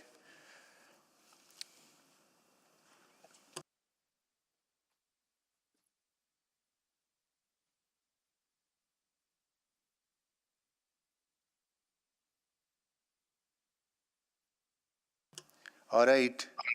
Oh, I see what you're saying. Okay. Each of you will have 5 minutes. I know we've been here for a while. I'm going to quickly, briefly go through the expectations for the meeting. As a meeting chair, my role is not to moderate the nature of the content being discussed, but to ensure behavior support a safe and respectful and neutral space for my colleagues, city employees, and the public. So disrespectful comment, including those directed at individual staff members, other speakers, profane language, gestures, behavior, such as shouting, cheering, clapping, and political campaigning, will not be tolerated. So please, also you do not use the hand features in the virtual setting. So with that, we will go to speakers, and we are going to start with the first speaker of this. On it is Jesse Watson. Please go ahead. All right, thanks, guys. Yeah, my name is Jesse Watson. I'm not a Highlands resident, but I care deeply about heritage across Edmonton. So first, I want to say to the Highlands, I'm sorry.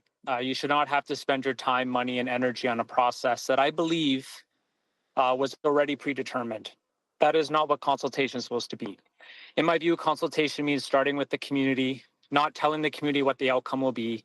It means going back to residents before making major changes, especially when values shift. So in 2019, the city and the community both agreed heritage had value, elements to reflect character, history, and placemaking. And I quote, "The old streetcar loop at 112 and 65th Street is identified as a historic site.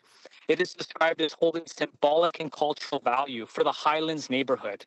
The loop is included among the key sites of cultural memory in Highlands, alongside Ada Boulevard and landmark heritage homes.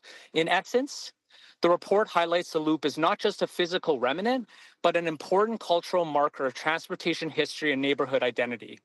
5 years later, housing was declared a priority, without ever rechecking with the people most affected. To me, that's not necessarily consultation.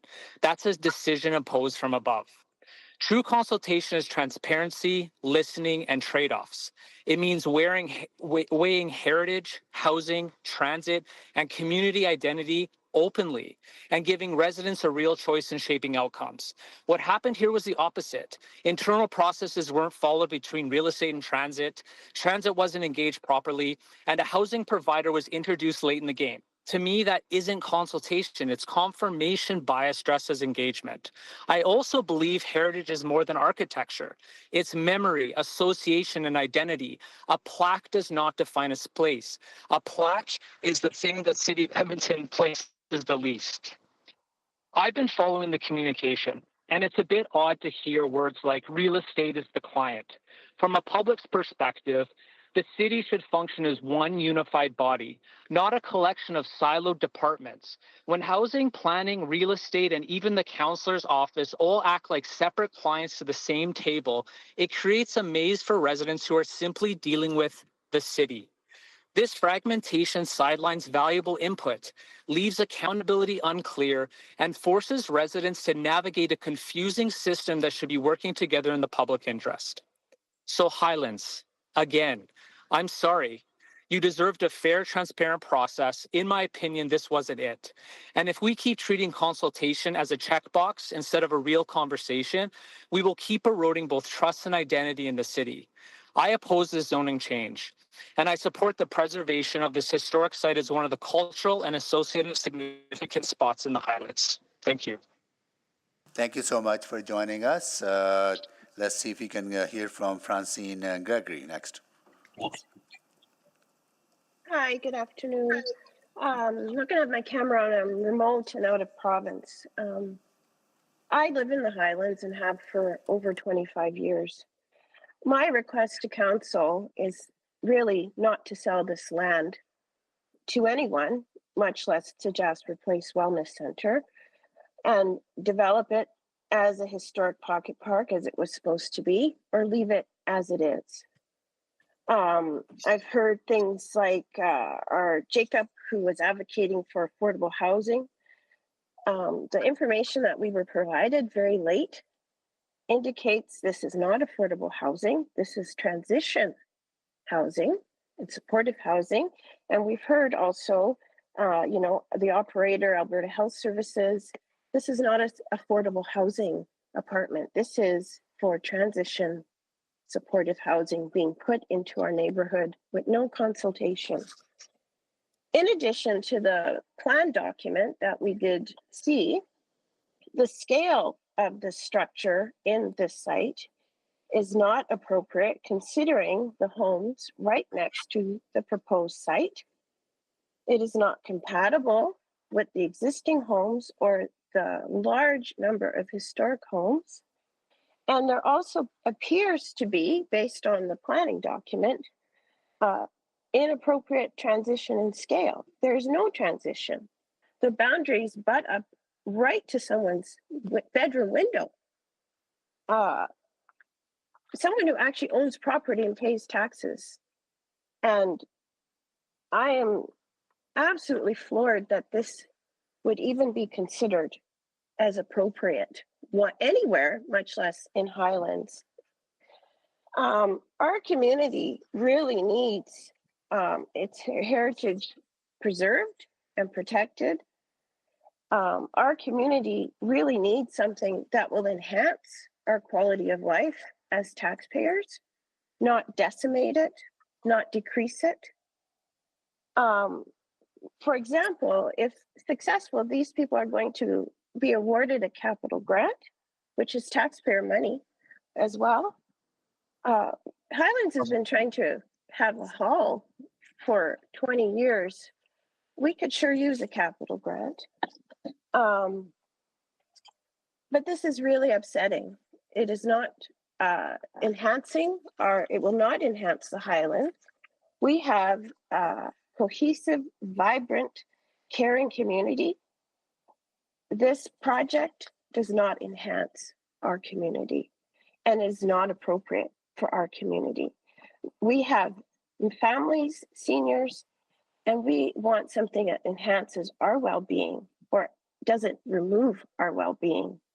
We also have a number of transition supportive rooming housing, boarding housing already in our neighborhood or very close to our neighborhood.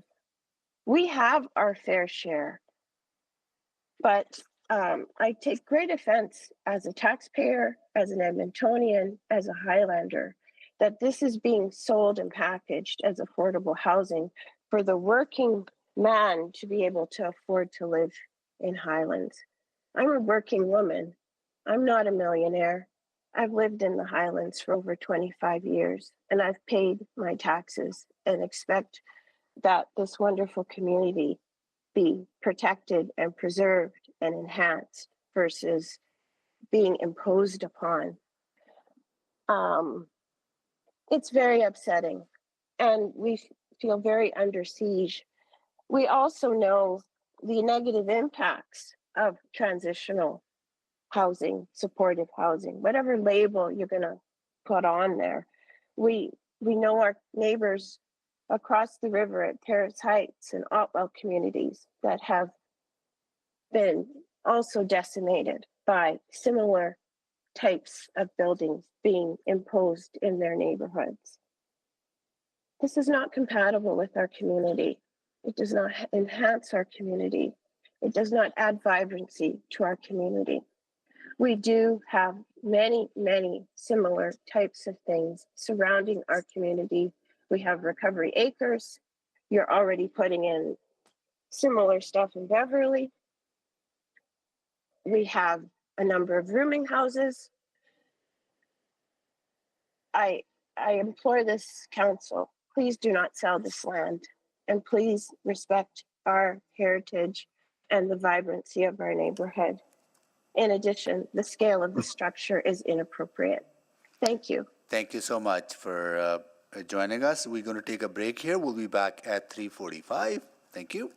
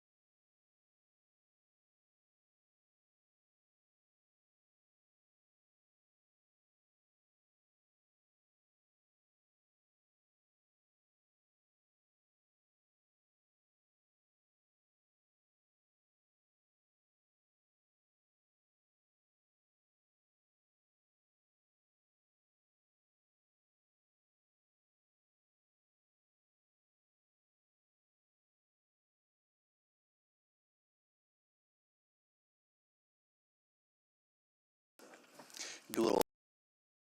Good afternoon. Councillor Knack. Good afternoon. Councillor Principe. Hello. Councillor Stevenson. Good afternoon. Councillor Paquette.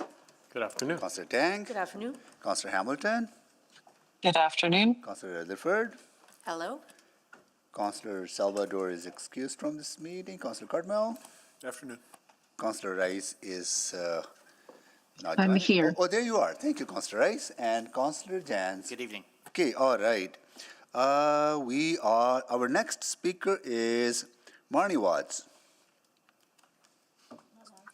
Hello, thank you for the opportunity to speak. I oppose the proposed bylaw 21269. My name is Marnie Watts and I've been a resident of the Highlands for the past 9 years. When I moved to Edmonton to do my undergrad at the U of A in the late 90s, whenever I had the opportunity to have a car, I would actually drive through the Highlands neighborhood. As someone who watched this old house growing up, I was always in love with old homes. I was lucky enough to purchase my home in 2016, the Houston residence. My husband and I have been renovating and restoring what we affectionately call our old lady since. Anyone who has a historic home knows the commitment it takes to own and upkeep that home. No renovation or project is simple, and no heating or cooling bill is cheap. It's a lot of work and dedication. You truly don't own that home. You are a steward of the home, and it's your calling to look after it and always do your best to retain its charm and character, like the character of our community. So unfortunately for me, last year I was out in my yard with my young daughter and inadvertently was attacked. It was unfortunate something like that happened to me and my family at my home, which is supposed to be my sanctuary. I feel like Edmonton as a whole has become much more unsafe. Highlands already has many challenges and is obviously trying to navigate towards being a safer neighborhood. The city has significant challenges. This proposed project intercommunity may have the intention of solving some of our city's problems. However, I don't feel that the solution they are proposing has been well thought out and may actually jeopardize the safety of our community even more. You know, they're proposing putting a 12-unit, 3 to 4-story residential building on what is considered to be a single-family lot in our neighborhood next to a historical home that also happens to sit upon a busy road at a bus stop. And this just seems like very poor and not very well thought out planning to me. You know, every human in the world deserves access to green space, and there is no opportunity for green space with this development. The closest green space is a playground, which would be intended for children. And I strongly believe like no adult should be at a playground unless they are, you know, accompanied by a child for, you know, the safety of the children. There is also limited access to transit. There is only one bus route that runs through our community. There is no planned parking other than the street parking along 61st Street that would be available to the residents, the staff, and the visitors of this building. You know, drug addiction and recovery is not linear and predictable. This facility puts our community at the mercy of someone dealing with drug addiction and the recovery process. As someone who had my safety in my home compromised, this proposal probably scares me more than most. And because I know when I'm still dealing with the repercussions of what happens when someone's actions compromise your sense of safety and security, you're proposing to build a facility that does not have adequate resources, no green space, parking, and you're plopping people who may relapse or experience a mental health crisis or commit a crime in a community of family and seniors. We as a community deserve to feel safe in our home and our neighborhood. This building itself would be an eyesore in our community. 3 to 4 stories tall in a historical community situated right next to a 2-story historical home. You know, Edmonton has lost its way. I think it's quite tragic. You know, we have the opportunity to embrace the Highlands history and honor it. The city had set out a plan in 2019 to designate this area as a pocket park.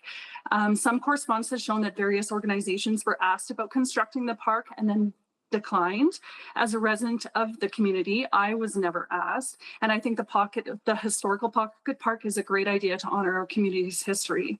You know, development should really be community-based. We have an opportunity to make our community even more special and continue to make it a destination for many Edmontonians. The Highlands is an important part of Edmonton's history. You know, even high-density cities like New York and many of the best cities in the world will develop their cities in a way that honors the aesthetic and the history of the city itself. You know, why are we not trying to do that here? And why aren't we protecting our heritage and setting putting up cheap, high-density buildings that don't belong and only benefit the people who are building them. You know, I have really enjoyed my time in the Highlands. My neighbors are kind. My favorite thing to do is just to hang out on the veranda and watch people walk around our area, you know, carrying their eating their ice cream, and see kids and families on bikes and have them take pictures of my cool old house. You know, I am the mother of a young family and part of the demographic that you would want to live in a community like the Highlands. I pay my taxes. I've invested only my money into the upkeep and beautification of my home. However, you know, I'm basically teetering on the edge here, and I'm not going to put my family at the mercy of poor planning. I deserve to feel safe and live in a community where responsible development takes place. You know, people transitioning from hospital and drug addiction. Thank you so much for joining us, Marnie. Next, we will, is Christopher Wall-Wheater joining us? How about Paul Bakzinski? No, then we'll next go to Yvette Suran. This is very exciting for me, first time. So I have a presentation. If you can pull that up, please. Excellent. So my name is Yvette Sioran. I thank you for letting me speak to this. I'm here in opposition to bylaw 21269, allowing the range of small to medium scale housing in the Highlands. Next slide. For the record, I'd like to state that we have had over 200 hard copies, over 300 hard copy letters have been submitted in opposition to the rezoning of the Highlands Transit Loop, including the granddaughter of Motorman Collingwood, a streetcar conductor on the White Line. I'd also like to say that we have letters of support from the Edmonton Highlands Historical Society, as well as the Concordia University of Edmonton, who was endowed the McGrath Mansion. So they're in possession of that history now. Next slide. So I'd like to point out that the Highlands streetcar is a very important part of our collective history. It's on the side of our buildings. This is the Direct Line Insurance building in our historical business district. See the streetcar there? That's the one we're talking about. The white street, next slide. So the white streetcar line was extended down Jasper Avenue to the Highlands by a $25,000 deal between the city and McGrath Holgate Real Estate Company. The streetcar connected the residents of the newly created Highlands to the rest of Edmonton. This is a copy of the Edmonton Journal of the article that described that. Next slide. Today, the historical streetcar attracts riders on 1905 Street in Fort Edmonton Park. This 42 is the actual car that was running, that stopped in the Highlands. Next slide. People from all over Edmonton, from all over Alberta, they come to visit. And when they do come to visit, it's fun to take them across the high-level bridge on a streetcar. This one goes from Strathcona to 109th Street. Next slide. So this is the Highlands Historical Transit Loop. And back in the day, this site was the Highlands stop. This was the end of the White Line. Next slide. With the long loop that was the White Line, the streetcar was notoriously late. Passengers arriving on time had long waits. It was a gathering place of sorts, and it was depicted on a 1913 postcard captioned, "Waiting for the Highlands car." Next slide. And as you can see, that's what it looked like. It was a gathering place for people that lived in the Highlands. They would go there every morning on their way to work, and they would do that. There's lovers sitting on a bench, kissing under an umbrella. There's people, there's a hobo guy. Sorry, that's what they used to call them. And he was waiting. He was dreaming that a horse and carriage would be faster.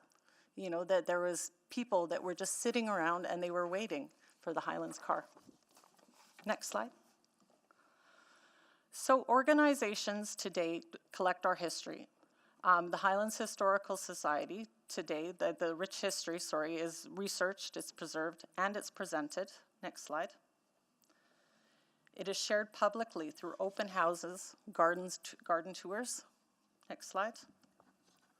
Books and plaques, all regarding the Highlands. Next slide. There's coach buses and wagon tours. Next slide. As well as the Highlands Historical Walking Tour.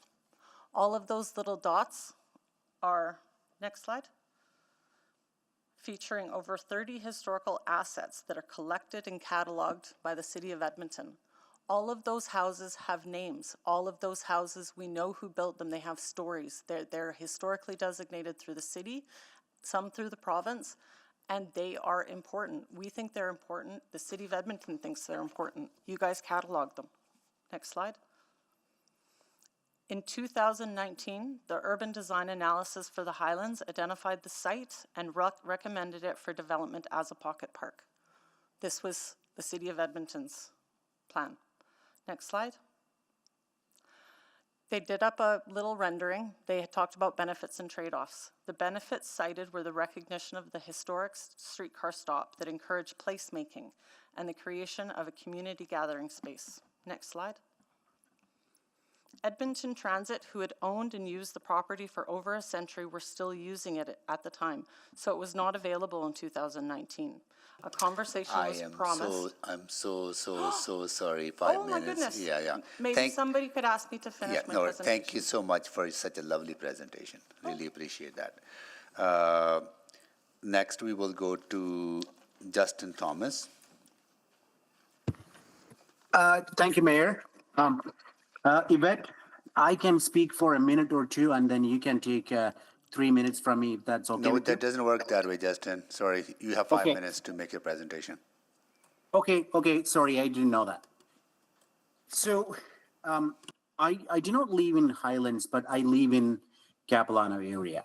And I've been to Highlands and I've seen how beautiful Highlands is and how historically important it is.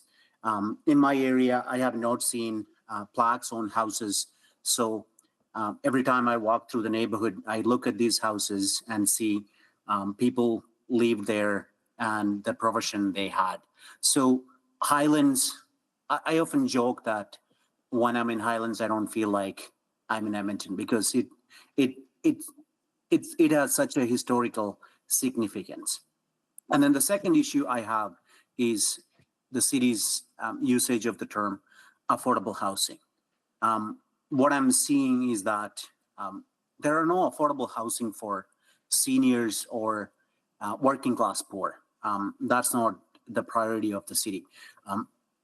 The city uses the term affordable housing to take out houses that are $350,000, $400,000 homes, and they're building whatever they want, and they call it affordability. And then the third issue is the supportive housing. My neighborhood, a couple of years ago, the city built an affordable housing, and initially we were told it was an affordable housing for single mothers, but later we realized that it is a supportive housing for people with ongoing drug abuse issues, mental health issues, and experienced guest management problem. By looking into the policies, we learned further that the Housing First policy, there is no requirement for the individuals who live in these facilities to get clean. And one of the meetings I've been to recently for the orientation of a new facility in the neighborhood, we were told that residents are free to live their life any which way they want, and there won't be any strings attached. So placing these kind of facilities in mature neighborhoods where there are young families living and where there are a lot of seniors changes the landscape. Ultimately, people can say that when people complain about crime and disorder, oftentimes I heard the term perceived. It is perceived. Well, perception is reality for many people. And for the people south of the river, our perception is our reality. And in the last 2 years, we have experienced crime and disorder and open air drug use increasing drastically in the neighborhood. So if this facility come into a single family lot or a single residential lot, it will change the landscape. It will change the neighborhood. First of all, this lot is not big enough, in my opinion, is not big enough to accommodate such a facility. And without plan in place, if the residents are, if this location is not recovery oriented, it will lead to more problems in the community. And people can argue against it, but my experience is entirely different. And you can come to Terrace Heights, Capilano, Fulton Place, and any of these neighborhoods and ask people what they witnessed after we have a supportive housing came into our neighborhood without many plans in place. So if we are bringing in facilities like this into communities, there need to be a better plan. There need to be better support. And I personally believe this particular lot is not enough for such a facility. And Highlands has such a historical value. And we just using the term affordability and inclusiveness, we can't go around destroying any neighborhood that city administration wishes. So we have to respect Edmonton, and Highlands has such importance in Edmonton. So we need to preserve it. Thank you so much for joining us. Next, we will go to Deborah Moore. Good afternoon, Mayor and Councillors.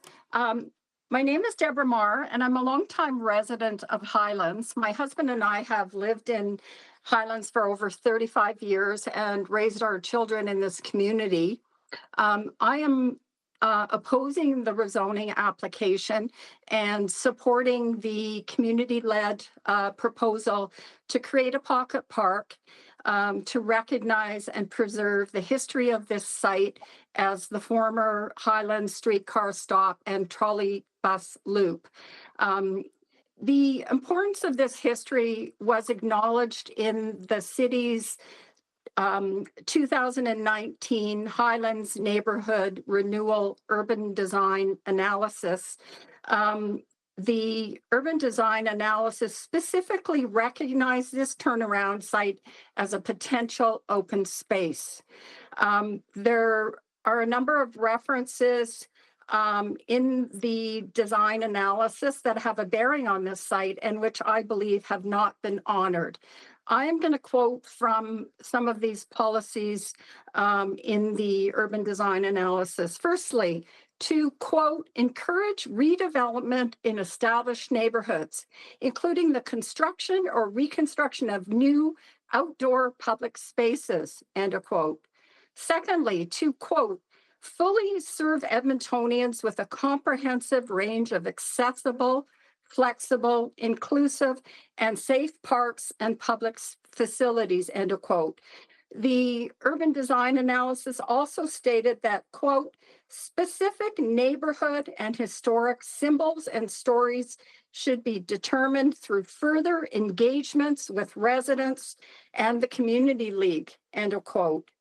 The city has not adhered to the policies that it outlined in the Highlands urban design analysis by proposing this rezoning without further community consultation concerning a pocket park. This is a unique opportunity to protect local heritage, enhance community identity, and provide a green space for families to get to gather. Highlands is one of Edmonton's most iconic neighborhoods, and this could be a gateway to the community and a gathering spot. Our mature neighborhood has faced increasing densification, and this needs to be balanced with protecting history and providing green space. Our community has already borne many multifamily complexes near this site, There's an eightplex on 52nd Street, 3 proposed eightplexes on 60th Street, and an eightplex on 62nd Street. In conclusion, I ask that the city preserve heritage and restore community trust by honoring its stated policies and social promises. I ask that council reject the current rezoning application or alternatively require the community consultation as it contemplated by the 2019 Highlands Urban Design Analysis. Thank you very much for your time. Thank you so much for joining us. Next, we will go to Brent Bain. Please go ahead. Thank you. Good afternoon, Mayor and Councillors. My name is Brent Bain. I live in Highlands. I am a member of the Friends of Highlands Alliance, and I am a proud Edmontonian. For those who know me, you know I'm not someone who raises my voice unless it's truly necessary. Today, I feel it is. This rezoning is not just about land use, it's about trust, fairness, and Edmonton's identity. And I'm asking you to reject this rezoning, and here's why. The Highlands Transit Loop is not an empty lot. It is a place with over a century of meaning, where the streetcar once carried families home, where a neighborhood grew from open prairie into community. In 2019, the city itself recognized this history and identified the site as a potential pocket park in the Highlands Urban Design Analysis. At that time, Edmonton Transit still needed the land for operations, but we were told clearly that if it was never no longer required, the community would be consulted again. I know this because I was at the table myself as part of the Friends of Highlands leadership team, working directly with city administration, including acting city manager at that time, during our neighborhood renewal. That promise has now been walked back. For residents who showed up in good faith, who sat across from city staff at the renewable table, this feels like a betrayal. This is a broken social contract with Highlands. We all can recognize that things have changed since 2019. In 2025, after blanket zoning and dramatic densification that is going on in Highlands, this pocket park is no longer just an idea. It's now a priority, a symbol of Edmonton's commitment to heritage preservation and a critical piece of green space for this community. And the city's own records show there are these parks smaller than this one already in place across Edmonton, 7 by my count on the city's own database. In fact, it's our understanding that McKernan and South Garno, there's a non-designated community-maintained pocket park on city property. Why should Highlands be treated differently, especially given the historic context of this site? Instead of honoring that commitment, the city has advanced a rezoning for transitional housing, which we are unsure aligns with the RSM zone intent, but that's not for me to debate. However, it was done without consultation and without transparency. So, unfortunately, we filed a FOIP request because council and residents deserve answers.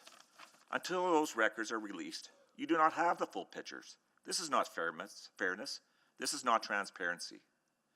And unfortunately, again, to make matters harder, our councillor has recused herself. Whatever the reason, the impact is clear. Highlands has no direct voice, no direct representation at this table today. That leaves us feeling voiceless. At the moment, we need representation the most. In fairness to Councillor Salvador, she was not the elected official at the time for our ward during the time frame the pocket park was proposed. I want to be clear, we do not oppose transitional housing. It is a vital part of Edmonton's housing strategy, but location matters. It is well documented that transitional housing succeeds when residents are near healthcare, treatment, and wraparound supports. This historic site does not meet those supports that, in our perspective. However, placing housing here risks isolating people and setting them up for failure. That is not good planning, and it's not compassionate. So, Council has a choice today, to erase a piece of Edmonton's story or to preserve it. And this is about more than heritage. It is about whether the city will live up to its own standards of transparency, inclusivity, and trust. That is why I'm asking you to reject this rezoning outright, Reject it because it walks back commitments. Reject it because it breaks trust and represents a broken social contract with Highlands. Reject it because the process failed the test of fairness and consultation. But if you cannot reject it today, then at the very least, I urge you to defer until FOIP records are released, until real consultation occurs, and until council has the full picture. Highlands deserves better. Vulnerable Edmontonians deserve better. Edmonton deserves better. Now, I want to thank you all for your service to this city, and I want to do one shout out, and that's to your city clerks. They do an amazing, amazing job. We lean on them pretty hard as residents, and this is not our job. And as we navigate this process, your clerks are amazing, and I'm not going to clap because we're not allowed to, but I think you guys should go up and give them a hug every once in a while. Thank you. Thank you so much for giving kudos to our city clerk office. They are amazing, and they help us do our work as well. I also want to make sure that you understand that council members are legislatively obligated to recuse themselves from proceedings when there is a conflict, and we do that under the Municipal Government Act. Thank you so much. Next, we will go to Jeff Young. Dear Mayor Soe and members of Edmonton City Council, my speech is an overview of my life living in Highlands. But first, I would just like to clarify a comment from one of your city employees who spoke earlier on this project. He informed you that it is affordable housing, but we've been told it is transitional housing, which is a totally different style of living. I'm here in opposition to the rezoning of the historical Highlands Transit Loop for traditional housing bylaw 21269. I'm asking you to reject the rezoning and keep the proposal for the historical pocket park, and if not, then to defer until further engagement is done with the community. My name is Jeff Young, and I'm a longtime resident of Highlands. I'm here to express my deep concerns about the proposed transitional housing facility at 11137 61st Street. I respectfully request that the proposal be rejected entirely, as I believe this location is unsuitable for such a facility. I moved into Highlands in 1992, 33 years ago, initially settling near 66th Street and 114th Avenue. Though the area had its challenges at the time, it was affordable, and over the years I discovered a vibrant, close-knit community. Highlands has become a place I cherish. It's a small town charm that family-run shops along 112th Avenue, its walkable streets, and the historical architecture. All this gives the neighborhood its unique character. Despite being close to downtown, Highlands has always felt like a peaceful, historic enclave, a world apart in the heart of the city. In 1995, I was married at the McGrath Mansion on the veranda, and only the veranda, as it was in disrepair at the time, but since has been restored to its full glory and is and always will be the jewel of the neighborhood. My ties to Highlands have only deepened. Over the years, we have purchased and lovingly restored 6 homes in this area, with most of them being historic. One of these homes was the Mitchell home, located at the corner of 62nd Street and Ada Boulevard, which is just 4 houses from the McGrath Mansion where we were married, and this became our forever home for over 20 years. We've always embraced our role in the community, from hosting fundraisers for the Edmonton Historical Society, events for the Horticultural Society, and welcoming visitors to our home during the Edmonton Ballet and Home and Garden Tour. Our home has served as a location for film shoots and weddings, and we're contributed to numerous street parties and community-wide celebrations. Highlands is not just a neighborhood. It is a thriving community where families walk their dogs, children enjoy ice cream and classic candies from the local shops, and neighbors connect on the streets.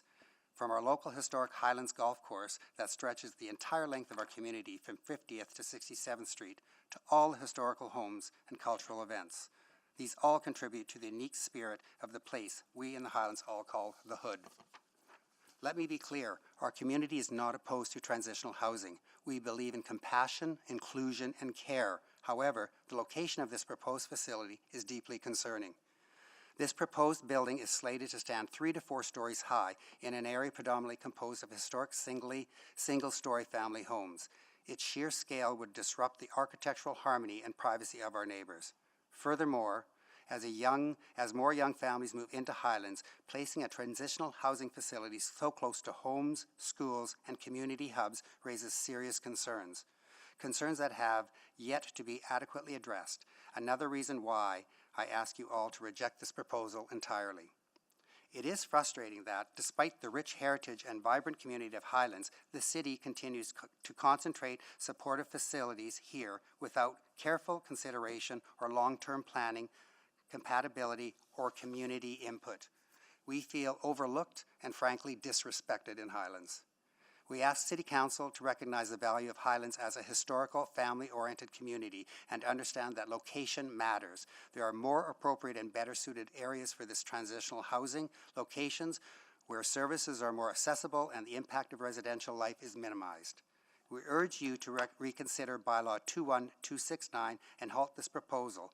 This is an opportunity for the city to demonstrate thoughtful leadership and to engage in a meaningful community consultation. We ask you to make a decision that honors the spirit of Highlands, not just for us, but for the entire city. Thank you. For a proud resident of the Highlands, Jeff Young. Thank you so much for joining us. Next, we will go to Anita Cooper, speaking on behalf of Chris Kasempelis. Please go ahead. I actually have two speeches, one for myself and one for Chris, but I'll fit it in 5 minutes. Yeah, please go ahead. Yeah, we'll get there. Good afternoon, Mayor and Councillors. Much of what I'm going to say here has been said already, but I think it's important enough to repeat. My name is Anita Cooper, as you know, and I was a longtime resident of Highlands. I was also a member of the leadership with the Friends of Highlands group during the neighborhood renewal, when at that time this particular area was specifically identified as an open green space pocket park with historical significance. So my first concern relates to consultation and transparency. As already said, the 2019 UDA explicitly proposed a pocket park concept on this transit loop, demonstrating that the city planners and the city administration considered it consistent with this historic community identity and neighborhood goals, and the city goal of keeping existing green spaces. It was identified as a green space in the UDA. The reason this was not a priority, though, at that time was because transit still required use of the loop.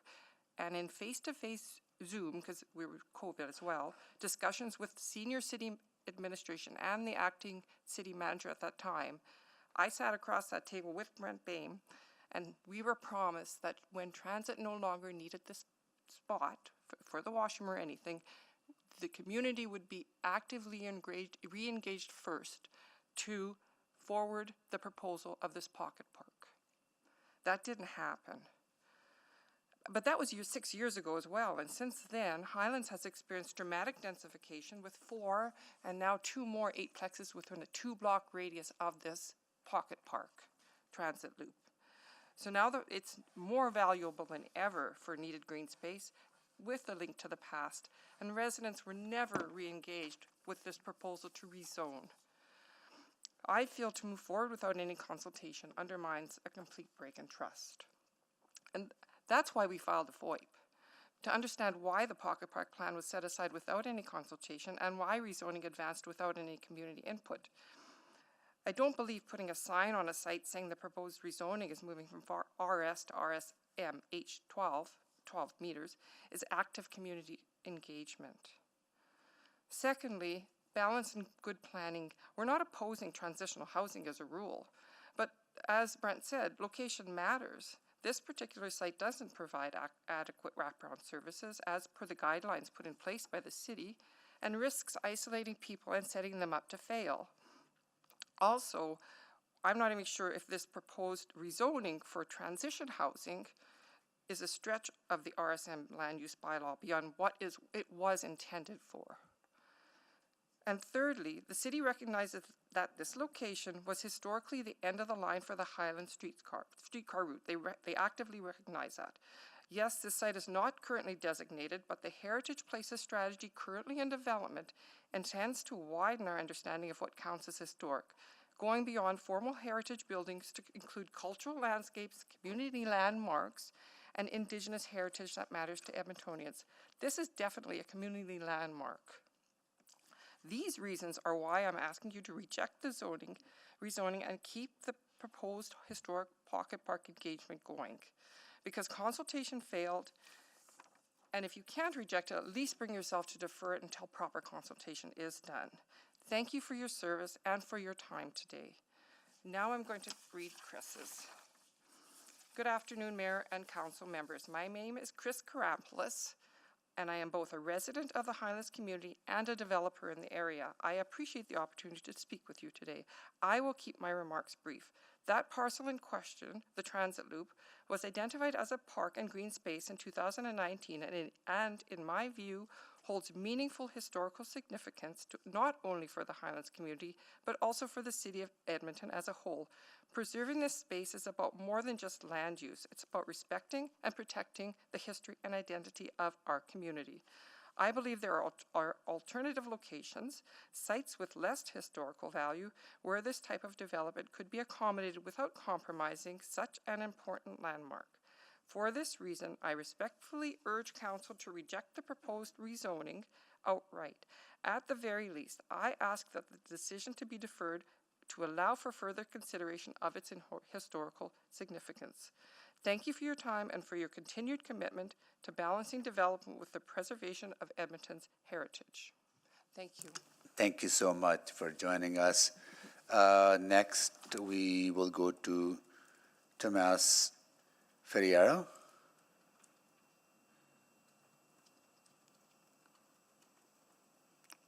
Tomas Ferreira. Hey, sorry. Please go ahead. Yeah, President, sorry about that. Go ahead. Okay. Yeah, so thank you, Mr. Mayor, members of council, fellow residents. My name is Tom Ferreira, longtime resident of Highlands, and I'm here today to strongly oppose the rezoning application from residential small scale to small medium scale transition residential. This proposal threatens the very heart of our historic family-oriented neighborhood by paving the way for high-density infill that erodes our quality of life, mental health, and community character. Let me start with the irreversible overdevelopment this would unleash. We're already facing 2 8-plexes right across from one another, just 6 houses away, and now a proposed 12-plex 2 houses over. These 12-meter-high buildings will cast long shadows, permanently blocking sunlight that's essential for a mood reg, mental well-being. Studies including a 2020 review in Urban Studies Journal show that reduced sun access in dense urban areas heightens stress and anxiety. A 2022 review in the journal Urban Health links higher density to reduce adolescent well-being. In Highlands, where we cherish our garden for relaxation, nutrition, and community pride, large infills erase those green spaces, compounding mental health risks. Privacy loss from overlooking windows isn't just an inconvenience or an eyesore, it's a source of exposure anxiety, worsening the social impacts of densification, noted in research from Health and Place. The addition of the upcoming 8-plexes down the street right across from one another increased the average density to 36 to 41 dwelling units per net residential hectare, or 53 to 60 locally, already shifting it to a medium density without the addition of the proposed 12-plex 2 houses down. This will diminish social congruence, intensify division, shadowing, privacy loss, and congestion, amplifying community concerns while setting a disturbing precedent.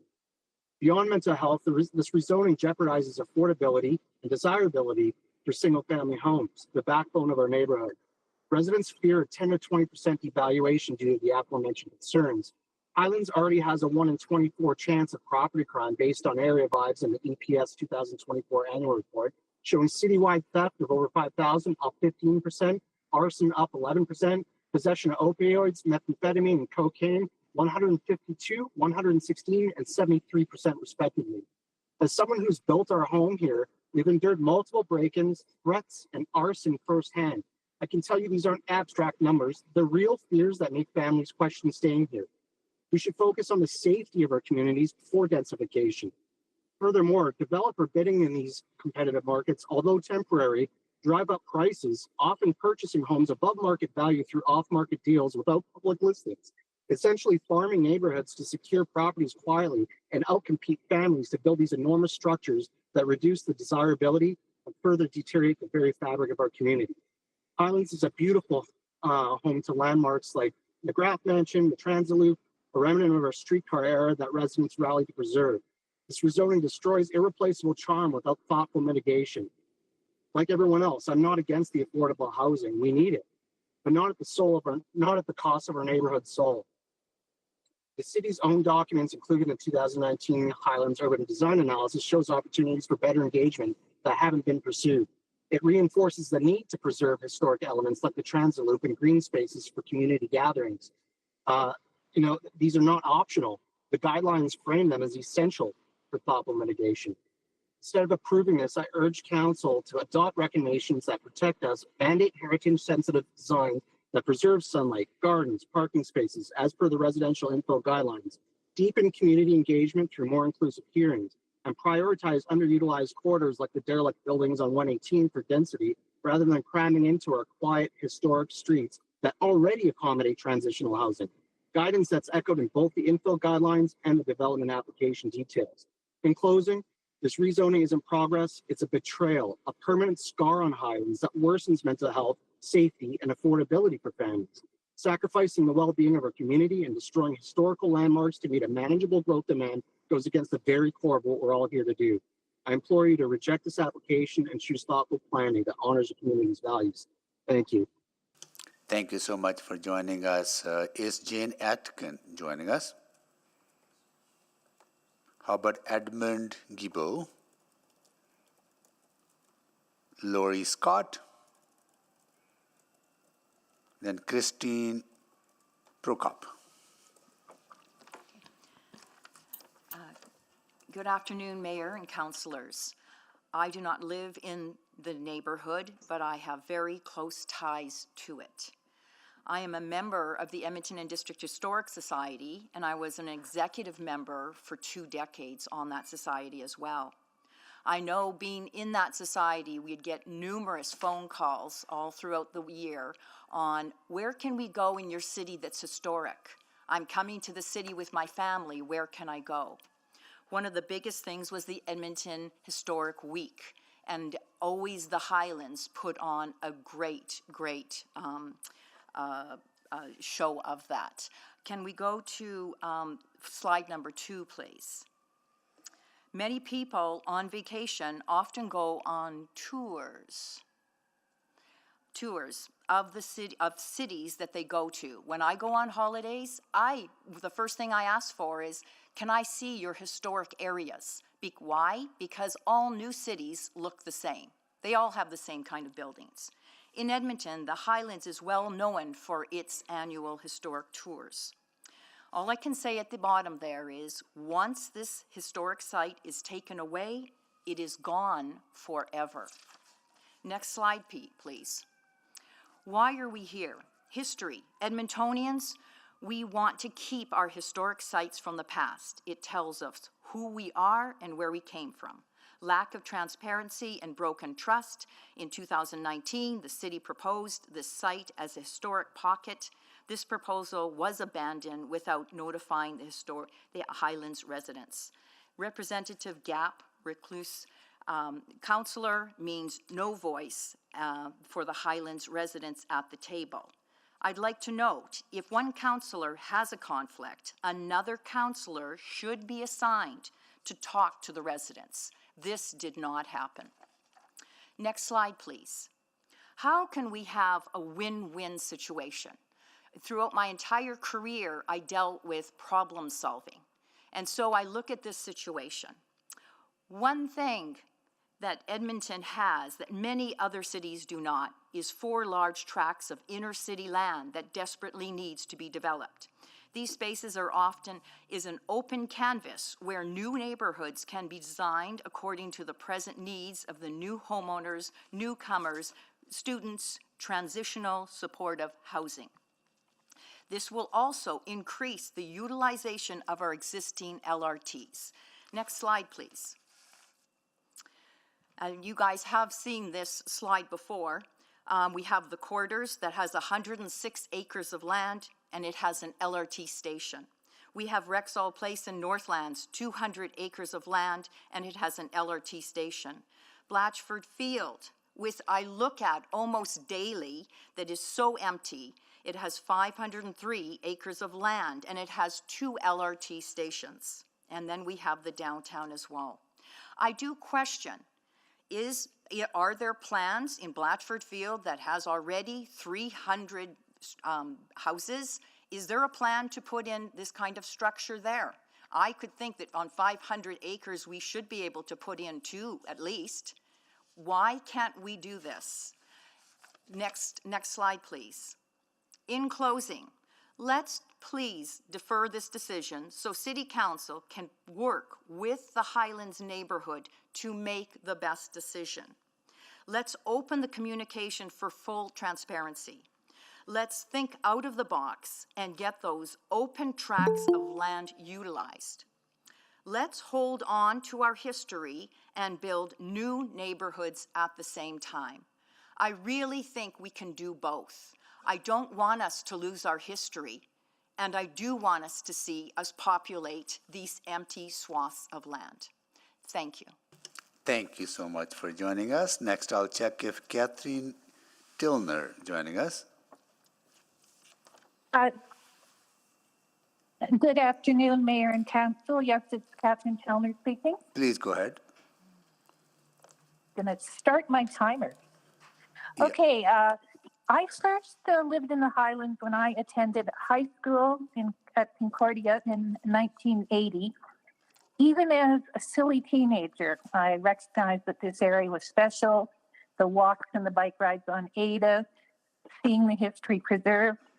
I returned to Edmonton in 2005 after seeing a lot of the world, and I knew that the place I wanted to live was in the Highlands. I was fortunate enough to be able to live there. 2005 was a pretty good year to buy a house. Now, in the over 20 years of changes, we've gone from RF1 to what I feel is called whatever, wherever. There's an 8-plex across the street from me that's been shoehorned into a normal size lot. And to my perception, it looks like a black rotten tooth in the middle of a perfect smile. It's too large and it doesn't fit the neighborhood. I therefore feel that a 12-unit anything anywhere in Highlands would be too large. With these 8-plexes being built, they're not going to have front yards and backyards to speak of, so we are losing green space. That park at 1137 61st Street could be a park and could recapture some of the green space we're missing. To address the housing, I have personal safety concerns with drug addicts and criminals living a block from me. Am I going to be able to go for a walk in the evening? I don't think that this development addresses the needs of taxpayers. I don't think it addresses the needs of the potential residents of this housing. There's no medical support. There's one bus that runs maybe every half hour. And I just honestly don't think that neither the size nor the intended use of this 12-unit housing is appropriate for the neighborhood. Thank you, and I please ask that you do not pass this bylaw and destroy one of the most historic neighborhoods in Edmonton. Thank you. Thank you so much for joining us. I'll see if Don Perron is joining us. Yes, I'm here. Unfortunately, I'm at work. So I'm trying to do this off the cuff a little bit.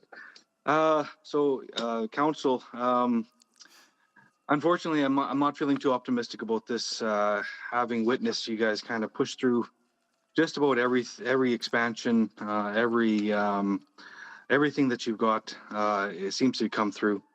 However, my wife wasn't available. She wanted me to read her letter that she took hours to pen. Unfortunately, I don't really think it's going to matter much, but basically her key concerns are safety of children and families.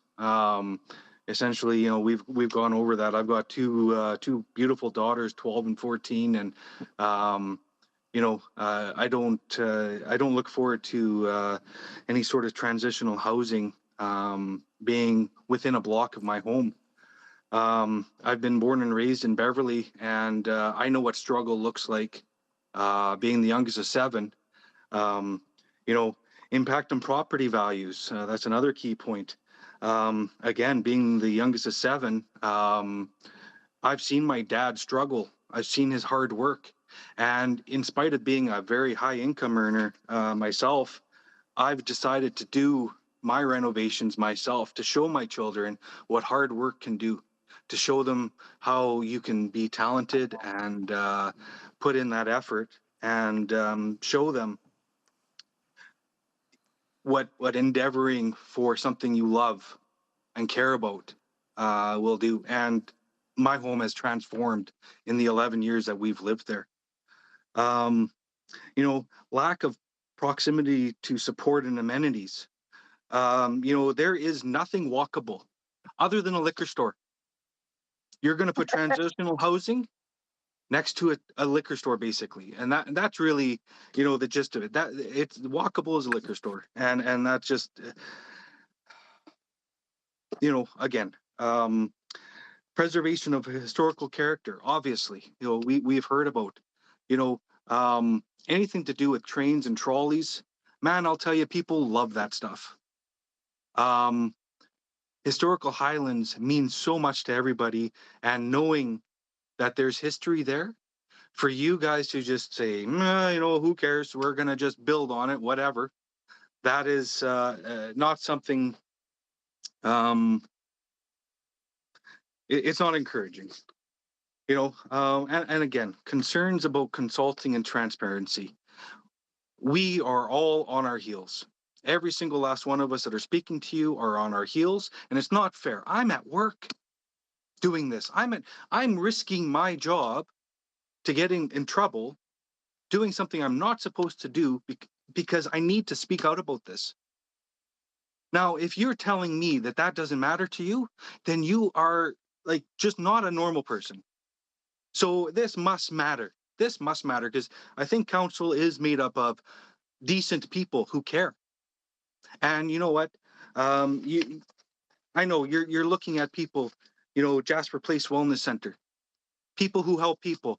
Okay, this is not going to help a lot of people, because I'll tell you what, sometimes you have to help people who are in the middle class too. Sometimes there's other people who need help. It's not just people who have their hands out. You know, Elon Musk could use a hug. You know, I'm not saying that go hug him, but whatever. You get my point. Okay. You know, and that's pretty much the end of what I've got to tell you. There's really not a lot that left to be said. Everything here has been well presented. Ashley Salvador, she recused herself today, and I thank her for that. I feel that she can go ahead and just recuse herself until the end of October, to the end of the election, for every item Not that fair, the city has not to. fair, Don. You're entitled to your views, but note, you should not be attacking people personally. I'm not and attacking her. integrity. I'm So, just saying she can recuse herself. okay, thank you. I'm not attacking her. I've met her. She's a nice enough lady, but if she's recusing herself in this, her own riding, her own area, I'm so you guys sorry. get my This is point. it. This is it. Sorry, Don. Sorry. Okay, next speaker is Jordan Sioran. Hi. Hi.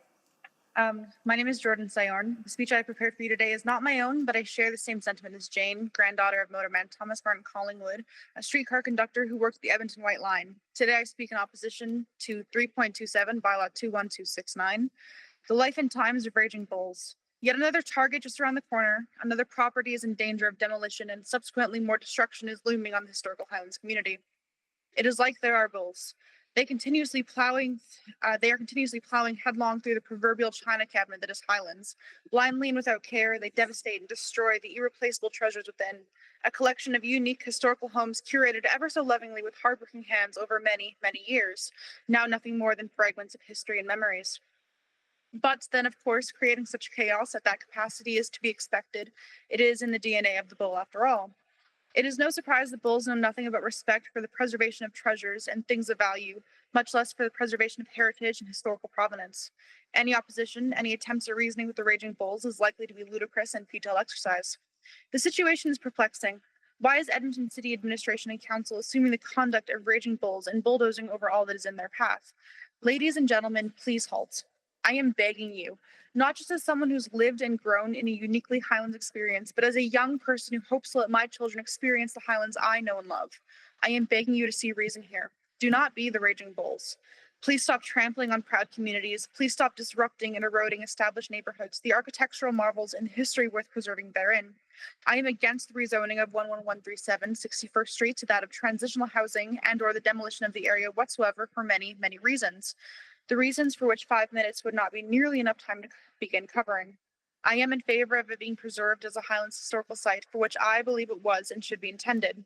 Let us create the Highlands Streetcar Pocket Park at the stated site, a location we can all be proud of. For once it is gone, it is gone. The determination of McGrath and Holgate to extend the streetcar paved the way for what is now our current transit system. It is a living legacy used daily by our public transit workers. The historical sites should be cherished, not mowed over with little regard. Do the right thing. Listen to the residents that are echoing this concern as loudly as one possibly can. Listen to the residents who live in and love our beautiful historical neighborhood with fervor. Please do not turn a deaf ear or a blind eye to this request. The next speech was written by Evander Kane, and I have documented permission to share it. Dear members of the Edmonton City Council, I am writing on behalf of concerned residents in the Highlands neighborhood to express our strong and unequivocal opposition to the proposed development of a facility within our community and a community that holds deep historical significance, generational roots, and a family-oriented character that must be protected. Highlands is not just a residential area, it is a cornerstone of Edmonton's heritage. With its tree-lined streets, century-old homes, and deep community ties, it is one of the city's most historical significant and tightly knit neighborhoods. Generations of families have built their lives here, and many continue to raise young children in what has long been considered a safe and nurturing environment. This includes myself. I, Evander Kane, have chosen to build my family home in Highlands because I believe in this community, its history, its people, and its promise. I've invested deeply in this neighborhood, not only financially, but emotionally and personally, because I saw the potential for continued growth, stability, and beauty in a place that already has so much to offer.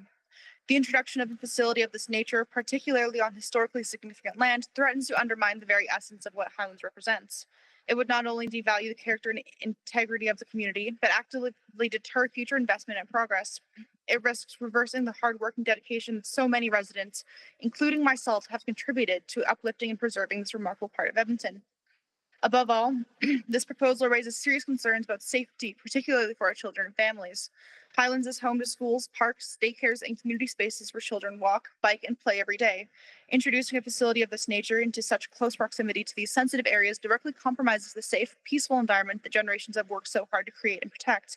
In today's world where safety can feel increasingly fragile, the residents of Highlands are unified in saying we cannot afford to add more uncertainty, especially where the well-being of children is concerned. It is also incumbent upon Councillor Ashley Salvador to lead the way in defending Highlands against this proposal. As our elected representative, it is her duty to advocate for the interests of her constituents and uphold the integrity and well-being of the communities she was elected to serve. We are calling on her to stand with us firmly and publicly in opposing this development and ensuring that the voice of our community is not only heard but respected. There are undoubtedly other areas in the city more appropriate for such facility areas that do not carry the same historical, generational, and family-centered significance as Highlands. We urge the Council, and Councillor Salvador in particular, to prioritize the preservation and protection of our neighborhood and to ensure that Highlands preserves to be a place where families can thrive, children can grow safely, and our family and our shared history is honored, not erased. Thank you for your time and attention to this deeply important matter. Sincerely, Evander Kane. Thank you so much, Councillor and Mayor. Thank you for joining us. Next, we go to Dallas Hardy. Hi there. Isn't this fun? So, I grew up in the Highlands, and no one can appreciate affordable housing as much as I can as a 28-year-old. In this changing economy, affordable housing is a distant dream for my generation who would like to start families but cannot because of the housing prices. However, I do not support using historic sites to build transitional housing is the best solution for my historic and upscale community and wouldn't even fairly accommodate young families as would be a more appropriate affordable housing project for our community. In terms of the Highland streetcar turnaround, it would be more appropriate to finish the 2019 pitch of turning the park into a turnaround museum park with a lovely physical streetcar for tourist photo ops that matches the existing murals of the tram and the historic area. It could include educational plaques in the tram, as well even be used as a tour guide bus to show tourists the area and take them to the nearby mansions. It could educate on kit houses that built Edmonton, as well as the families, the history of the McGrath Mansion that is arguably Edmonton's most beautiful and ornate historic building, just 2 blocks away. I am under the understanding that the Edmonton Transit was the block was blocked for the park in 2019 and was not consulted in terms of donating the land away to transitional housing development to sell under market value, as it is a bathroom and brake stop for the transit operations. The Highlands 61st Transit Loop lacks the infrastructure and transit requirements for the proposed housing. As someone who takes the bus, I can tell you the only bus on 112th, the 101 route, is very infrequent, every 30 minutes, and ends service at 12 p.m., and takes 45 minutes to get downtown. The other bus would require transitional housing residents to cross two busy lights, a children's playground, a community gardens, and a junior high school on a typically very icy and long road. The nearby shopping area is luxury ice cream, a craft brewery, an antique candy store, none of which would accommodate the needs of low income, as they are luxury shops I can't hardly afford myself. Unless they really wanted $13 ice cream in walking distance of the loop, I admit sometimes I like to splurge too. The nearest grocery store are the same distance as the train station, and there are many, many development lots right beside those train stations and grocery stores that are not historic sites in a more appropriate location, such as the empty lot in front of the Long and McQuaid's and 7-Eleven on 118th, or in the horse track race area, or overflow lots in the surrounding compound, or near the Rossdale Road and low-level bridge, empty lots near the baseball stadium, or 11446 85th next to the stadium, or in the Stutchbury Park near the stadium station, or right across the street from the stadium station on the corner. An 112th grocery shopping area is right there. All of these are near large transit stations, frequent late-night bus routes, and major amenities, such as libraries and recreational facilities.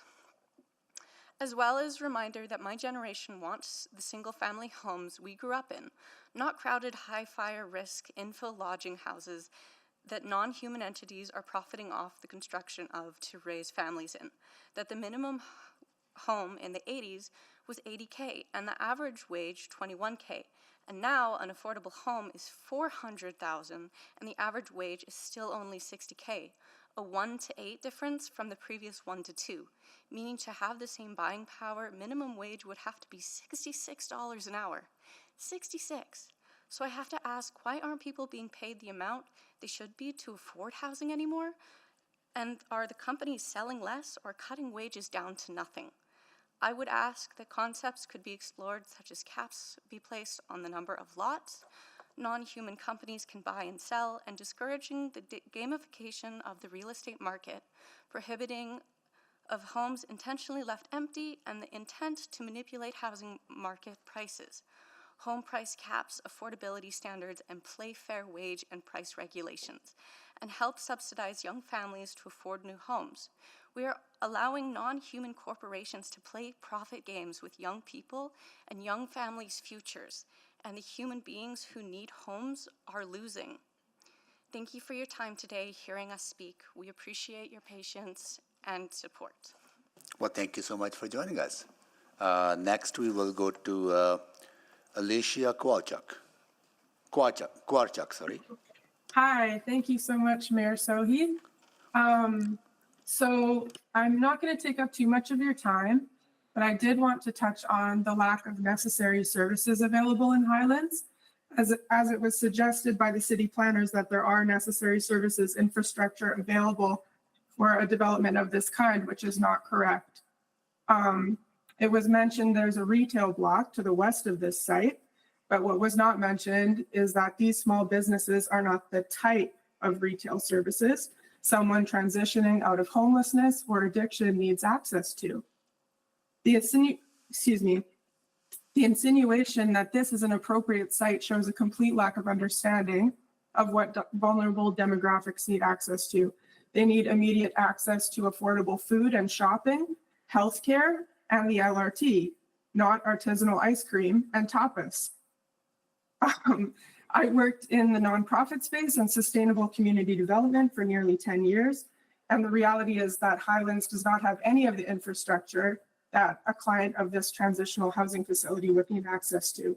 There's no access to the LRT. There's no public health facility and only one drop-in clinic on the edge of Highlands on 118th Avenue.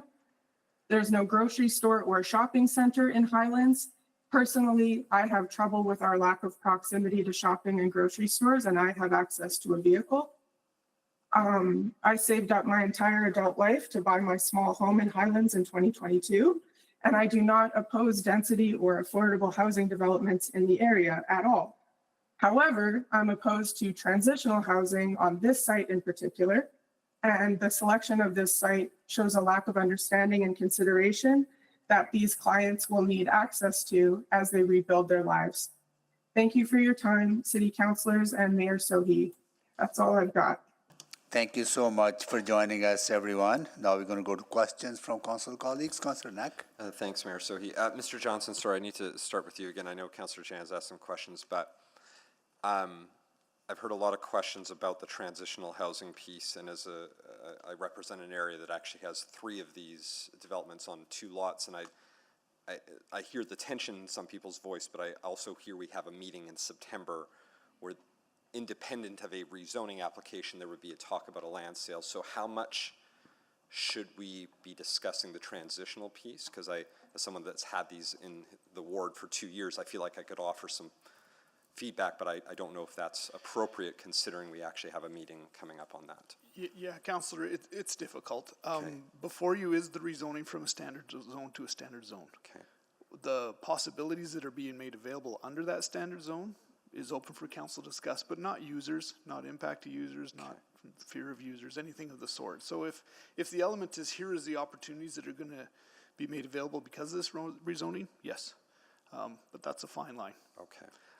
My preference would be that the focus is on the zoning and the land use implications that zone offers as a whole. Because independent of the zoning decision today, there would be a separate land sale to which we have a sense of who's looking to buy, the market conditions, and it's a committee meeting, therefore we could actually dig into a lot of these. Very broad powers to discuss, frankly, anything that a councillor sees as germane to the issue. Okay. I want to make sure I'm doing the right time, because I would love to talk about the development that I've had for 2 years in the ward I represent, but I'm worried that that's not. That's probably more appropriate at that committee. Okay, so I'll focus, that will be a conversation independent coming in September. Okay, thank you for that guidance. So then I guess I want to ask, appreciating what I've just been given for some guidance, so I think it's Yvette Sioran, you had that great presentation about the historical piece. So I think what I want to ask about is, we've heard a lot of folks talk about, I'm going to separate the supportive housing piece just based off my guidance there, a preservation of the historical space. And I think what I'm wondering about is that is it more that we want to turn it back into something that's historical? Because I think right now it's, I don't want to oversimplify it, but it doesn't feel like it's being used as a historical space. It has heritage, it has history, but the space today is not actually being used as a heritage space. There's not 100-year-old rails or buildings. There's a bathroom there, but so your hope is to turn that back into something, correct?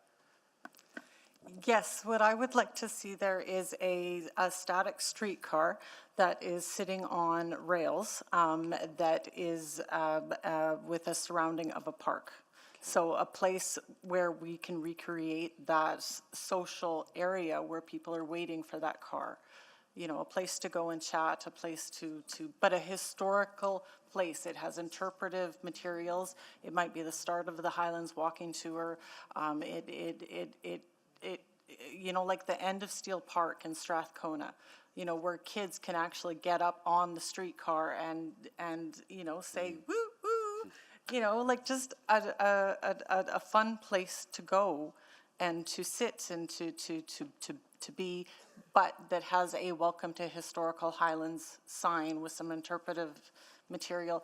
Just today, I got from the people that are doing the digging up in the West End, she is going to donate 6 rail ties, original streetcar ties, that they have dug up from the West End. Marigold is who gave it. So I got that call today. So there is this opportunity that they are digging this material up, and we could actually put it on display with a streetcar in a space that was a streetcar stop, and we could say, this is This is important. This is part of our story. Okay, thank you. Mm-hmm. I'm going to be too close to time, so I'll. Thank you. Councillor Jans? Thank you. I'll start with guest maybe Justin Thomas, if you're still with us. Yes, I am. So, given the fact, I'm not sure if you heard what legal counsel just said to us, that the decision here is basically looking at this is an RS zone, like a small scale residential zone, and it's the conversation is, do we upzone it to a slightly larger residential zone? If the use of it, if we put that aside, if whatever it was going to be, if it was just going to be general housing, would you support it? No, the reasoning is that this, like the community says, has such a significance to the community. And in downtown itself, there are tons of empty parking lots. So this boils down to two things: whether the plan to build a supportive housing, this is an appropriate location, and two, what's the best use of this small piece of land. It by no means it is big. It is a very small piece of land. So to answer your question, I would like to see it preserved, Councillor. So the use aside, even if it was just going to be market housing. Correct. Or a grocery store. Correct. Okay. You know what? I think we're going to run out of time, so I'll yield my time to the chair. Thank you. Thank you so much. Or you want to wait? Oh, 3 minutes. Yeah, go ahead, Councillor Cartmel, go ahead. Okay, well, I'm getting conflicting feedback here. So You go ahead. I want to go back to Mr. Johnson's advice to Councillor Knack. Sorry, Amarjeet. Sorry, Mayor Sohi. We heard from the proponent in their presentation that part of their rationale for bringing this forward was that subsequent to this zoning change, they would be coming to council with a sale. They very clearly mentioned that part of their rationale for rezoning this is that potential sale. If this zoning doesn't pass, that meeting isn't going to happen. What's more, this is not an applicant, generally speaking, that owns a piece of property and wants to change it, like we were talking about earlier today. This is the city talking to the city and saying, hey, if you pass it, we will do something that is in keeping with council's stated goals and objectives in another realm. And we can't divide our minds. So I'm not sure how that's not pertinent in this case. Earlier, we were talking about things about, who's going to live there or how many are going to live there. And, there's this sort of this they question, which we don't like and we don't want to get into. But when a part of the city comes and talks specifically about what the actual operation of the building is going to be, isn't that different? Councillor, I'll acknowledge it's difficult, and I see your point exactly. The task before you is to take the applicant as an applicant. There's a reason they don't sit at the table with us and answer the questions now. Yeah. They have a limited time, and we do try and separate that for the reason that you are here to look at that judicially between two zones. If it is rezoned, council, it sounds like, would then have the opportunity to hear that further part of the proposal and the details coming up on that regard. But that zoning carries on far longer than ownership of land, which is why we always try and separate ownership from. Sure, fair enough. Rezoning. But then maybe one arm of the city should not be bringing it up to another arm of the city in the first place. I don't advise the applicants on what the presentations say, but I hear you completely. I really do. I understand that. That is the difficulty that council has, though. You are here for the objective zoning portion of that today. Because I think part of that apprehension, you tell me if I'm one of you tell me if I'm out of order, but part of the apprehension is that we have had similar rezonings that have subsequently been operated as has been pointed out, not affordable housing, but some form of supportive housing, that has not worked out well in the east end of the city.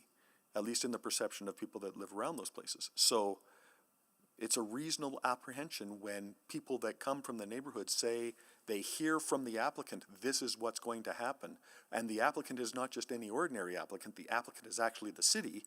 And they say, well, if this happens, the city's going to do it. And then they hear us be told, but ignore that, just worry about, you know, how big the box is on the land. Understood. And I respect the applicant for full disclosure because it would look even more disingenuous if they didn't. Fair enough. But that does put you in a bit of a difficult spot here. Okay, thank you, Mr. Johnson. Okay, just to quickly follow up on that as well as Chair, if zoning is approved, the sale of the land goes to the executive committee, where members of the public have the ability to come and register and speak to that particular sale and use of that land for particular use at that time. I mean, correct. So they would have that ability to have that conversation at the executive committee. Subject to the committee accepting those speakers. Got yes. It. Okay, good. Thank you. Okay, we're going to take a break here. We'll be back at 6 o'clock.